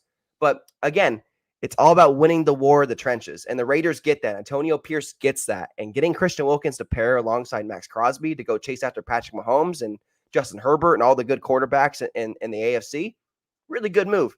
Really, really good move for the Raiders. And that's the move that I think is more important. And again, defensive lineman over running back. What's the more important position? Defensive lineman, probably. Emil's very crisp today, isn't he? Yeah, He's he is. very on his off day. Bring it. I know. On his off day. It's like Shouts I out to think him. the rigors of the regular season really, kind of dragged him down towards the end of the year. But now he's ready to go. Boys, let me tell you, the last month or so was 100% a grind for me getting to the postseason. I was ready. I was ready for Cabo, as they say. I was ready for Cabo and Cancun, but I am now reinvigorated and ready to roll into this offseason. Yeah, it shows. Thanks, Emil. We appreciate it. We'll talk to you soon. Thanks, guys. Have a good one. Yeah, for great 49er coverage, SactownSports.com. Check out our insider, Emil Fragoso. When we come back, this is unfortunate. Pistons general manager threatens heckling fan. So see, it could be a lot worse. Next with the Drive Guys on Sactown Sports. Subscribe to Sactown Sports on YouTube and watch the Carmichael Dave Show with Jason Ross, Stiles and Watkins, and the Drive Guys. Live Monday through Friday from 6 to 6. Plus view archive shows and exclusive content. Subscribe at youtube.com/Sactown Sports. Sacramento weather is brought to you by Folsom Lake Kia. I'm Mark Finan in the KCRA 3 Weather Center. Clouds will be increasing during the evening. Later on tonight, we are going to see some rain pass through the area.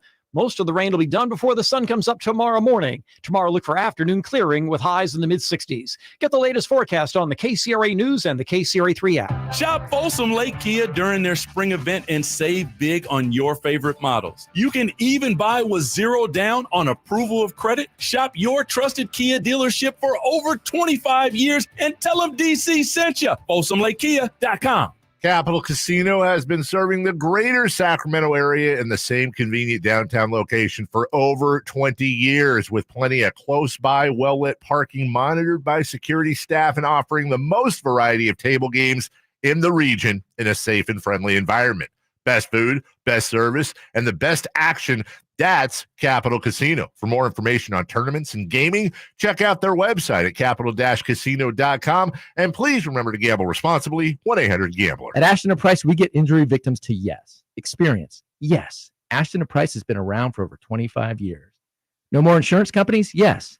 Our clients focus on getting better, and we handle all the rest. Results? Yes. We've collected over $100 million for injury victims.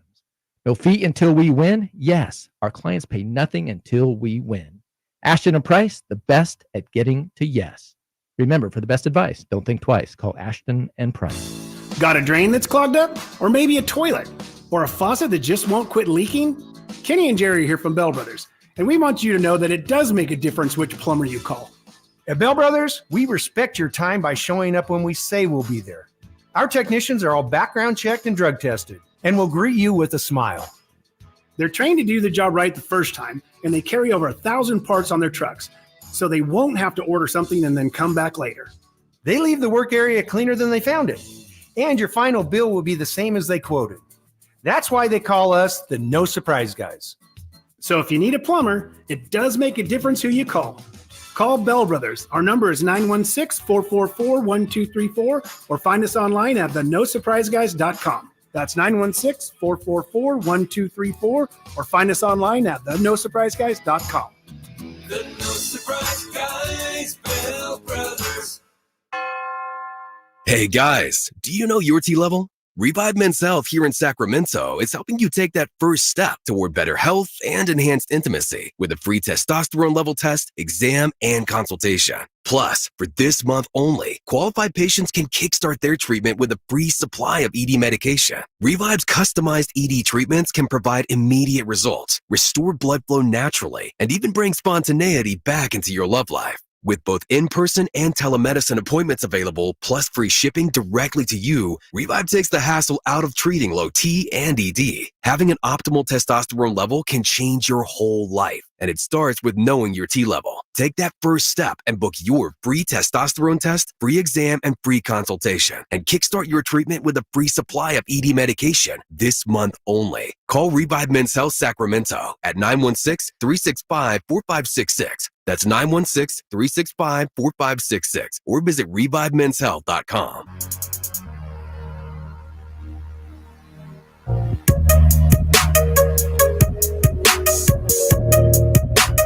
The Drive Guys, live and local, every afternoon, Monday through Friday on Sactown Sports. I meant to ask Jay about this earlier. So I apologize. I mentioned this earlier and didn't follow up on it. We got so much going on here, but I did have a baseball question for Jay before we get back to the Kings and everything going on in the NFL.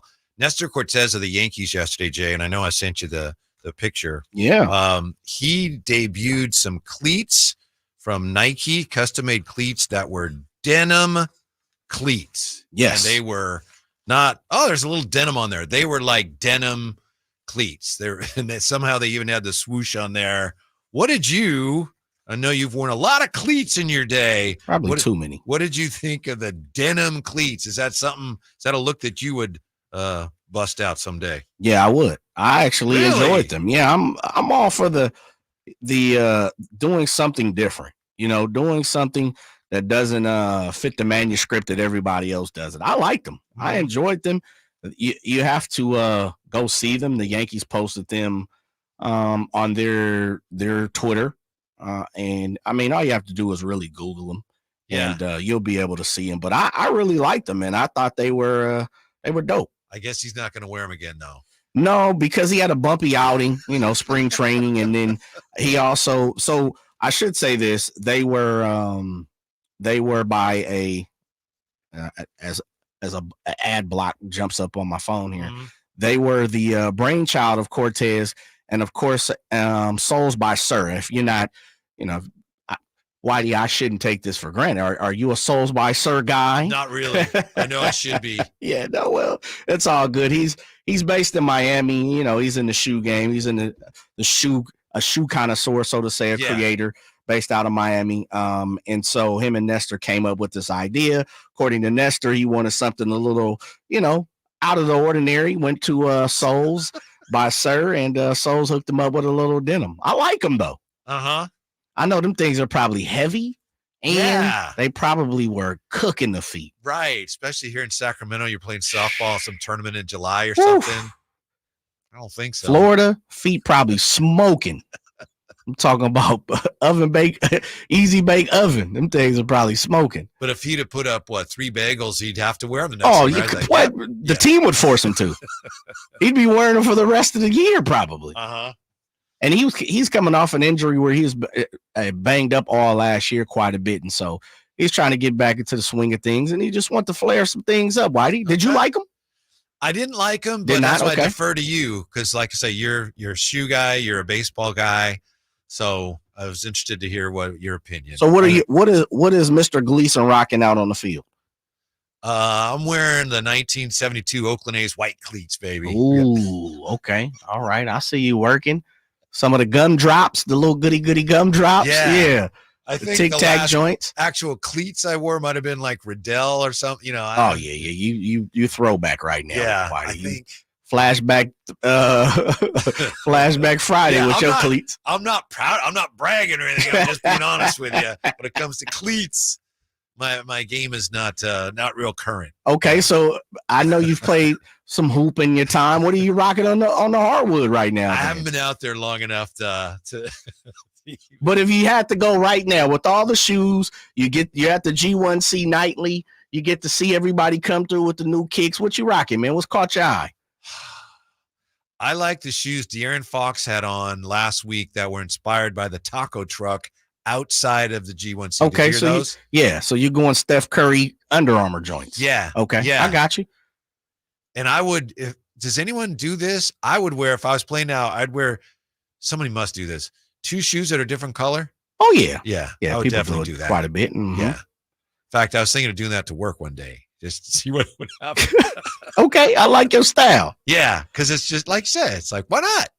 Very Why true. not? We're living in a time where fashion is out the window, meaning you can wear pretty much whatever you want to wear. That is nowadays. fashion. Yeah, Yes, it is. yeah. And it to most people would say like matching is out the window, overmatching is too much. You can pretty much get away with a lot of different things nowadays. But I am old school, just being honest. It bothers me when guys' shoes don't match their uniforms. Oh, and I know. me too. Really? Yes. Okay. Can't stand it. I was going to say that's a get off my lawn moment. Nah. I know, but to me, it's like, come on. Can't stand Why it. wear the uniform if you're not going to just match up with the shoes? As a shoe guy, and I pride myself on I'm 40 years old. I pride myself on being in the golden era of tennis shoes, like the 90s, early 2000s, really 90s. And I say this because look, Nike's living off retros right now. No one's really buying brand new Nikes, brand new Jordans, brand new, Reeboks. Like all these guys are retroing shoes. Every single time you look up, something's being retroed. I don't care if it's a Jamal Mashburn by Fila, of course, a Reebok by Iverson. Like, everything is being retro. And most of the time, they're the top sellers. And even now, even the stars of today, like LeBron's 20, he's shoe 20 or 21, the new generations, which was his first shoe. They've retroed them already, right? And so everything's being retro. I say that to say this, though, Whitey. Growing up in the era of, when Jordan and Pippen and all these things were hot and you had to go get, 3 or 4 colors a year. Now it's 36 colors to a shoe now. Right? Yeah. It used to be 4. You got the black and white, the white and red or whatever, the typical, and then you might get an all-star kit. I'm totally with you. I completely against the fact of, your color, your jersey is red and you're wearing green and yellow. Yeah.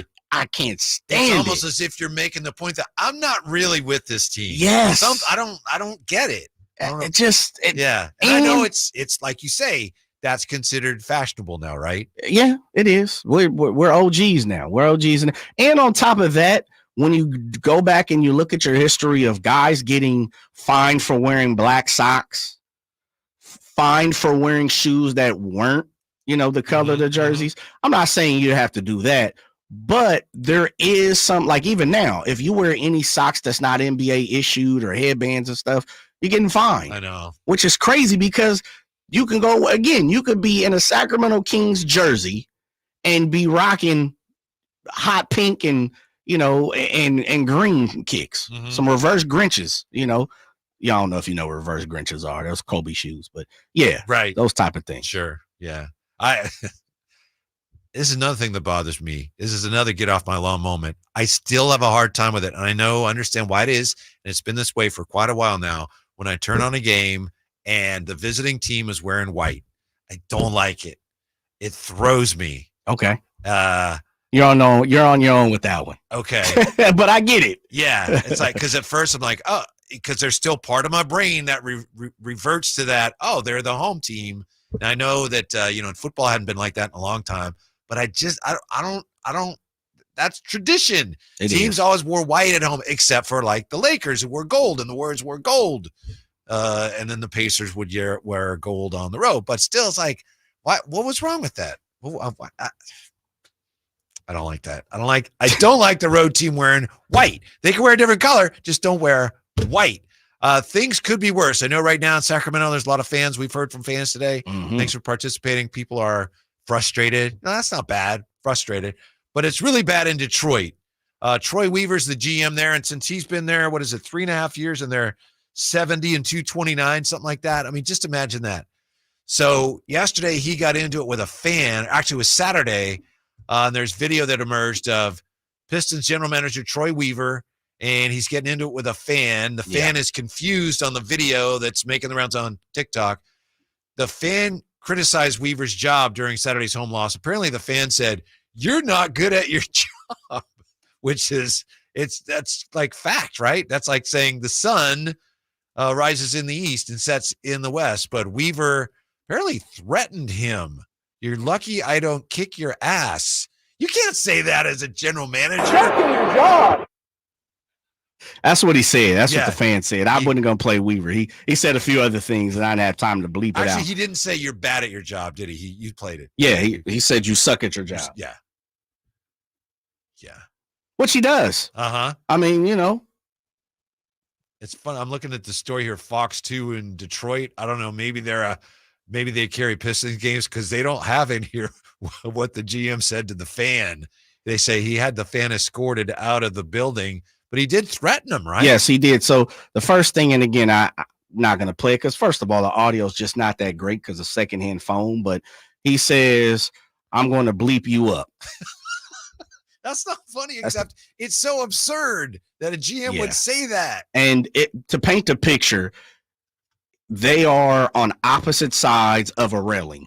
and it's like stairs that enter that. Yeah, it's almost like fence. where the players come underneath. Right? Yes. Yeah. Yep. Kind of like the Right tunnel, so to them. say. Yeah. Yeah. So kind of that wedge in the arena. Yeah. Exactly. And Troy is on one side and his fan is on one side. And just in the 21 seconds that has been posted, Troy says, "I'm gonna bleep you up." And then he was like, I would beat your butt. Yeah. And then the fan says, what I played, he was like, you suck at your job. And then Troy points down to an usher, security, someone, and says, this guy, points at this guy. And then fan immediately goes to the Jokic thing with the hands, right? Like, what did I do? Yeah. Right. Shoulders on his neck. And he says, you threatened me. Yes. He tells the usher, he threatened me. That guy threatened me. And then the video goes off. Yeah. And he's kind of looking around at other fans who are kind of, he's looking for someone to sign off with him. And they're looking like, nah, man, I paid for tickets, brother. You on your own on this one. The video does not show how the argument started. No, it does not. Yeah. Yeah. A fan sitting nearby said that guy was in the incident with the Red Wing stuff on, came over and was pointing at the scoreboard earlier in the game. Troy Weaver just shrugged his shoulders and said, okay. And the guy went back to his seat. When Jalen Duren got ejected midway through the fourth quarter, the guy came back and told him he was terrible at his job. Then Troy Weaver was telling the fan he had to leave, and that's when the ushers or security. You suck at your job. So it's possible the guy came over and said something. Troy Weaver's like, okay. And then it's just, you can imagine how frayed your nerves are when you're 70 and 229. And then he just snapped. It's pressure right there, brother. Yeah. Every day I'd wake up like, this might be the last. This might be the last. Mm-hmm. For me, I might be on the way out. Yeah. You're talking about living in the moment. Every time I was able to still scan my card and that and that gate arm would lift up and allow me. Yeah. Hold on one more day. But if you get to the point where you tell a fan, no matter what he says, I will beat your ass. Don't you have to go, you know what, I'm done. Sorry. Your nerves. Yeah, I'm out. He's got the nerves of a parent with a 2-year-old and a 3-year-old. Yeah.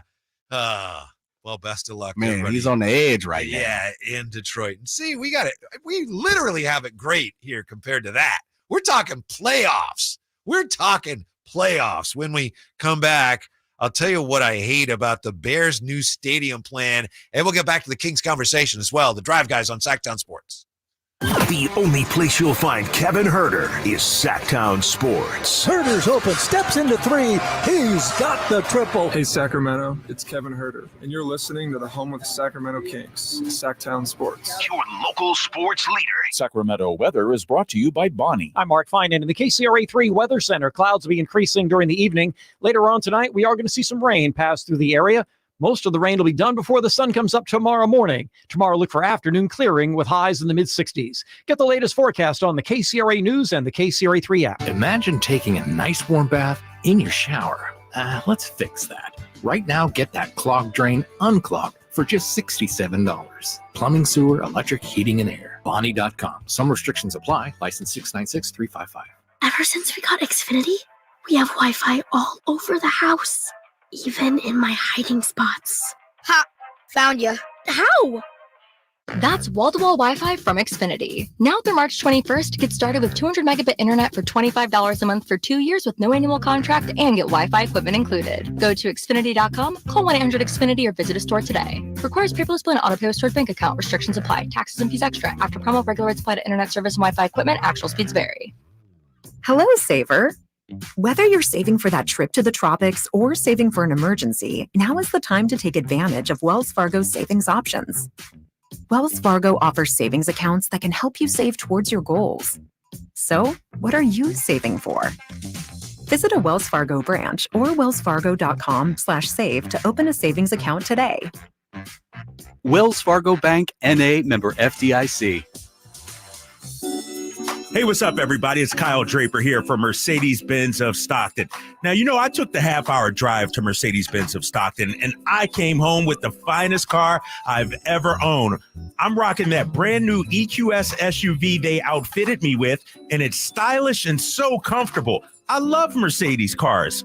Also, Mercedes builds amazing commercial vehicles. Now, if you own a business, Mercedes builds commercial vans capable of any job. And with special interest rates as low as 4.9% on new Sprinter vans, plus the available tax breaks on Sprinter vans for commercial use, choosing a Mercedes van is a smart move. Mercedes-Benz of Stockton has a huge full-service commercial fleet center. Go see my good friends at Mercedes-Benz of Stockton. Just a half-hour drive down I-5 from SAC, and it's online all the time at mbofstockton.com. That's mbofstockton.com. Get in zone, AutoZone. Welcome to AutoZone. What are you working on today? Brakes? We can save you 15% on that.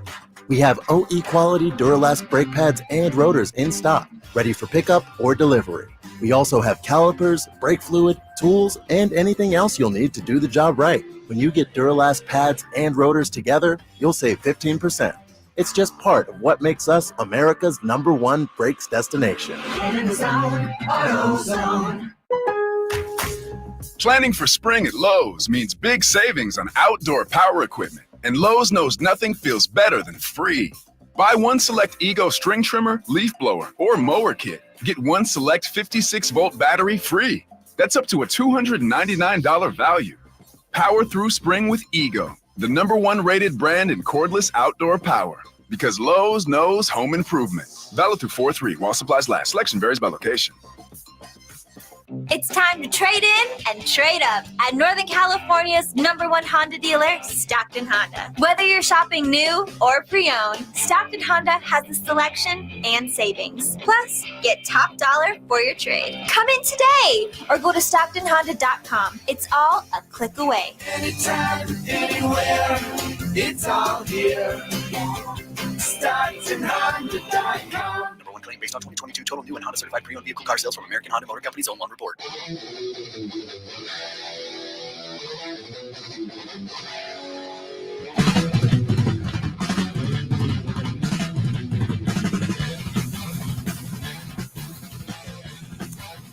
The Drive Guys powering your afternoons Monday through Friday on Sactown Sports. As we sort through a busy Monday, thanks for being with us. Jay just asked a great question. Can we ask that question now, Jay, or did you want to hang on to it? The question you just asked. Sure, we can ask it. I think it's something on the poster wall. We'll throw some darts at down the road. All right. So it's okay if we ask it now? Yeah, of course. All right. Well, we were just talking about the Detroit situation, of course, how bad it is. And we're talking about how, relatively speaking, we got a lot to play for here. But Jay why don't you ask a question? Jay had a great question. Great question for all sports fans here. Yeah, all sports fans. Look, this is hypothetical. No, I don't need anyone call. You would never be the coach or the general manager of nothing. Okay, I get it. But let's just say, let's play armchair, sports guy. If you could be two spots, the general manager and the head coach or manager, depending on what sports you choose, that if the opportunity you could pick anywhere. But my question to you, Whitey, and Sports 1140 fans, 916-339-1140, is there any job out there that you would not take a general manager and or a head coaching position for that team or organization right now? Would you turn it down? For whatever reason. Whatever it is. My first thought was there might be if there was an owner that I thought was just, total whack job and I didn't want to immerse myself in that, I would turn that down. But I really haven't thought of one yet where that applies to. Yeah. Jay had a great one. And it's interesting, real quick, Whitey, because we're talking about high paying position, a lot of respect and power, a lot of authority. Maybe leads to something further down the road. Maybe have success and Very true. I mean, we're talking about Troy Weaver, general manager of the Detroit Pistons, who's 70 and 200 and something. I can't remember what you said, but I think it's 70 and 229. 70 and 229. And we were talking about, just a blessing for him to even still hold that job, and hopefully it turns it around. I don't know, but for me, there's one right off the bat, and it's local and it hurts. It's painful because I'm a huge fan. It's the Oakland A's, man. For me, I would not take the GM and or the head coaching spot for the Oakland A's right now. I would turn it down. I would turn down, you're not going to believe me, but I would turn down any managing offer to be a Major League Baseball manager because of what is being reported about managers now and how they don't get to do things that people think they get to do, but they're still held responsible for them. You know, front offices. Yeah, front offices, and you could probably speak to this with your vast baseball knowledge. Front offices will dictate lineups. Yes. People wonder, why is this guy putting that guy in there? And for some reason, managers never say, they told me to. But Joe Madden, after he got let go a few years ago, remember he said, they'll come into your dugout and they will tell you what to do. And they're not even, you know, they won't even be subtle about it. Baseball managers now, I think people would be shocked if they knew how it really works in terms of this is the guy you're playing. Why? Because the pitcher has this spin rate and this guy's batting average off of pitchers with this spin rate is 360. Seriously, stuff like that. Yeah, you're right. I think people would be like, what? So that deters you from taking any job right now because of the pressure or because of because of the helplessness. Okay. Of like, I'm the manager, but I can't do anything. Like Dave Roberts a few years ago when they were playing, I think they're playing Boston in the World Series. Okay. And people were like, why does he start these lefties? He leaves his best hitters on the bench. They're lefties and blah, blah, blah. And I remember we were doing an interview with Greg Vaughn because Vaughn had his golf tournament going on or something. Sure. And he was telling us off air, he said, yeah, he used to be teammates with Dave Roberts. And he said, I was asking Doc about that. And Doc says, I know, but it's not my decision. I know. I think it's a bad idea too, but it's what they tell me to do. Wow. That's one reason why managers sometimes in baseball, people say, that guy's terrible. Why'd they hire him again? Well, it's because it wasn't his fault. He did what they told him to do. He's basically, so you wouldn't even ride the wave. You wouldn't even go along for the ride. Just as you said, you were a duck that couldn't fly. Yeah, I just don't want that helpless feeling of, well, this is what I would do, but nope, that's not what you're doing. And then have to answer all the questions from the media, you know, like, why'd you do this? Why'd you do that? So then you just come out and say, man, analytics say it. Because look, you're already a lame duck. So you're already saying, I don't really care. I'm just throwing it on the table. I guess that's not allowed because no one's done that I know of. Well, that's no one because has ever said, well, I wanted to play the righty, but the idiots upstairs said I got to pinch hit Johnson. He couldn't hit water if he fell out of a boat. You know why, though? Math computation say he should be playing. Calculation. Yeah. The arithmetic. Yeah. But you know what? It's the because algorithm says he should play. They want to be a coach. You don't. So you can go down there and speak for all managers and coaches abound, man. Yeah. That's why, too, there's so many of these managers just like, who is that guy? Right? That's the left-handed. That's our left-handed closer. We only use 3 times a year. Remember a couple years ago when the Padres hired Jace Tingler? Yes. I was like, what? Come on, man. He's a good bench coach. He's been around the game for years. Guess. Yeah, he didn't. Do your research there, Mr. Gleason. And contrary to what I said, you look at Boch, who he managed in the old days, and Dusty just got out of it and had success. If those guys could figure it out, I'm sure I could deal with it, but I just wouldn't want any part of that. So no baseball team. Nope, that's not who we're playing today, Skip.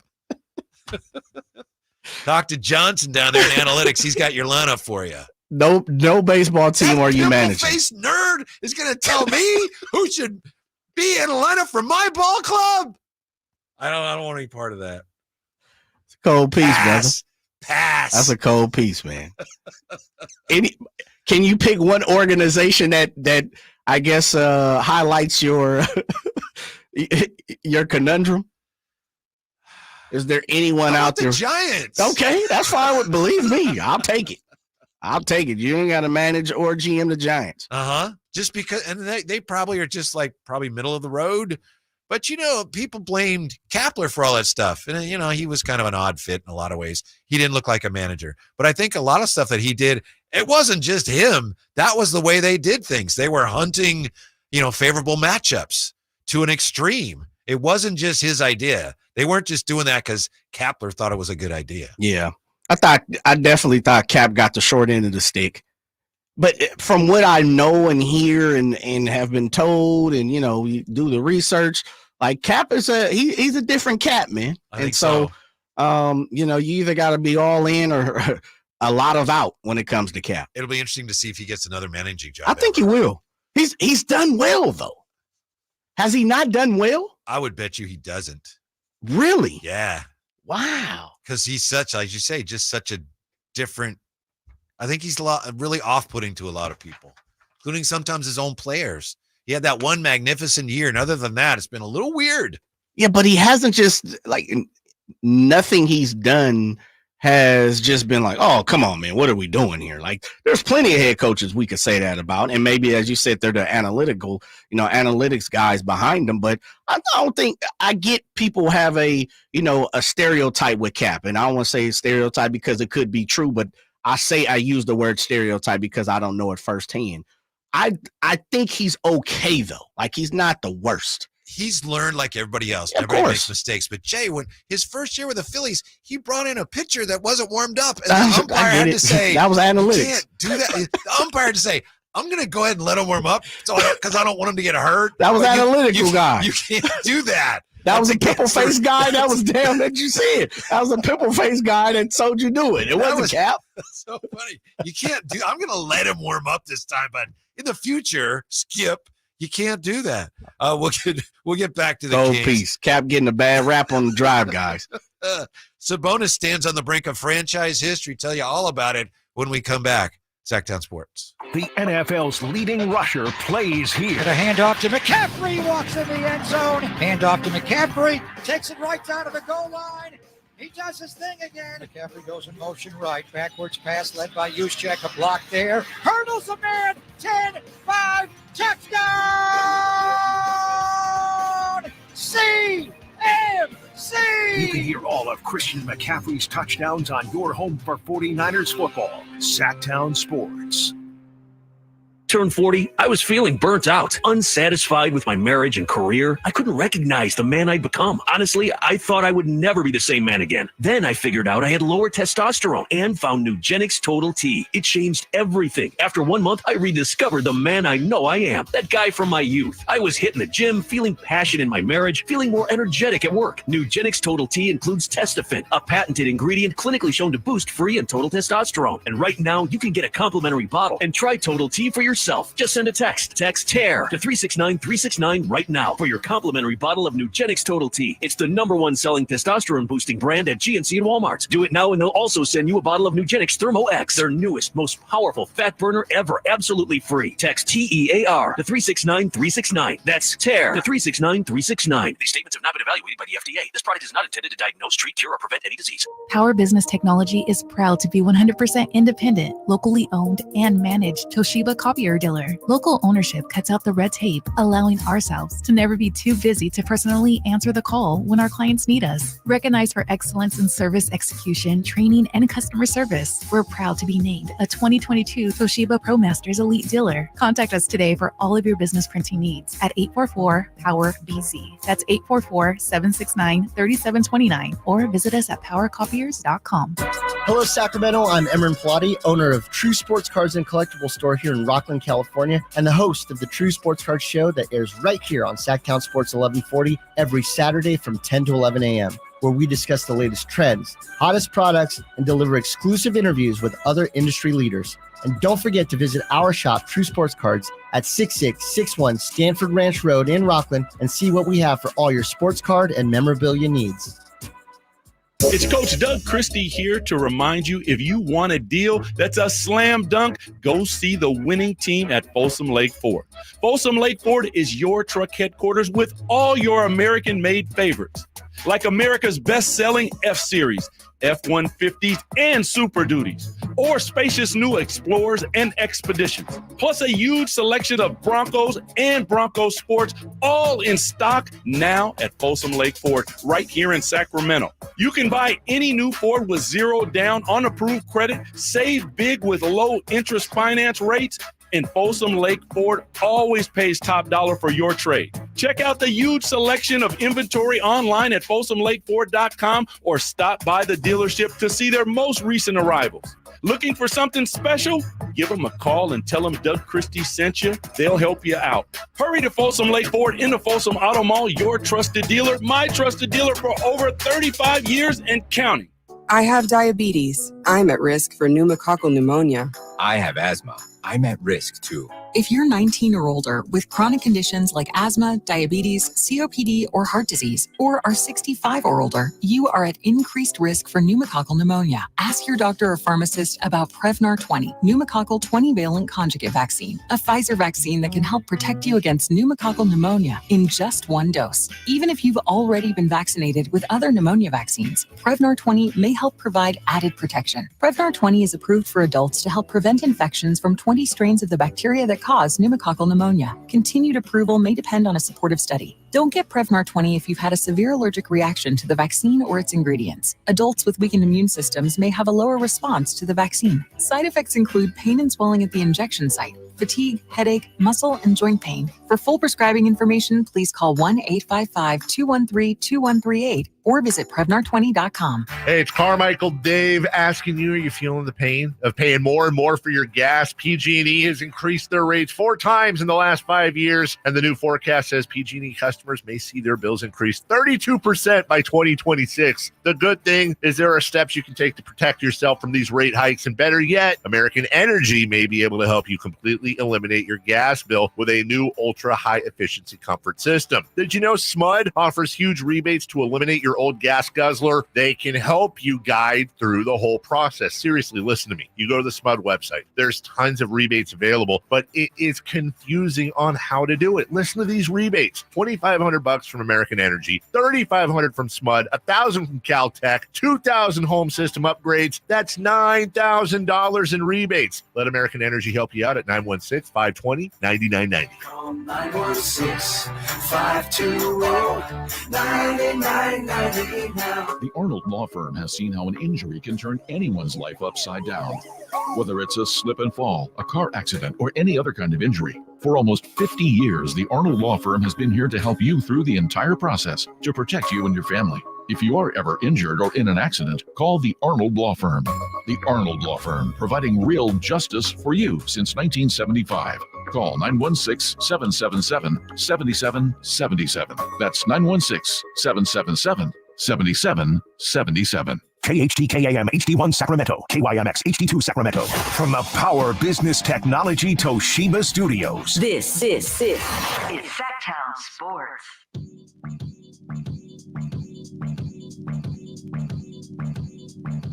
The only station in Sacramento giving you local sports coverage from 6 a.m. to 6 p.m. Monday through Friday. Sactown Sports.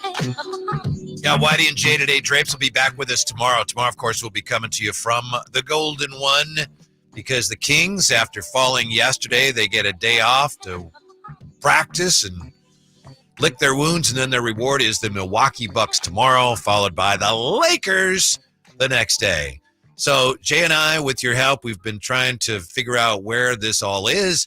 I think, Jay, we're to a point, at least you and I are, where we're not as anxious about the ups and the downs. We're more accepting of the ups and the downs, and we're trying to just enjoy the fact that we've got meaningful basketball from here the rest of the way. Yeah, I'm with you. I'll take that. I'll follow in your footsteps when it comes to how you're describing our feeling. Okay. And I'm following your lead emotionally here on this, but we have Ryan Williams Art on the chat says, Whitey, if we don't worry about any games, then what are we? Hawks fans? The roller coaster is part of the fun. I don't want to ride the carousel. And Compio says, carousel is boring. I'm not saying don't worry about the games. I'm just saying getting all anxious about what's already happened. Like, oh, yes, what happened yesterday? Say, that's this team. And now we got a game tomorrow against the freaking Bucks. So trying to look forward to that. I just feel like this team, Jay has said this a million times. Are they up? Are they down? Yes. Is this team up? Which team is it? The team that plays so well in Minnesota or the team that plays? Yes. Mm-hmm. That's it. That's both who they are. This team. Yeah. Yeah. I think part of that too, Whitey, is when you say accepting of, our fate, we're not going into each game as like, oh, ho hum. Like, we're not doing that. Right. No. Let's make sure that's clear. Yeah. And you just said that, like, no, that's not what we're saying. We're also saying, listen, when they're up, we understand it. When they're down, we're understanding. We have a better understanding, a better grasp on this team. And as you say, I'm not I don't need to throw a hissy fit when they lose, and I don't need to celebrate like they won a championship when they win. You know, unlike a lot of fans, and I'm not telling anybody how to fan. Please do you, be you, act like you, say what you want to say, drink what you want to drink. You know, I mean, look, I can make a full song out of it, but the fact of the matter is I'm just not going to hit the roof when they get a win against the San Antonio Spurs, when the Spurs kind of almost gave them the win. And I'm not going to sit around here and fret when they lose, you know, to the Houston Rockets, which already beat them twice. So, you know, listen, I take it as it comes. I'm living in the moment day by day. I'm going to celebrate the wins. Zen. Yeah. Very zen. You know, I tell you what, when they call me Phil Jackson, baby. When they, you wouldn't like that, would you? I don't think you'd like that. No. When they suffer a troubling loss like yesterday, I'm not going to, you know, plead to the heavens. Oh, basketball gods, why have you forsaken us? No, it's like this team has some challenges. Yes. Wow. Yeah. Wish they won. Yeah. It's kind of just being a little more realistic about it at the same time. Right up. Still hoping against hope that they find a way to win tomorrow and the next night and on and on. 339-1140, 1-800-920-1140. TC. I'm sure he has some words of wisdom for us. It's time for Check It with TC. What's up, TC? Hey, check it out, man. Check it out. Whitey J, what's going on, man? Thank you. What do you got for us today? What did you think of yesterday? Man, so look, check it out. What I got for yesterday is, I don't know, man. I'm just, but like I said when I called before, you just got to accept what's going on, and once we get in the playoffs, I think everything will go on. But I like what Malik did yesterday. What I think yesterday is, what happened was, I don't know, everybody's not locked in for some reason. Can y'all hear me? Yeah, Jay was just putting some music. Yeah, we got to check it with you, brother. Come on. We got to have some tunes behind you, baby. Let's go. Thank you, Jay. Okay. Now, check it out. So, look, Whitey and Jay, so yesterday was everybody lost focus. And I like how Monk was, you know, he got at the team and said, you know what, look, everybody got to listen. Everybody got to turn around. This losing is unacceptable. And at first I was always thinking it was on Mike, but it's on the players, man, to dial in. So I don't know what's going on. I don't know if the hurdle situation is throwing people off about how Mike handled that. I can't get a grasp of what's happening with the team other than they just got to lock in. Jay, Whitey, it's over Mike Brown. I was thinking it was Mike, but it's past Mike Brown, bro. It's these players. And these players, like you always say, Jay, it's on the players and you with the players. Why it's the players, man? These dudes got to lock in. You got half the team, like Lyles, Monk. You got people that's locked in. Then you got to question people like Fox. Are you locked in, bro? Like, are you going through something? Like, we should even be questioning about him. I don't want to single him out, but it's like him. You get what I'm saying? It's a lot of the team, but like with Fox, I feel like me personally as a fan, bro, we shouldn't have to question you about nothing. We shouldn't have to question your effort. We shouldn't have to question like if you down or not. Like, I don't want to put this on him, but bro, like it comes up like that. And I don't know, man. Everybody as a Kings fan, just accept it.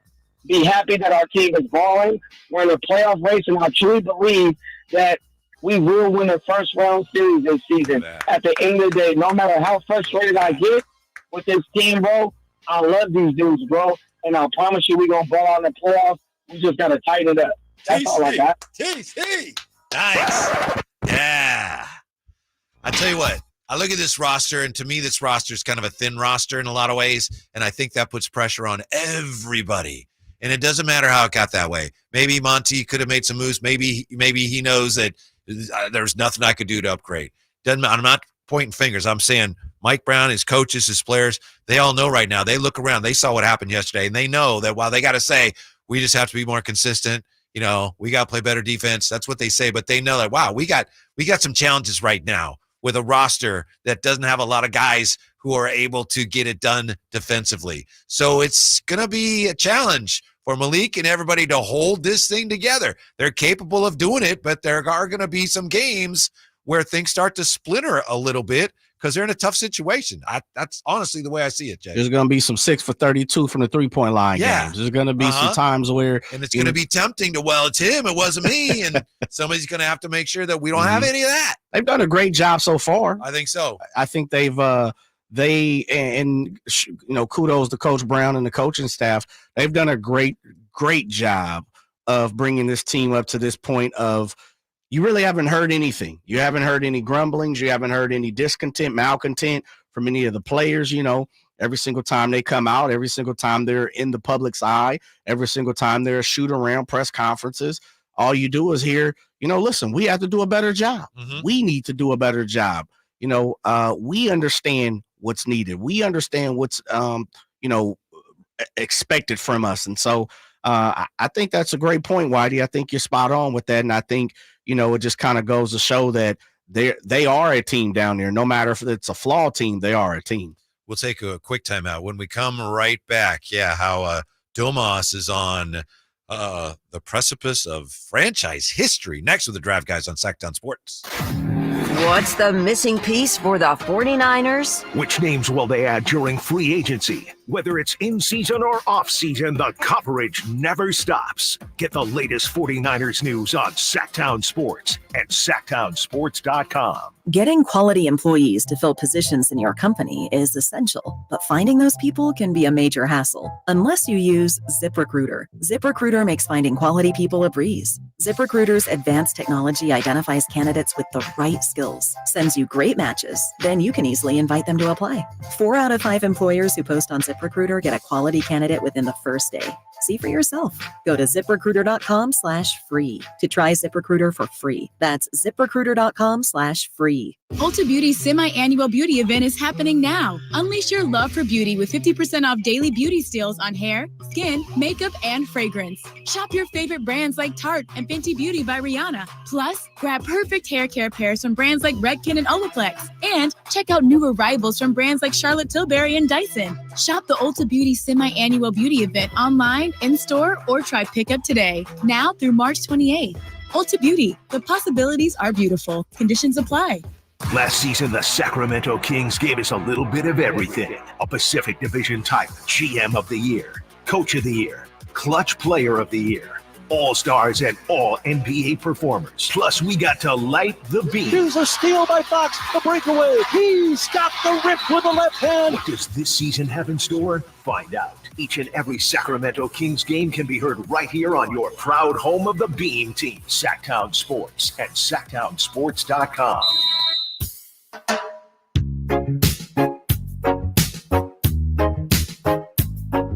The Drive Guys powering your afternoons Monday through Friday on Sactown Sports. Red wine, red vines. Here's the dang deal with the Kings. We talked to Jay Triano earlier today, outstanding assistant coach of the Kings. Among other things, we were asking Jay Triano about how the Kings are shooting fewer threes. Kyle Draper and I and Jay, we mentioned that on Friday. The Kings for the year shooting about 40 threes a game. But that number has come down, that number has come down over the last 11 games. They've been taking about 33 a game. So we asked Jay Triano, is that is that because of matchups? Is it circumstances? Is there a concerted effort to rely less on the three? And he told us, he said, we want to take more threes. He said, you're right. We have been shooting fewer. We got to take more. He said, our goal is to take 40 threes a game. So whether you like it or not, let's just be clear about that. We've been talking about that a lot the last week or so. The Kings' goal, according to the coaching staff, they want to take 40 threes a game. And Coach Triano said one of the reasons they've taken fewer the last couple of games, he said Houston and San Antonio are actually very good at keeping you off the three-point line. They're not very good teams overall. You look at their records, but he said they do a good job of running teams off the three-point line. So I think that's one of the keys for the Kings going forward. And I'm sure you do too if you watch the games. It's kind of obvious. They got to make their threes. Yesterday, what was it? 6 of 32, brother. Come on. Come on. Right? That's just like, And they didn't give up. They didn't get up to 40 they want. No. Yeah. 32 yesterday. 6 for 32. Yeah. And then, of course, the Rockets only took 29, but they made 12 of them. So that's one area in which the Kings consistently have to be better than the other team if they're going to have a chance to win. They can't turn the ball over so much. They're going to have to be close to perfect in a number of areas the rest of the way. And if they are, I agree with TC. They could still win a first-round series. It doesn't appear likely right now after yesterday, but I think just about everything is on the board. They're probably not going to win a championship, and they're probably not going to miss the play-in. Other than that, I think everything's in play. Yeah. Take your pick. Pin the tail on the donkey, Whitey. Yeah. Now, I'm with you. As far as Domas goes, it's kind of interesting that Domas is about as consistent as I ever remember an NBA player being. Every game, double-double, 46 straight games, but every game he gives you about the same. And yet, even when one of your very best players is that consistent, the team is still so up and down. But here's the thing on Domas. 46 straight double-doubles, as we said yesterday. That ties the franchise record for double-doubles. And he shares that record now, franchise record, with a guy who in 1967-68 also put up 46 straight triple-doubles. Is this the person you've been politicking for? Yes. Jerry Lucas. The great Jerry Lucas, who also, as Bill Harinder reminded me on Twitter, once memorized the entire New York City phone book. What? Yeah. He used to go on Johnny Carson, and I don't know how you do that, but he would memorize the phone book, and Johnny Carson go, okay, how about this guy out in Queens here, Don Nelson, and Jerry Lewis like, oh yeah, and he would know his number. Are you serious? Yeah, I'm serious. I did not know that. I could probably find that on YouTube. Yeah, I'm going to have to find that. Yeah. And so how is this guy? He's on the 75th anniversary team. Yeah, he was with the care about the Cincinnati basketball Royals. stuff. He was on the Knicks and he was on the Warriors. How has no one retired his jersey? Why can't we fix that here in Sacramento and retire Jerry Lucas's jersey? As great as Domas is trying to break a record that Jerry Lucas set, a franchise record. Jerry Lucas, one of the 75 greatest players of all time, and no team has retired his jersey, and we can fix that. The perfect night would be this Saturday because the Knicks are in town and he won a title with the Knicks, but it's probably too late now. Nobody cares, I know, but I'm telling you, this should be done, Jay. You've been up this tree a few times. I know, here. and I go up there and people are like, we don't care. Yeah. So you might start throwing a couple of little acorns or apples at some folks from up there. This is it. I mean, if we're not going to do it around here now, when Domas is breaking these records set by, who is this? Jerry Lucas. Who's that? Then it's probably never going to happen. I'll say this. If no NBA team wants to retire Jerry Lucas's number, AT&T, who took over for Pac Bell, and Pac Bell took over for Ma Bell and everything, they should just because of the phone book situation. How many? I mean, listen, I'm guilty of this too. I can barely remember 5 people's number now. Mm-hmm. Oh, I know. And he remembered a phone book? Yes, I know that sounds literally unbelievable. In New York City of all places. Yeah. I'll find you the evidence of that. He was one of those experts on those, what are they called? Mnemonic devices. There's all kinds of little tricks you can use to remember things, and he was an expert at it. That is crazy. Yeah, but be that as it may. Yeah. Here I am up that tree again, and people are going, what are you doing up there? Yeah, I think his jersey should be retired someday. His number, by the way, is the same as Page's, I know, but that's okay. Yeah. You just put his jersey up there with a 16, the same number, but hey, Jerry Lucas. Somebody needs to do this, Jay. Why don't you think it's happened? Because he's a top 75 guy. Yeah, but he was always like, even here, he was like, well, yeah, but he's no Oscar Robertson. Okay. You know? Yeah, like, okay, fair enough. Yeah. He went to the Knicks. Is like, yeah, but he's no Willis Reed or Walt Frazier. Mm-hmm. He was with the Warriors briefly. He's like, yeah, but he's no Rick Barry. Gotcha. So that's probably why. And yeah. And he kind of played in the era where most people didn't jump teams. Yeah. So to say, I mean, they did, but they didn't. It's very few Wilt Chamberlains, played for 2, 3, 4 different organizations. You didn't see, most people 4 years college, get drafted, they might jump, one time, switch teams once, but no, and there weren't that many teams, of course, back in the NBA at the time because you had the ABA and that type of situation. But I get it. Can I come out of the tree now? No, stay up there. We'll call the fire department. We'll call the fire department for you. Put up a ladder, a bucket. Domas yesterday, however, as great as he was yesterday, he had 9 turnovers. That you just can't. It's like when Domas has a great game, and afterwards Mike Brown says that's what he has to do. It's not like, oh, he's great. He's like, yeah, that's what he has to do. Other side of that coin is 9 turnovers. You just can't. On this team, Domas, who has such a high usage rate. You can't. This team can't afford to make that many mistakes, especially their best player. As you said, he knows it. I know it. Yeah. I know that he knows it. Yeah. But yeah, that's another one of the things that I think I'm learning about this team. To give them their best chance to win, they've really got to cut down the mistakes because the margin for error is so slim. Yeah, they have to play well night in, night out, right? Right. Less, as you said, less mistakes, less turnovers, less misses, Got to make your threes. Yeah, and I think that's why the free throw shooting up until the last 3 or 4 games where they've been almost lights out, where it was under the microscope, because it was one of those things where leave black money and white, in the street, Jay. Yes, very true, very true, very true. You could, but the one thing about it is like, there's analytics that show defense, but in reality, you can't quantify defense black and white, right? Free throws, you can. Mm-hmm. And I think that was one of the reasons why, it was something you could point to saying, well, look, they're not winning certain games because in these games, they've missed 8 free throws. They've missed 10 free throws. They've went, 57% as a team. They've shot 62%, where we know 9 times out of 10, that's not going to get it done. And so I think that's when you're pointing to certain things with this team, we're trying to quantify why they're having certain losses and vice versa. When we look at the wins, you're trying to pinpoint certain things like, yes, they won because of this. They won because of that. They are going to face, in many instances, an athletic disadvantage. Oh, for sure. So how are you going to sure. compensate for that? You just got to be on point to Yeah. give you your best chance.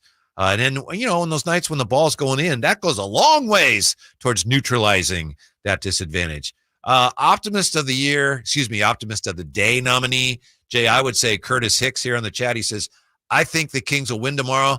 The Kings have lost 15 straight to the Bucks, so they're due. So that's okay. I like the way to look at have glass full guy. This is something going back to one of the conversations that we had. If you could be a general manager and or a head coach in any sport, what is an organization you would not? You would turn it down right now. And someone said James Dolan, which lets me know that'd be the Knicks, answer. MSG. Yeah, great answer. Does that count? Like, the Forum is owned by MSG. The Sphere is owned by MSG, right? In Las Vegas. Are you not going to even operationals manager the Sphere? That's a great point, but it looks like Tibbs and who's the GM there now? They've actually done a pretty good job. They're coming to town. I don't know why. Yeah. Scott.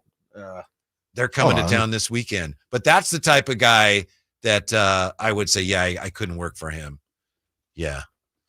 It's Drive Guys here, 339-1140, 1-800-920-1140. Jay says the team he would not accept a job with is the Oakland Athletics. Yeah. Scott Perry is what I was thinking. Thank you. Was here for the Kings. That's right. Scott Perry GM. Yeah. Scott, I just didn't want to mess up the last name. In fact, if memory serves, Scott Perry is the guy who, when he went to New York, they were going to draft Porzingis.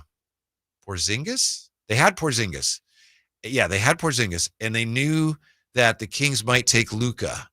And if I remember correctly, Scott Perry says, hey, you give us Fox, we'll give you Porzingis.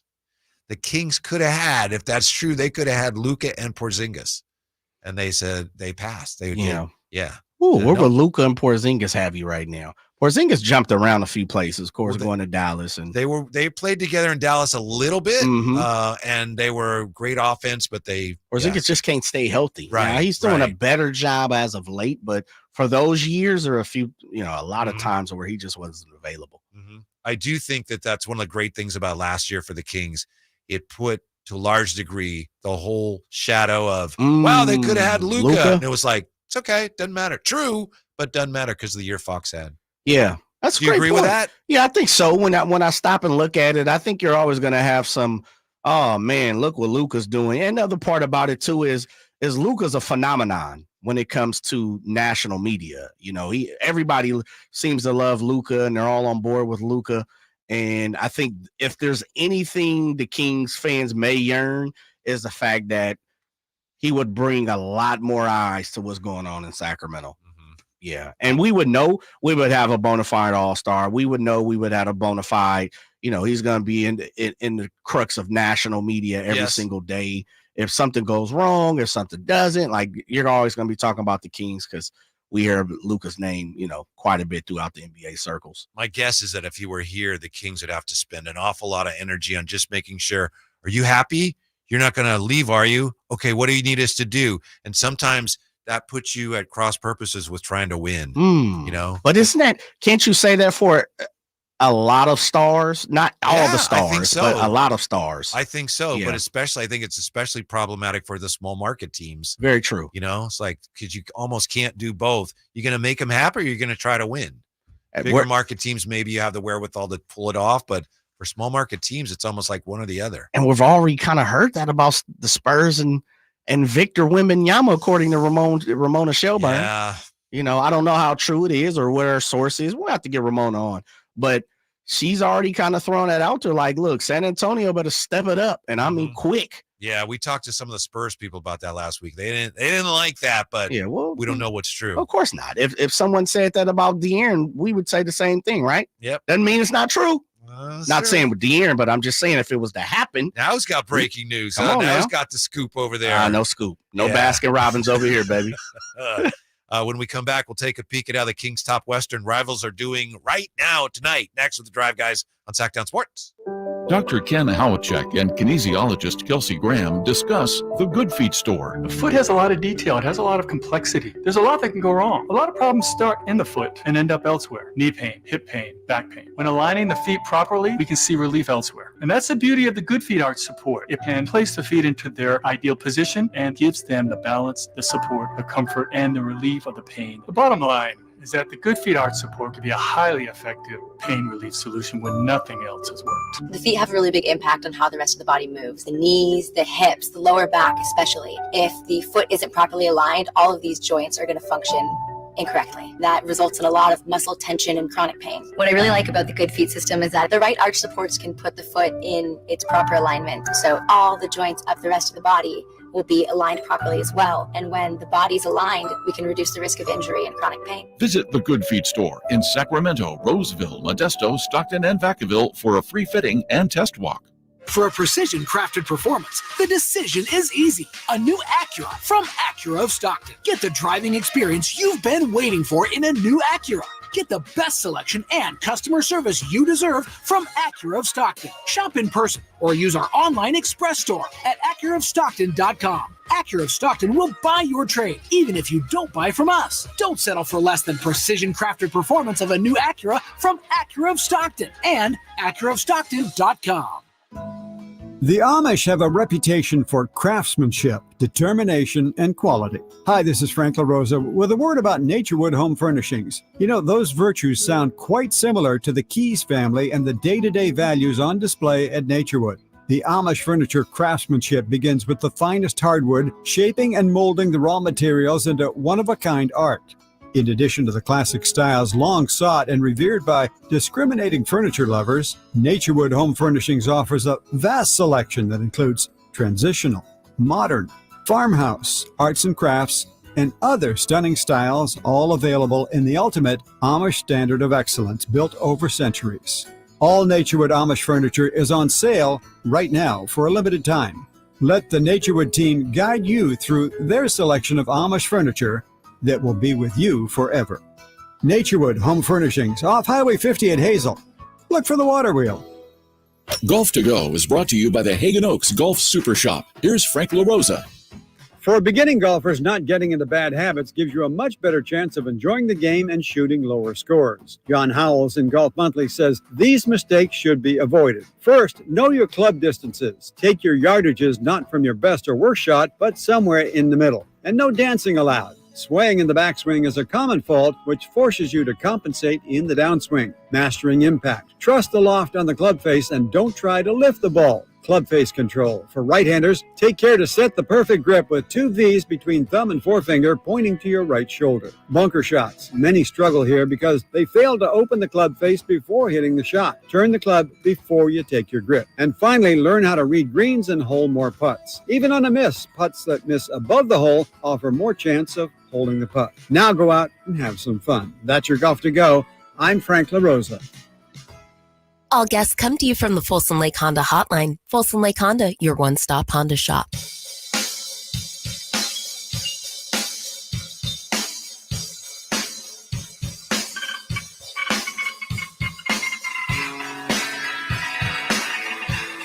The Drive Guys, live and local, every afternoon, Monday through Friday on Sactown Sports. It's Whitey and Jay today. Jay, I have a name for you. And in fact, if you have any legal needs or you need any representation, you might want to write this name down as well. Jay was asking about this guy earlier. Mike McCartney. That's the name you want to write down. The Atlanta Falcons moved to complement their array of offensive weapons with a proven starting quarterback by agreeing to a 4-year deal with Kirk Cousins Monday. Cousins agent Mike McCartney confirmed the move on social media on Monday. Yeah. That's the guy. This is the cat that arranged for he secured a deal for Kirk Cousins worth $45 million per year. $180 million deal. $180. Yeah. 4-year deal. So you think this guy's pretty much the greatest agent ever, huh? Easy. I mean, Scott Boras, and I understand, all the great agents that we've heard. No, not even close. This dude is a master, a whiz of getting teams to buy in on his, his players, on his representatives. There's no way you shouldn't hire this guy if you're looking for representation in the NFL. He would be my agent. Yeah. I mean, Whitey, as soon as I hit my freshman year in college, I'm already sending friends and family. Go holler at Double M. Yeah. I need Big M to represent me. They should do a remake of Jerry Maguire and call it Mike McCartney. I mean, this dude is going to get Kirk Cousins upward of $400 million, not on contract. We're talking about guaranteed money that's being paid to him. A guy who's, there have always been critics of Kirk Cousins. Plus, he's going to be 36 in August. Plus, he tore an Achilles tendon in his last game. That's all right. Mike McCartney will take care of you. What has Kirk Cousins ever done to impress you? He does put up a lot of impressive passing numbers. Okay. There's no question about that. So you're turning into an analytical guy on me all of a sudden. You asked me, what has he done that's true, impressive? Very true. I think that's about it. So because he throws for 4,500 yards a season, but goes 9-8 and, sometimes makes the playoffs, sometimes doesn't. No, I know. Well, don't forget, Atlanta would be 9-8. That's great. They were pretty close to that this year, though. They were on pace. 7-10, 3 years in a row. They were on pace. Yeah. And Desmond Ridder just couldn't get it done, as we've seen. And, I get it. A play here, a play there. I don't really remember Atlanta's season off the top of my mind, but I know they were on pace. They were in the thick of things when it came to the NFC South, and that's not saying much. But you see Baker Mayfield, he got 3 for 110, or 3 for 100, excuse me, 33.3, however you want to math that out. But the fact that Kirk Cousins is getting all this money, like he's been the guy who's been paid like a superstar. He has absolutely been paid as a superstar. And I understand the next man up in the quarterback situation. When it's your turn, you get paid. But we've also seen there are slots. Like he gets paid like he's a multiple Super Bowl winner. Just be grateful, Mr. 49er fan, that Brock Purdy fell in Kyle Shanahan's lap. I am. Or else we'd be talking today about the 49ers have signed Kirk Cousins. No, they wouldn't. They wouldn't do that. Are you really? They wouldn't do that. Kyle they had every Shanahan? opportunity to do it, and it didn't happen before. I think they wanted to before, but then it just didn't work out. Somebody with intelligence told them no. And Mike McCartney couldn't finesse his way into the 49ers organization for them to pay that type of money, and Jed York and family. And that's cool. Look, one thing I'm glad, get your money. Kirk Cousins. By all means, get every single penny, coin, dollar that you possibly, Bitcoin, stock, whatever you got your money in, get it. Glad for you. I'm just saying, I don't really care about what Kirk Cousins has did. I'm talking about what Mike McCartney has done, who is the representation for Kirk Cousins. Mike McCartney goes in there to Arthur blank check, and he says, look, Arthur, you guys are what, 7 and 10? Yeah. 3 years in a row? That's right, Michael. I guarantee you, I can get you to 8 and 9 3 years in a row. Or 9 and 8. No, maybe 9 and 8, but probably 8 and 9. Sign us up. Where do we sign? How much money? Michael, you fill in the amount. We're good with it. I don't know. I hope it works for him. Come on, man. Seriously, though. You can't tell me this dude's not good at his job. Kirk Cousins? No, I'm not talking. Again, Kirk Cousins get all the dollars you can get. I'm talking about Mike McCartney, his representation, his agent, and the agency. Yeah, I got to find out what else he's done, who else he's represented. That I'm with you. That's pretty remarkable. Just taking a look here at the Western Conference, how things are going this evening. As you probably know, the Kings right now are 7th. They're half a game behind the Phoenix Suns in the West, and the Mavs are just half a game behind the Kings. So let's see what's going on in the West tonight. Real quick here, we've got halftime. The Suns are playing the Cavs, and the Cavs are leading the Suns at halftime 70-63. Devin Booker's back. He's got 15 for the Suns. So it's 70-63 Cavs at halftime. The Warriors are trailing the Kings, of course. They are trailing the Spurs. Early second, it's 39-29 Spurs. The Kings, of course, the Warriors, of course, without Steph Curry. And the Mavericks are in Chicago right now. Oh, the Bulls. They came in here. They knocked around the Kings. Then they went and they won at Utah. Then they went to San Francisco and beat the Warriors there. They come back home. And early second quarter, Mavs 44, Bulls 16. That ain't good. Dallas 44, Bulls 16. But there's a long ways to go in that one. Yeah, I don't think they'll be coming back like they did against the Kings, though. I mean, your boy Luka, 15, 6 and 6. My boy, early. Yeah, my guy Luka. Yeah, I think he'd be hard to play with, and I was delighted, because what do I know? But then Chandler Parsons, who used to play in the league, came out and he says, "That guy'd be hard to play with." It's like, thank you, but he is magnificent. So yeah, the Mavericks are leading. It's early, but they've got a 24-point lead, and the Suns are trailing by 7 at halftime. The Warriors are losing by 8 at San Antonio. So we'll see you at this point with the Kings. It's almost like, you know what? Jay Triano said, you can watch the scoreboard. You just got to win. You just got to almost forget what everybody else is doing and win some of these games. Yeah, very true. Very, very true. I mean, you can only control your own destiny to the best of your ability. Mm-hmm. And, it's not tennis. It's not boxing. These aren't, there's a team around you. And so there's things that you can't do, as a individual for the Sacramento Kings, but as a whole, they definitely control their own narrative, and be very interesting to see, how they approach these last 19 games, Whitey, in the fact of like, they have the Lakers coming up, which they just played last week. Mm-hmm. They normally control the Lakers pretty well over the last couple of years since Mike Brown's been here. And I think those are the type of games when now we're talking about, and I believe we got the Pelicans one more time, right? That's correct. We have Pelicans one more time. And you're only 0-4 against them. Yeah, well, only. Warriors one more. No, Warriors are done. Mm-hmm. Suns, the second before last game, right? April the 12th, I believe. Mm-hmm. So, there's a couple games, and Dallas twice, back-to-back, March 26th and I believe 24th or whatever that is.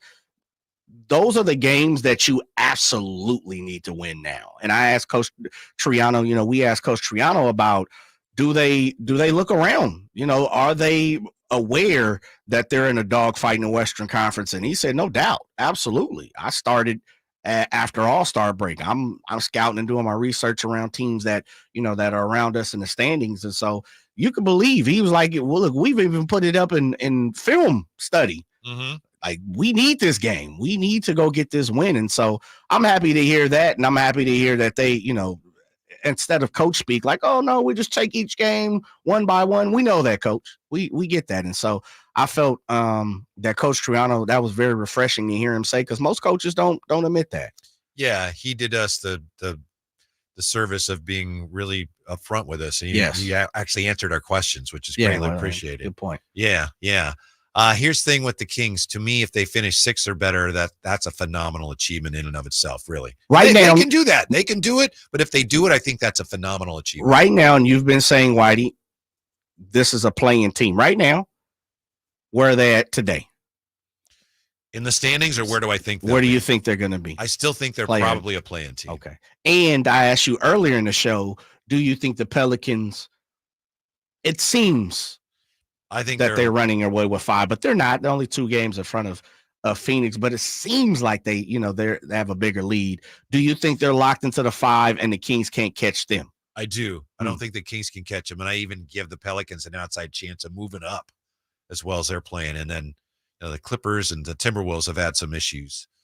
But yeah, the Suns have a tough schedule. The Kings very well could finish 6th. If they do, I think that would be like, man, that's tremendous. If they get out, if they're in the play-in and they get out of it, they get into playoffs, that's a huge accomplishment too. What's looking at the last 19, and I know there, every game, here I go talking about every game doesn't matter, but all right, Coach Jay. Yeah, I know. What do you think is the pivotal game so far right now? Or is there a pivotal 2-game stretch you see on the last 19? I think, like you said, those 2 Dallas games probably are going to be. Those are the ones right now so far. Yeah. I mean, that could decide at the very least, it could decide like home court in the play-in. Yes. It's a good point. Mm-hmm. It's a good point. I mean, they're right there. Half game separates them.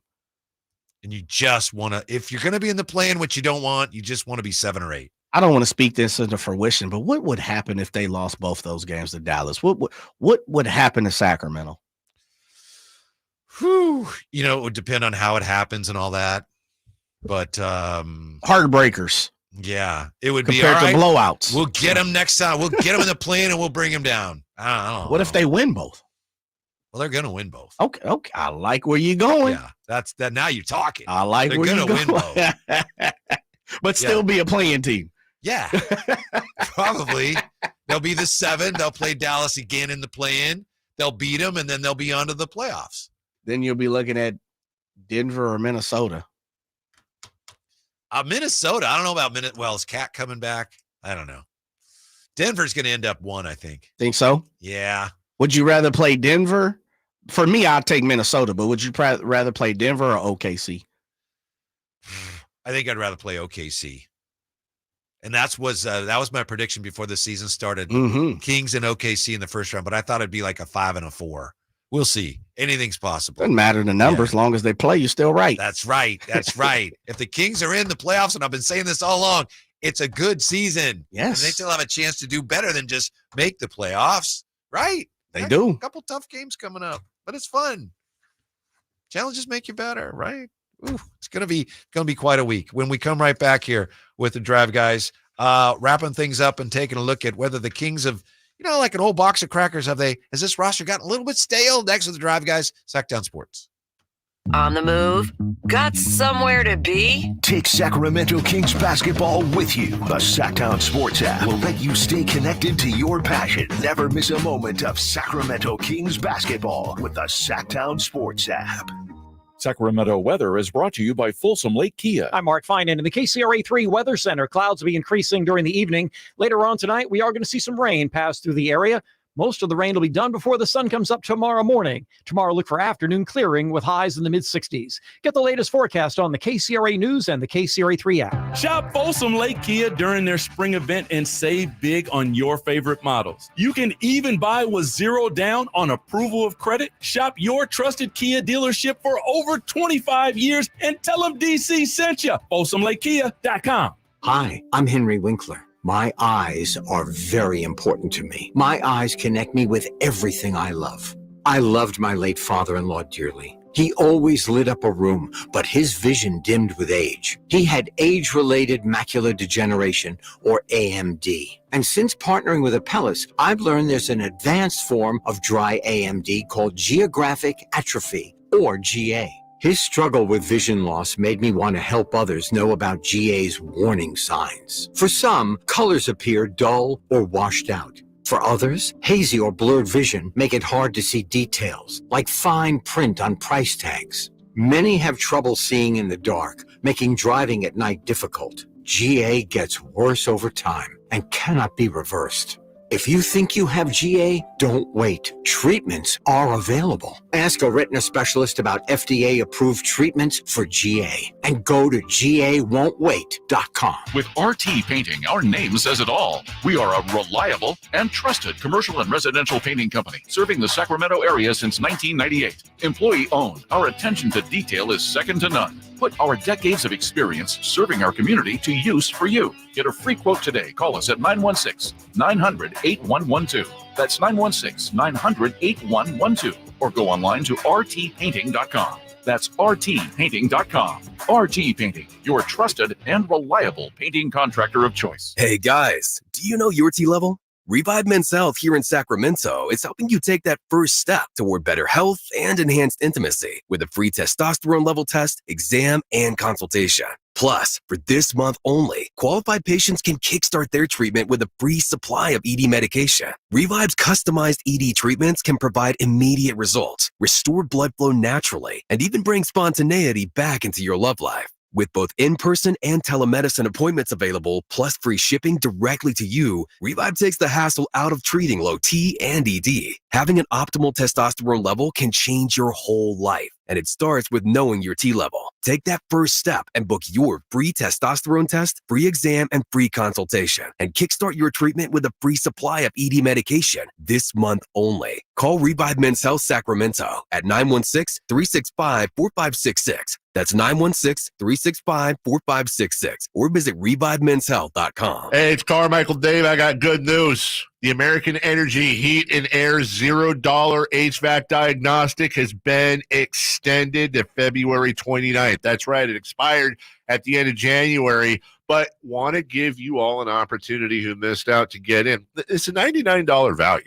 All right, it's $100, and right now it's free. I don't know how much easier I can pitch that. Normally $100, now $0. Let the American Energy team test your system, your connections, and all the moving parts of that system to make sure it's functioning properly. And you know who's going to be coming to your home? A group of people that have an A-plus rating with the Better Business Bureau. A group of folks that have been making the greater Sacramento area proud since 1981. $0 HVAC diagnostic. Normally a $100 value right now at American Energy Heat and Air. Go to AmericanEnergyAir.com or call them to make your appointment. 916-520-9990. All guests come to you from the Folsom Lake Honda Hotline. Folsom Lake Honda, your one-stop Honda shop.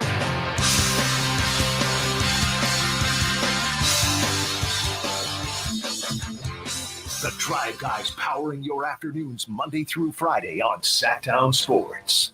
Wow, what a busy day. It's been a lot of NFL news. I mentioned earlier when we were talking about the NFL, I said something about I don't like the Bears' idea for a new domed stadium. I mean, that's great that they're going to, they're going to stay in Chicago. We figured they would.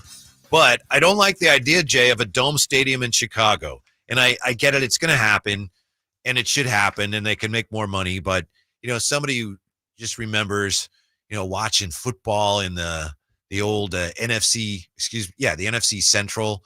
Detroit now, they've bad weather city, but they got a dome. Okay. Minnesota, used to play in a frozen tundra. They got a dome. And now you'll have a dome in Chicago, most likely. It's just too bad. What's next? The Lambeau Dome? I understand it's not ideal, especially when you just had the frostbite situation in Kansas City. Yeah, that's true. But it's something about watching football played in the elements that was it was part of the primal appeal of football. You're a traditionalist. I guess, but isn't it? Don't you like kind of watching a game? Maybe you don't. Don't you like watching a game that's played in the foul weather, the snow? It's kind of cool. A little bit. Not really. Yeah. I mean, yeah.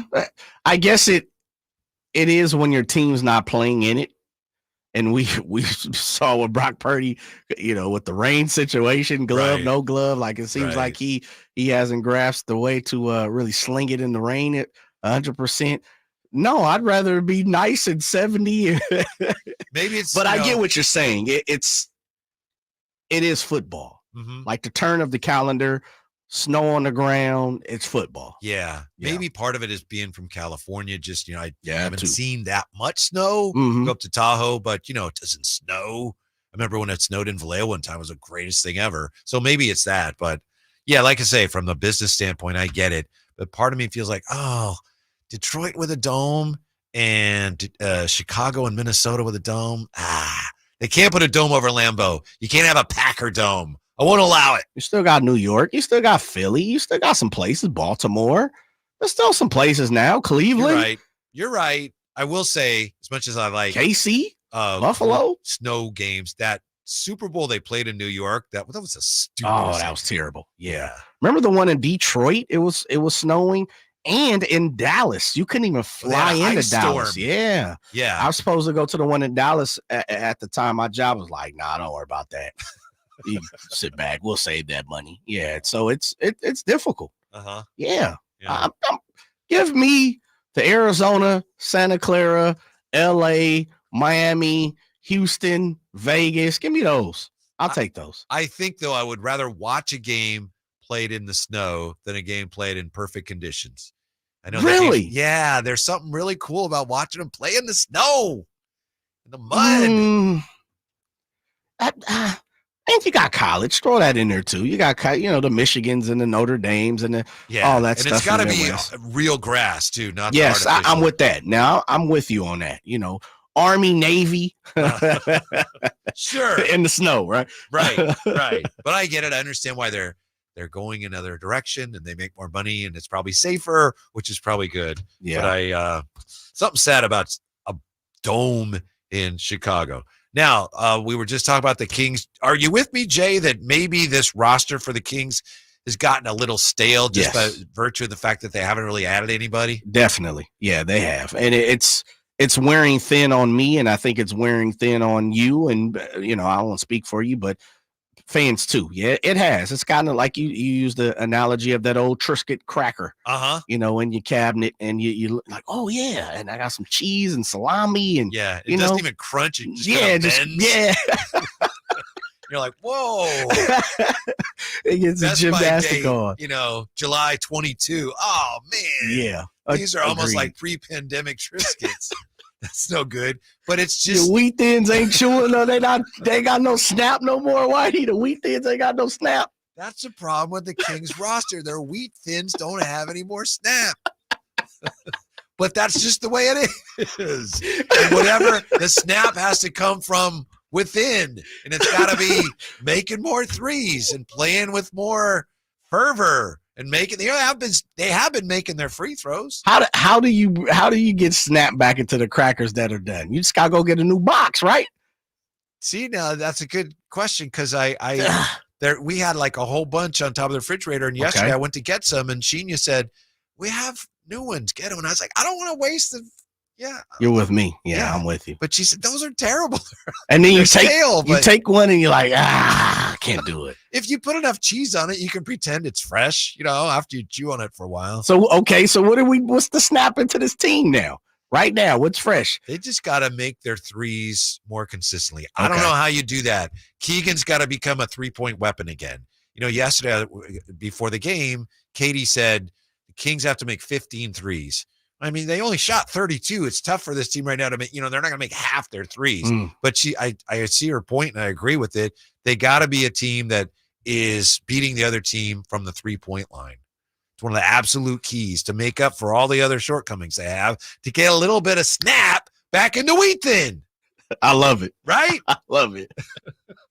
All right. Triscuits, man. Yeah. Thanks for being with us today. Drapes is back with us tomorrow. We'll be coming to you from the Golden One Center. Coming up next, we've got the UC Davis magazine, the Aggie Mag, hosted by Scott Marsh next year on Sactown Sports. For more than half a century, contractors and trade professionals have relied on WeatherGuard for heavy-duty truck and van storage equipment, not just to protect their valuable tools, but to protect their professional reputations. For pros, the